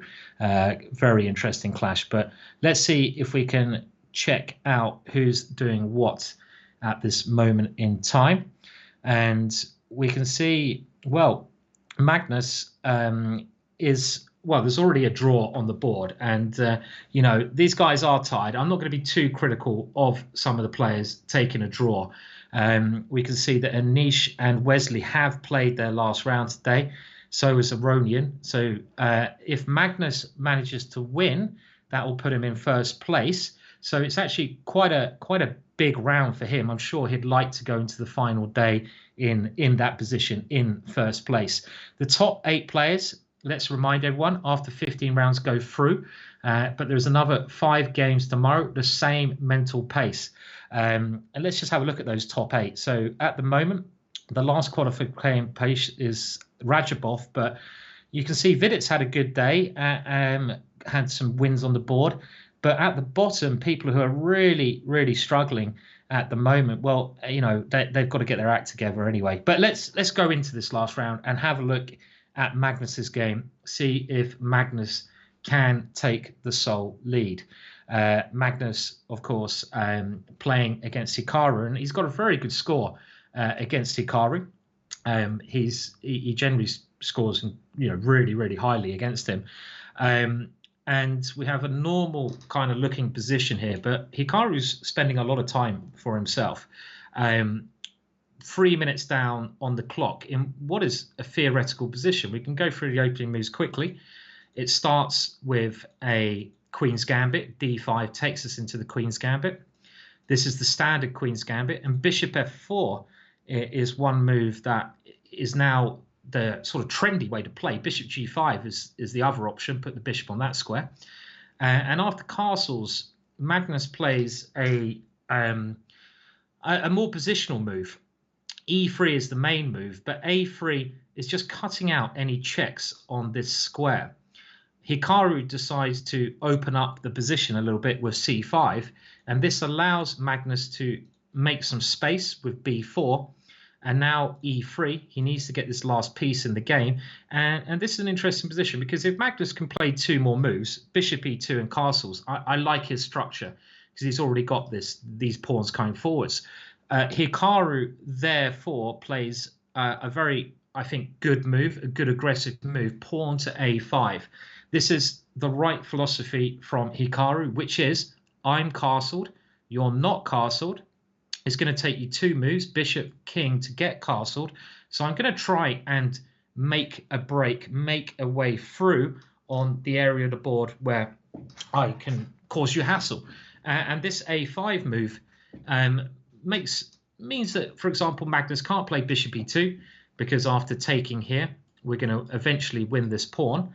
So you don't also really want to play the move B5 because you give the C5 square away. I mean, that's not the end of the world, but at some point the black knight can now come into that square and has a nice easy route into the center. So I don't think Magnus will want to play B5, but can he do anything else in this position to stop this? You can't play queen B3 trying to support those pawns because let's remember the A file is quite weak, and after takes you can't take back because you drop your rook and harry into space one day Harry will go into space. I'll talk about that idea in a minute. Is c5. And this is like positionally desirable because you take away all the squares, nice pawn chain. But tactically, I'd be a little bit worried with white here because Hikaru can take on b4. He can take the rooks off, and then he has the natural developing move, knight c6. And he keeps the pressure up by attacking the b4 pawn, meaning that Magnus has to play another move that neglects his castling. And if he pushes that pawn, this knight might even jump in, and then the threats are sort of coming. Yeah, I mean, after c5, I don't know. I mean, I think he might have to play b5, but I don't. That's a move that Magnus won't want to play. Magnus really doesn't like playing anti-positional moves, which give away squares. You don't want to give away squares at this level, and this does give away this big square. Let's just have a look. Knight here, bishop e2, and the knight comes in. So again, I feel Hikaru's got enough play. Another suggestion by Jay Worst is rook b1, trying to keep that under control. But black still plays takes, opening the a file, and still comes in with his knight. And this causes problems to your b pawn yet again. If you go here, I might go super aggressive, or I could even start the tactics with bishop b4, and the queen can come over to a5. So what if you play c5? Very risky play this if Magnus does this. What am I going to do? I might even sacrifice my piece. For example, knight takes b4. The reason I'm sacrificing is that I get 2 pawns, but again, I'm looking at your king and I'm thinking you haven't castled. And this bishop could become a little bit annoying combined with the rook.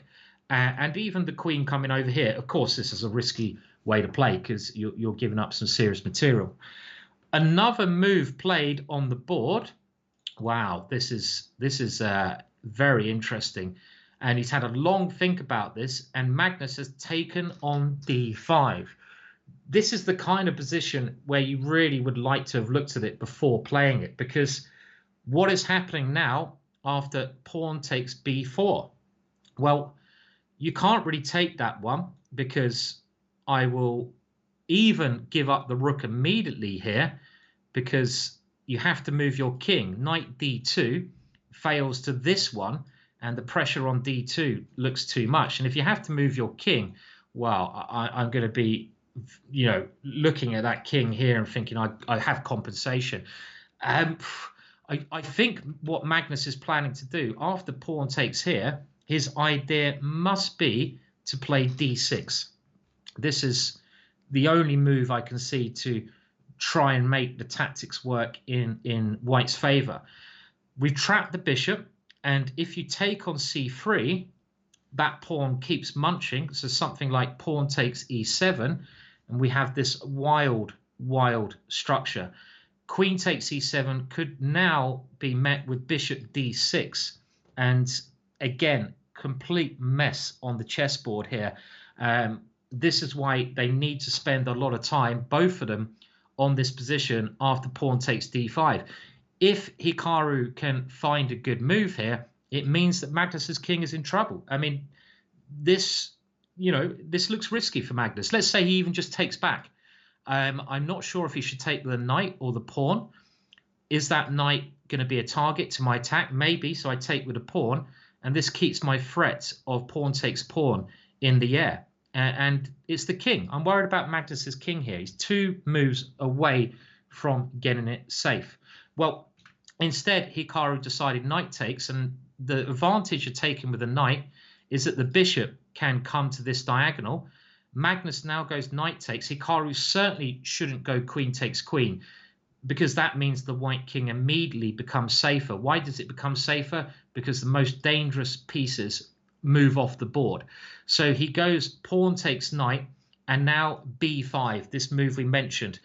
If white can get bishop e2 and castles in, white is better because he has the better structure.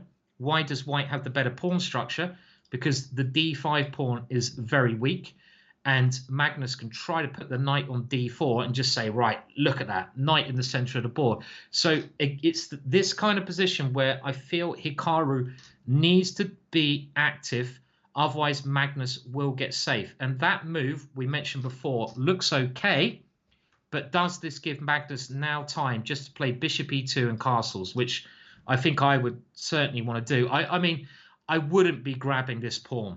This pawn looks really hot. Really hot pawn to grab. What will Hikaru do if this pawn is grabbed? Well, I mean, even allowing the exchange of queens is not crazy, but there are other ideas like trying to get the bishop into this square with check. And if you go rook c1 to cover that one, do I have a follow-up now? I wanted to play queen e7, but then bishop d6 stops this idea of coming over here. Maybe Magnus can grab that pawn, but you'd have to be brave. It just feels totally wrong. So he has gone for the more sensible move, bishop e2. I think this is the one that most top players will play. And after bishop e2, knight c5, he's got castled. And now that he's got castled, I feel he's going to be happy. a4, a good move. There's still some issues. That knight has b3. The a3 pawn could be on pre. But Magnus is at least over any immediate danger. A quick look at the other games. So, I mean, you could say in some of these cases a bit disappointing, but let's remember it is basically 5 rounds yesterday and 5 rounds tomorrow. You're going to be knackered. There's no break. These guys are like, they finish a game, play, finish a game, play. It's not like they get any time. So a couple of draws have occurred. One draw was Wesley So versus Anish. No point analysing this one. Equal position. Another draw, Aronian versus Grischuk. And the way this draw went, it just went bishop e3. This is a well-known way to basically agree to a draw, repeating the position like that. And it looks like every other game is still on. Now, I'm just trying to see if there's any action on the other boards. Do let me know if you've got a particular game you're really keen on looking at the moment. You're goading me there, Jerry, aren't you? No Giri draw joke. No, I'm not. I mean, we got to stop this Giri draw joke. It's so hard to stop it. Can we get into Bunratty one day? I wonder, Captain Bunratty.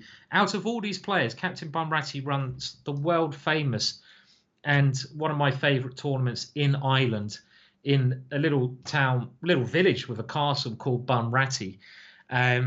Which of these players, I wonder, would you most like to come to Bunratty if you could pick one? And I'd like to hear everyone else's opinion. You know, if you were playing in a tournament, which one of these players would you like to have the opportunity of playing?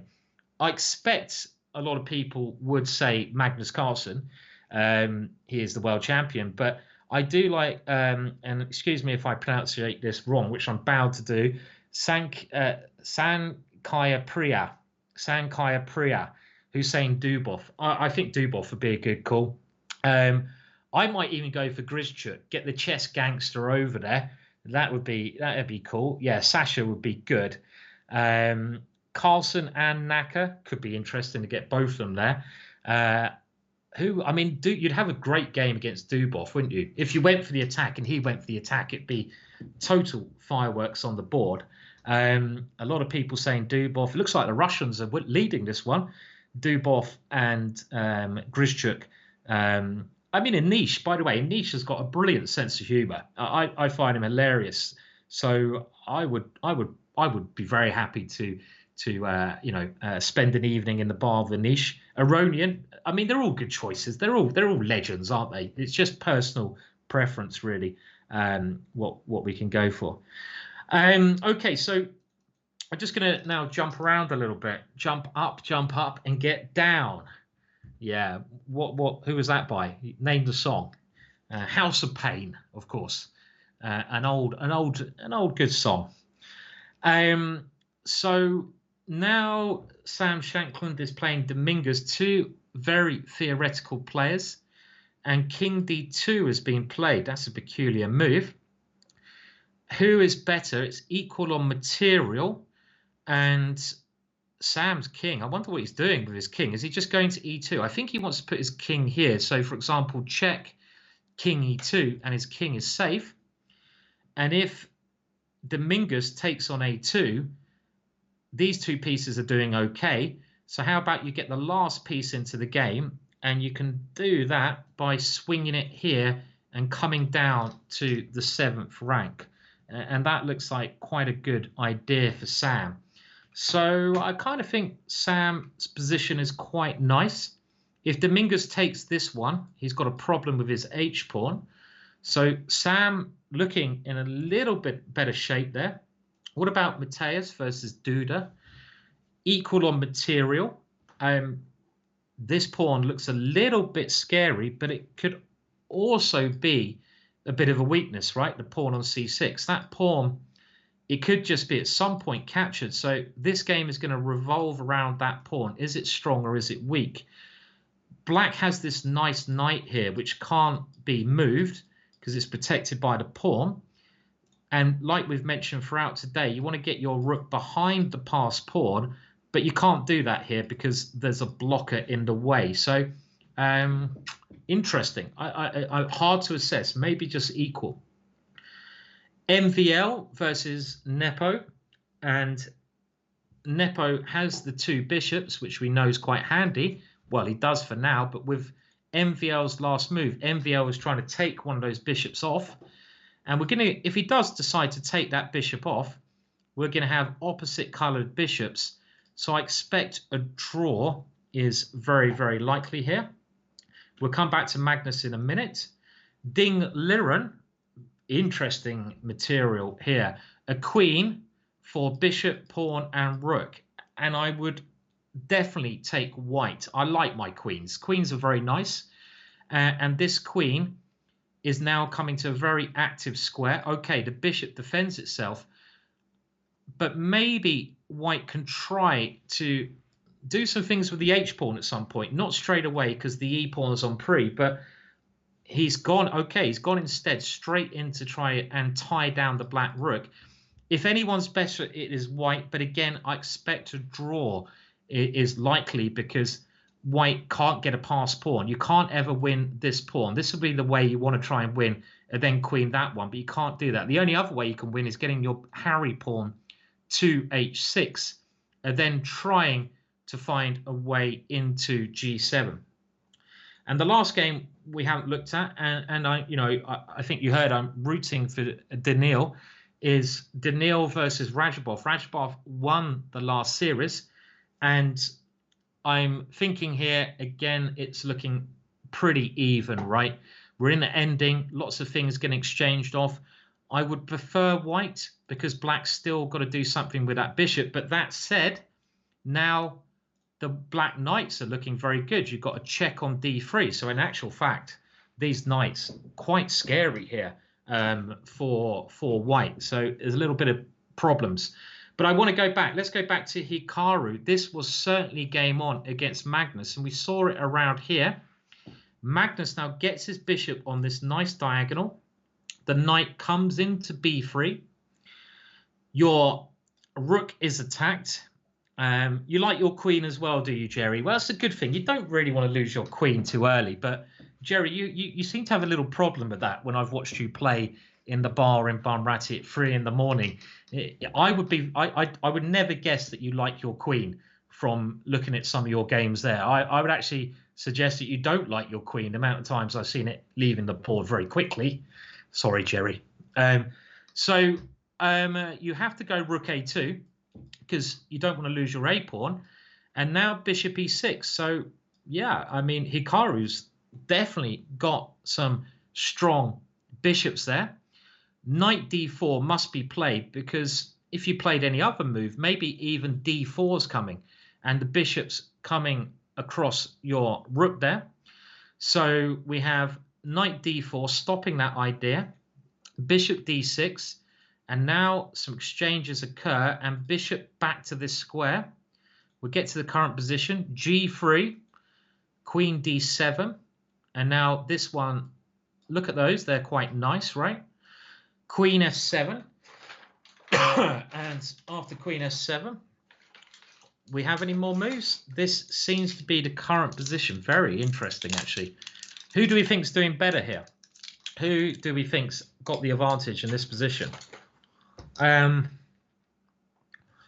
mean, this knight is very strong because it stops any white rook trying to come here and exchange off. Black's also got control of the c-file there. Look at that rook on the c-file. Very, very nice rook. It's good to have control there. This rook, this line could be dangerous, but it's well defended. But I'm not sure I like Magnus's rook and bishop here. Are these bishops dangerous at all? Well, Hikaru with his last move is thinking, what is Magnus trying to play? And this is a very clever idea that I keep mentioning. And I keep mentioning chess is not all about your ideas. It's about your opponent's ideas. And in this position, I think it's clear that Magnus wants to swing his queen over here. So if you are only thinking about your own ideas, you might be like, right, I want to double up rooks here and get a rook down somehow. And you could play, I don't know, a move like that. And after the queen swings in, you're suddenly like, oh, hang on a minute. Oh, I didn't see that move. How many times have you said when you're playing, oh, I didn't see that move? If you've ever said that, it probably means you're not paying enough attention to what your opponent's trying to do. And you need to start thinking more and more about what your opponent's trying to achieve. Because if you play g6 here, well, come on, guys, you can solve this one. What would be the simple tactic that could be played here? Well, okay, let's put it on the board.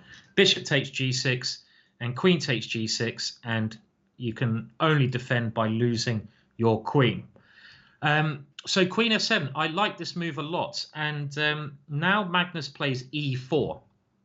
He's trying to bring life to these guys. And if I was black, I wouldn't think too much about keeping the position closed. Why do I want to play this move? I want to play this move because I don't want that bishop to open up.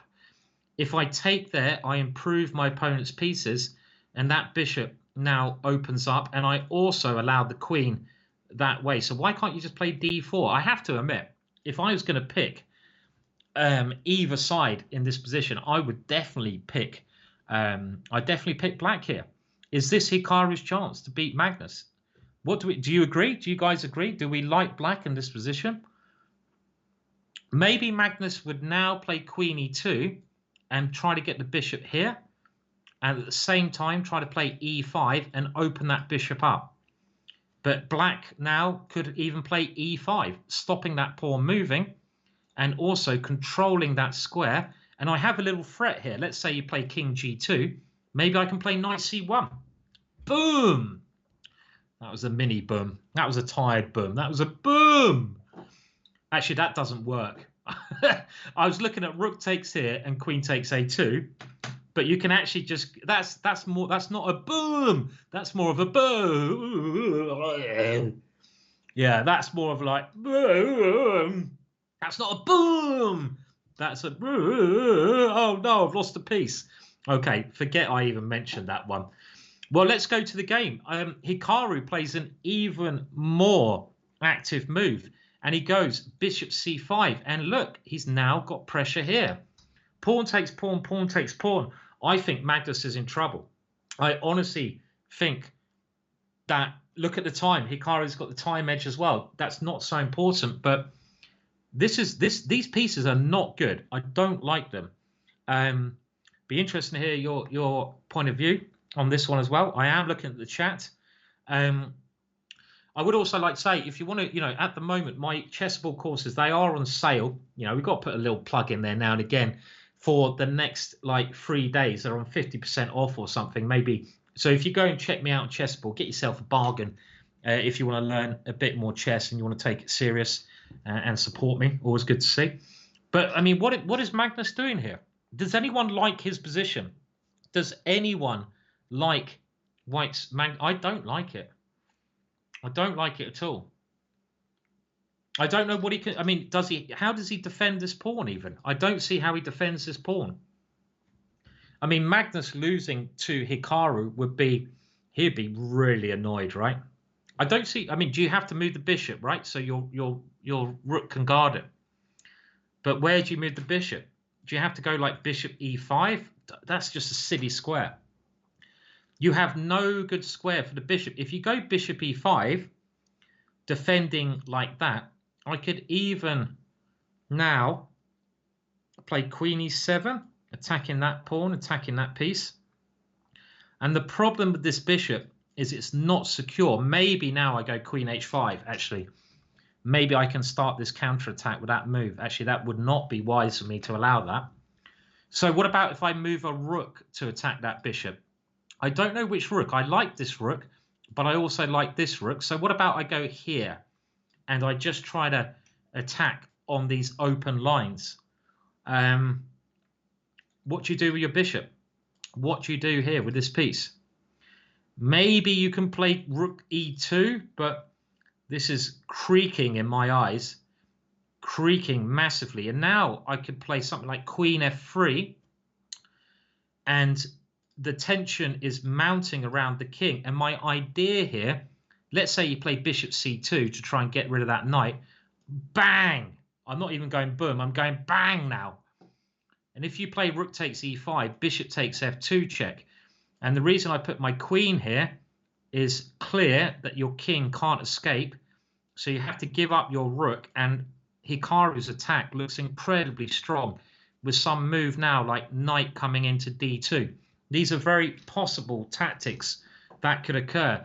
We have a suggestion from Chess Jim to put the bishop on f4 in that line.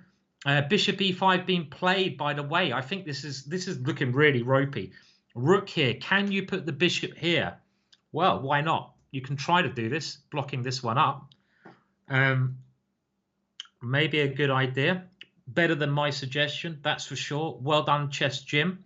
Well done, Resident M, for suggesting that move. What does Black now play here? Well, it's not game over, but Magnus is defending in my eyes because it's really, really good pieces for Black. I don't know if Black can continue the attack here. I'm looking, I can't see it at the moment. So maybe it's just about hanging on. But let's see. This is going to be very interesting. Imagine how annoyed Magnus will be if he loses to one of his biggest rivals in the last round, his first loss of the day. He'll be very, very distraught. So String Dog is recommending knight d4. I was thinking about this, trying to bring some pieces around. It's not a bad idea. And maybe you have g5 as the idea, right? We're playing g5. But I can try like h4 to stop that idea. Let me show that g5 idea. Let's say white plays bishop b1 to try and go queen d3 and take over there with checkmate. I now play g5. I'm trying to get rid of that bishop. And if you take on g5, the point of this move becomes clear. I now coming, boom, and I grab that bishop. So, okay, well, look, hang on a minute. A lot of this has occurred. Bishop e5.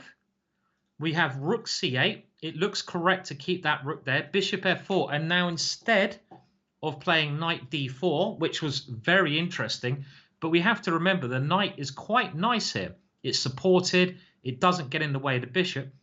I like this move, just h6. And now g5 is coming. Keep an eye on white's time as well. White's time is really dodgy. Magnus brings his queen over. So if we go g5, he's probably going to go h4. And then it's black's king, which is weak. I like queen g4 because you also create a threat of bishop g6. I mean, who's better here? Is actually Magnus better? Oh, I don't know. What's the result going to be? Rook e6, stopping the bishop coming there. And also Hikaru can now try rook f6, get another piece there, or sometimes rook e8, control that one. Has Magnus turned it around? It might be that Magnus is okay now. Maybe he is. Magnus is just, I mean, this is the other thing with Magnus. He plays every part of the game so well. I think you can see that some of the other players, they are brilliant. They are absolutely brilliant in a lot of areas of the game, but maybe they're lacking with defense. Maybe they're slightly lacking with part of the ending. But Magnus, he's defending, and it seems to me that he's managed to find this clever idea. And well done, chat, by the way. Chat, I think you did really well also to find this bishop idea. So whoever suggested that, congratulations. You can just call yourself Magnus for the night. Just imagine you're Magnus. You know, go and tell your wife you're Magnus. You're sleeping with Magnus tonight. Actually, that sounds very weird, and it might actually freak your wife out a little bit as well. So, yes, let's just not go there. So now h4 play, just stopping this one. And any result possible, I feel now. All 3 results entirely possible. Entirely possible. Let's just have a look. Let's have a look. Let's have a look at this position. I don't really understand that comment. Were chess players, Simon, were all single? Maybe have a look at that English there. I know my English is bad, but you know. H5. Boom. Okay, nice idea. Trying to dislodge that queen. Trying to dislodge it. I'm dyslexic AF, Simon. I know, I'm only joking. Calm down. I'm dyslexic as well. We're all chess players. We're all. Oh, that makes sense. Yeah, that's the kind of thing. We're all chess. If all chess players were Simon, they'd all be single. Well, thank you for that very positive remark there. It's been a long day, and that's just what we need at this time. I think I preferred it when you were dyslexic.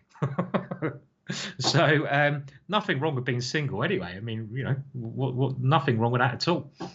I do remember a funny time I went to the Chess Base Studios. The first time I went there to film a DVD, they got me into the office and they said they said to me, like, "Are you a typical chess player?" And I'm like, "What do you mean?"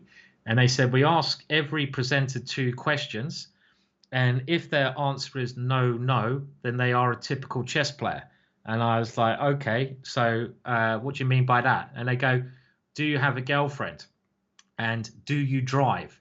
And apparently proper chess players don't have a girlfriend and they don't drive a car. So that's what makes you there. It's only a joke, obviously, but that is the geeky impression of chess players, which is really untrue. I tell you what, some of the parties at chess tournaments, oh my words, it would put Guns N' Roses to shame. And Led Zeppelin, it really would, you know, really would. So there's some crazy ones, but I was quite shocked there. Imagine that. It's like, wow, I'm being questioned already, but it was very funny. Well, I think we'll stick on this game, but because it's getting short. But I want to just show you a lot of other results are coming in. Captain Bunratty, you and your friends have arranged a couple of those parties. I mean, the party at Paul Kerry's house in Bunratty. They have this party sometimes at the Friday night at one of Captain Bunratty's houses. And this guy, lovely chap, Paul Kerry, and he has his own bar in his house. And when I mean bar, he has a room with beer on a pump, and he has about 100 different types of whiskey. Oh, some of the best nights ever. And thank you for subscribing. And Jerry plays the guitar. People are singing. Oh, it's great fun. Really good fun. There's some pictures somewhere, Jerry. I don't know where about that party. Okay, so now g6. And this is trying to block out the bishop. Magnus. Okay, let's stick with this game. I think it's getting very critical. I'm wondering if black is getting ready to do some sacrifice. Bishop h6. Is there nothing happening on f2? Really? This looks so weak. Rook e8. Obviously not. And now maybe bishop g5 is playable. Bishop g5, trying to hit those rooks. Suddenly, Magnus's bishops look very, very good. Very, very good. Can you go to this Bunratty tournament even if you suck at chess? Well, yeah. I mean, of course you can. That's the whole point. You don't have to be any good at chess to go to Bunratty. It's, you know, you can play chess if you want to, but it's not the only thing going on there. Now, it does look like Magnus is well defending f2 in the position. Queen, okay, bishop c2. And this is opening up the queen, but keep an eye on the clocks. They're getting 10 seconds per move. This is inviting rook to e2, though. So if we go rook e2, can white now play bishop takes g6? Oh, man, this is a headache. This is a headache variation. And the point of this move is if I take the bishop, you now take here and you win the exchange. And if you take something else, this is so complicated, then I take the queen. So is this the idea? This is really sharp stuff. Bishop c2, allowing the rook into this square, but countering with that tactic. I mean, they're both very good at tactics, aren't they? But I'm always impressed with Hikaru's tactics. Yeah, maybe rook e1, a Kim Ko Helpen. Very good idea. What about this move? I love your suggestion. A Kim, brilliant, brilliant suggestion. And the point of this move is trying to divert. He's gone rook e1 and bishop takes g6. What on earth? Bishop g6 was that move we looked at. Let's just show you what happens. If you take the rook, f2 is weak. So we go bang, and then we go bang, and we're winning. So Magnus, it's getting so tactical, has done the counter strike, bishop takes g6, so that his rook defends this one, so that he can try to take the rook. What is happening? What is happening? Who is better here? Hikaru now into deep thinking about what to play. What can Hikaru do in this position? Has Hikaru been tricked? This is, I mean, I'd be amazed if Hikaru's just blundered, because we even saw this bishop takes g6. It's a one-move idea. I mean, rook e1, I really like the idea, but of course you must see this defensive idea. You can't assume your opponent's going to play the worst move and run into checkmate. So has he just blundered? Has he blundered? What is very tactical? Pieces going everywhere. Pieces going everywhere at the moment. And what is... He's resigned. He's resigned. He just blundered. Whoa. Unbelievable. Unbelievable. Hikaru. Oh, my words. Oh, my words. Hikaru. He was doing so well. And Magnus is his bogeyman and a half, right? Magnus, I mean, Hikaru's going to be... Oh, he's going to be in such a bad mood, isn't he, after that one? What a little combination. This, I have to be honest, though, bishop c2 is so tricky, but it's the kind of move where you're setting up a trick, right? You're waiting for the rook to come to these two squares. You're just saying, okay, if my opponent blunders with these two moves, I will take there and I will win. And Hikaru, hook, line, and sinker. I'm going to catch myself in a Hikaru fish today. Come on, Hikaru. In you come. In you come. Oh, thank you very much, Hikaru. A nice, big, tasty Hikaru fish there. Bishop takes f6, g6. Boom. I think hello, Chess Bra. Did I call Hikaru a fish? I didn't mean it. I'm going to get in trouble now, aren't I? He's not a fish. You know, I'm not even going to validate my answer. You know what I mean. It was like a trick, wasn't it? Bishop c2, setting him up. I think Magnus is doing okay now, though. I think the worst is over. Thank you for the cheer there, Chess Bras. I'm sure everyone knows the Chess Bras. If you don't, then what the hell are you doing? Where have you been? Enjoy the fish. Was that cheer for the fish? That's what I want to know. I'll take the cheer for the fish. I mean, maybe by this stage, Magnus is doing all right. It's not easy. I mean, if Hikaru has to play a move like rook e5, it's kind of doesn't feel right. Maybe Magnus can play bishop f4, and the bishops are starting to be really annoying here. But rook e1 is really, really falling into it. Hikaru looking so upset now on the stream. I imagine he is. I imagine he is here. Take care and thanks for all the fish. Yeah, I mean, I imagine he is looking a little bit annoyed with that one. I mean, if you don't get many opportunities to beat Magnus, and let's just go back to this position here after Bishop E5. I mean, there must be some way we didn't, or I certainly didn't find the right way to play this in the position. Maybe String Dog's idea, who's producing the show, of going Rook C8 and Knight D4. Maybe this was better because we actually saw that as soon as H6 was played, every pawn move creates a weakness, and this weakness weakens G6. You're definitely better than Hikaru, String Dog. You're a better producer. How about that? Can we go for that? But this move H6, it does allow this Queen G4 move, and that's a real problem. So what about we don't move that pawn, so we keep control, and we go for String Dog's idea? I like it. The threat is still G5, and we're trying to move our pieces in. And the other thing about this, if we ever get our knight there, we block the queen to H5. So we might be able to go knight here and even bring the queen in to try to come down to H2 with some funky stuff going on. Colonel Duff, can you get Aman or Eric on as a guest?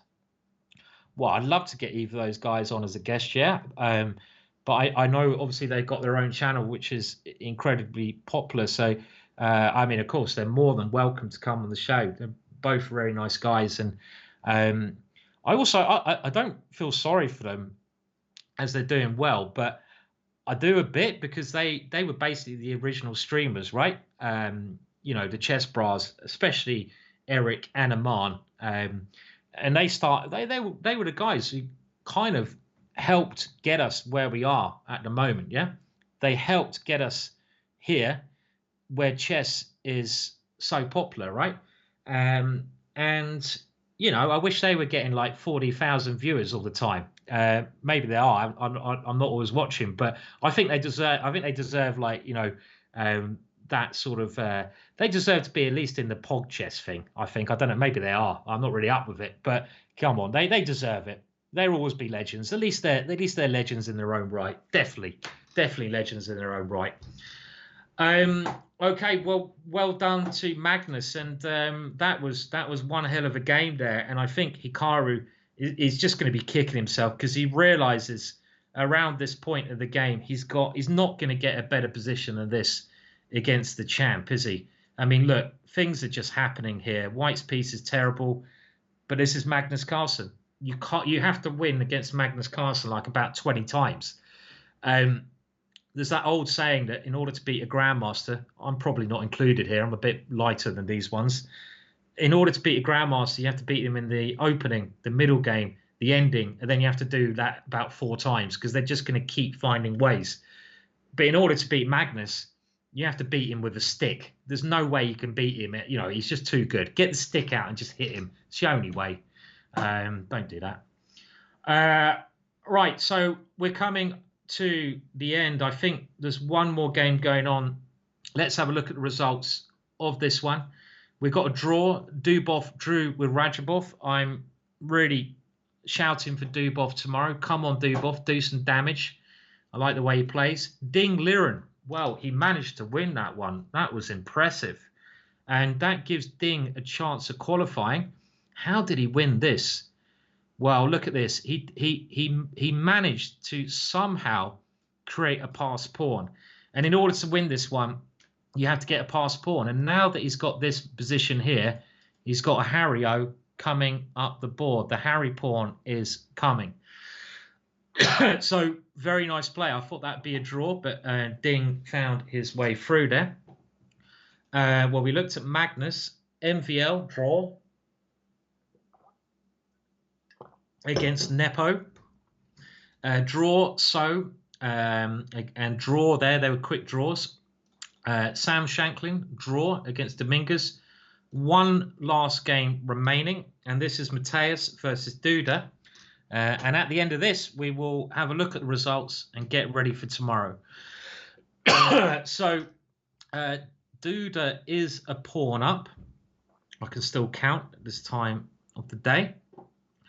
But this pawn is, I don't know. It looks like White's pieces are nicely positioned. They're more like they're looking after each other better.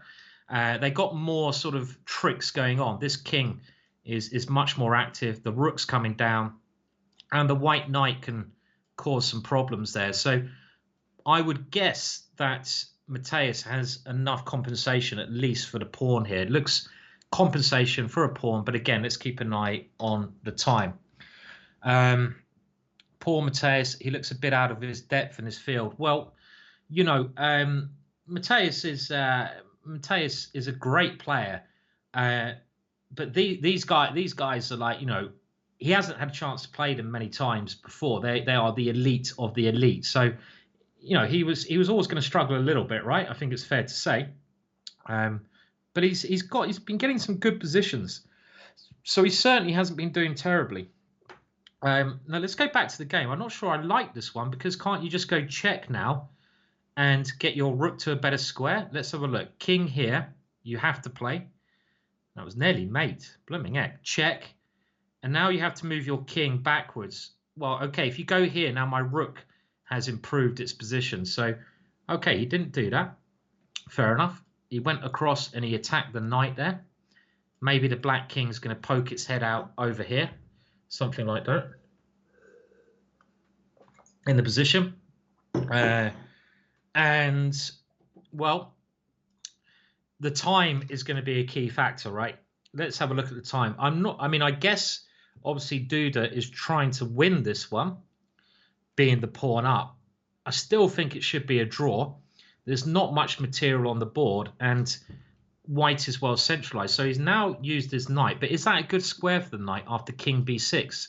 Okay, and of course, I can't predict any of the moves at the moment. He's trying instead to trap the knight. Okay, we go into an ending.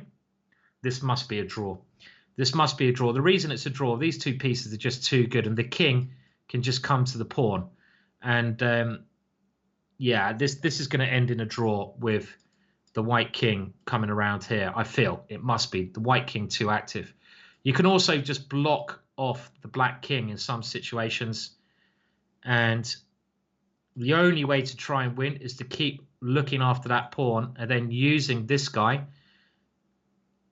How is this? Okay, so b4, you're going g5? b3, he is. So g5, b3, g6, b2, g7, queen, check, I win the game. Was this wise for white to play this way? Or was I actually wrong? Was I actually wrong with my assessment of the position? Maybe I was wrong with the assessment. Yeah, I mean, there were some quick draws in this round, which I think a lot of people are seeing just because, you know, it was, well, I mean, it was the last round, 5 games out of 5, and people are tired and they just want to have a little break, basically.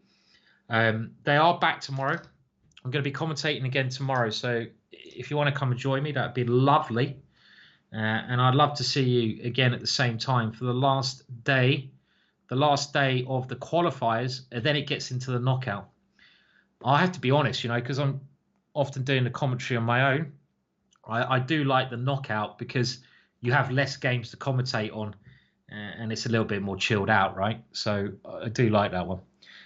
At the end of this one, we will go on Discord for a little bit. I'm still getting a bit used to Discord. And you can have a chat with me for a couple of minutes there. Then I'm going to grab some food and probably a whiskey. So do join the Discord link if you want to. Thank you, Gaza Bluesman. I like a bit of blues as well. And I hope you can join me tomorrow as well. Be lovely if you can. I'm now thinking, isn't black just winning? He's just going to go a5. Isn't he just winning and rook a1? This looks just winning for me. I think Duda has swindled it. Thank you for the cheer out, Sir Fingusa. This is just winning, right? Push the pawn and go rook a1. I think Matthias, I think he's feeling a bit tired here. Resident M, any whiskey recommendations, Simon? Any. I'm not a snob when it comes to whiskies. I normally just have one old-fashioned at the end of commentary, which is a cocktail anyway. I mean, I don't actually like whiskey so much on its own. I mean, but I like it in a cocktail. So I don't know my whiskies that well, I have to say. So White's last try is to attempt some checkmate over here. Is that really going to work? Is that really working? I think it's a bit slow. Let's say A3. If you move your rook, I just go rook A1. Let's have a look at that. And my king always has G7. And if you go king F6 here, well, I just go rook A1 anyway, and this rook can't do anything, right? So I'm not sure what I was missing there, but black's gone super safe, and he's gone king G7, which might be safer, just in case the king gets trapped on the back rank. It's come out. King F5, defending that pawn, A3, and I think black's just going to go rook A1. This is White's last chance. Now, can the king... Okay, so rook A1, check, and now king F8. Don't go here because that's checkmate. Just avoid that one. If you go to either of these two squares, it's a draw, but I think king F8 wins because if you check again, I come to G7. And if you check with a pawn, now I come to G8 because now if you check me, I take the pawn, and this way I can do the same thing again, but I've won the pawn. So this is just winning. And this has occurred in the game. It's gone G7, king G8, rook D8 check. Has this happened? Okay, well, White has resigned. We'll just show the end of that. King F8, G7. Here, king F6. White is one move away from winning, but after rook F1, it's black who's winning. It's that little tempo, attacking the king. And if the king moves, we actually queen. Should we get a bishop just to see if it's winning, just for a laugh? Probably end up losing if we do that, but let's get a queen. It's getting late now. Let's just finish the game off, get that whiskey inside us. Okay, so it's been an exciting day.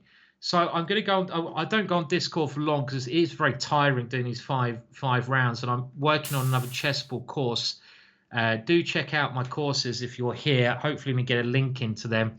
They're on sale at the moment, and they are quite educational. They're not as many jokes. I take this a bit light-hearted, but if you want to seriously learn an opening, there's many courses there that you might want to get into.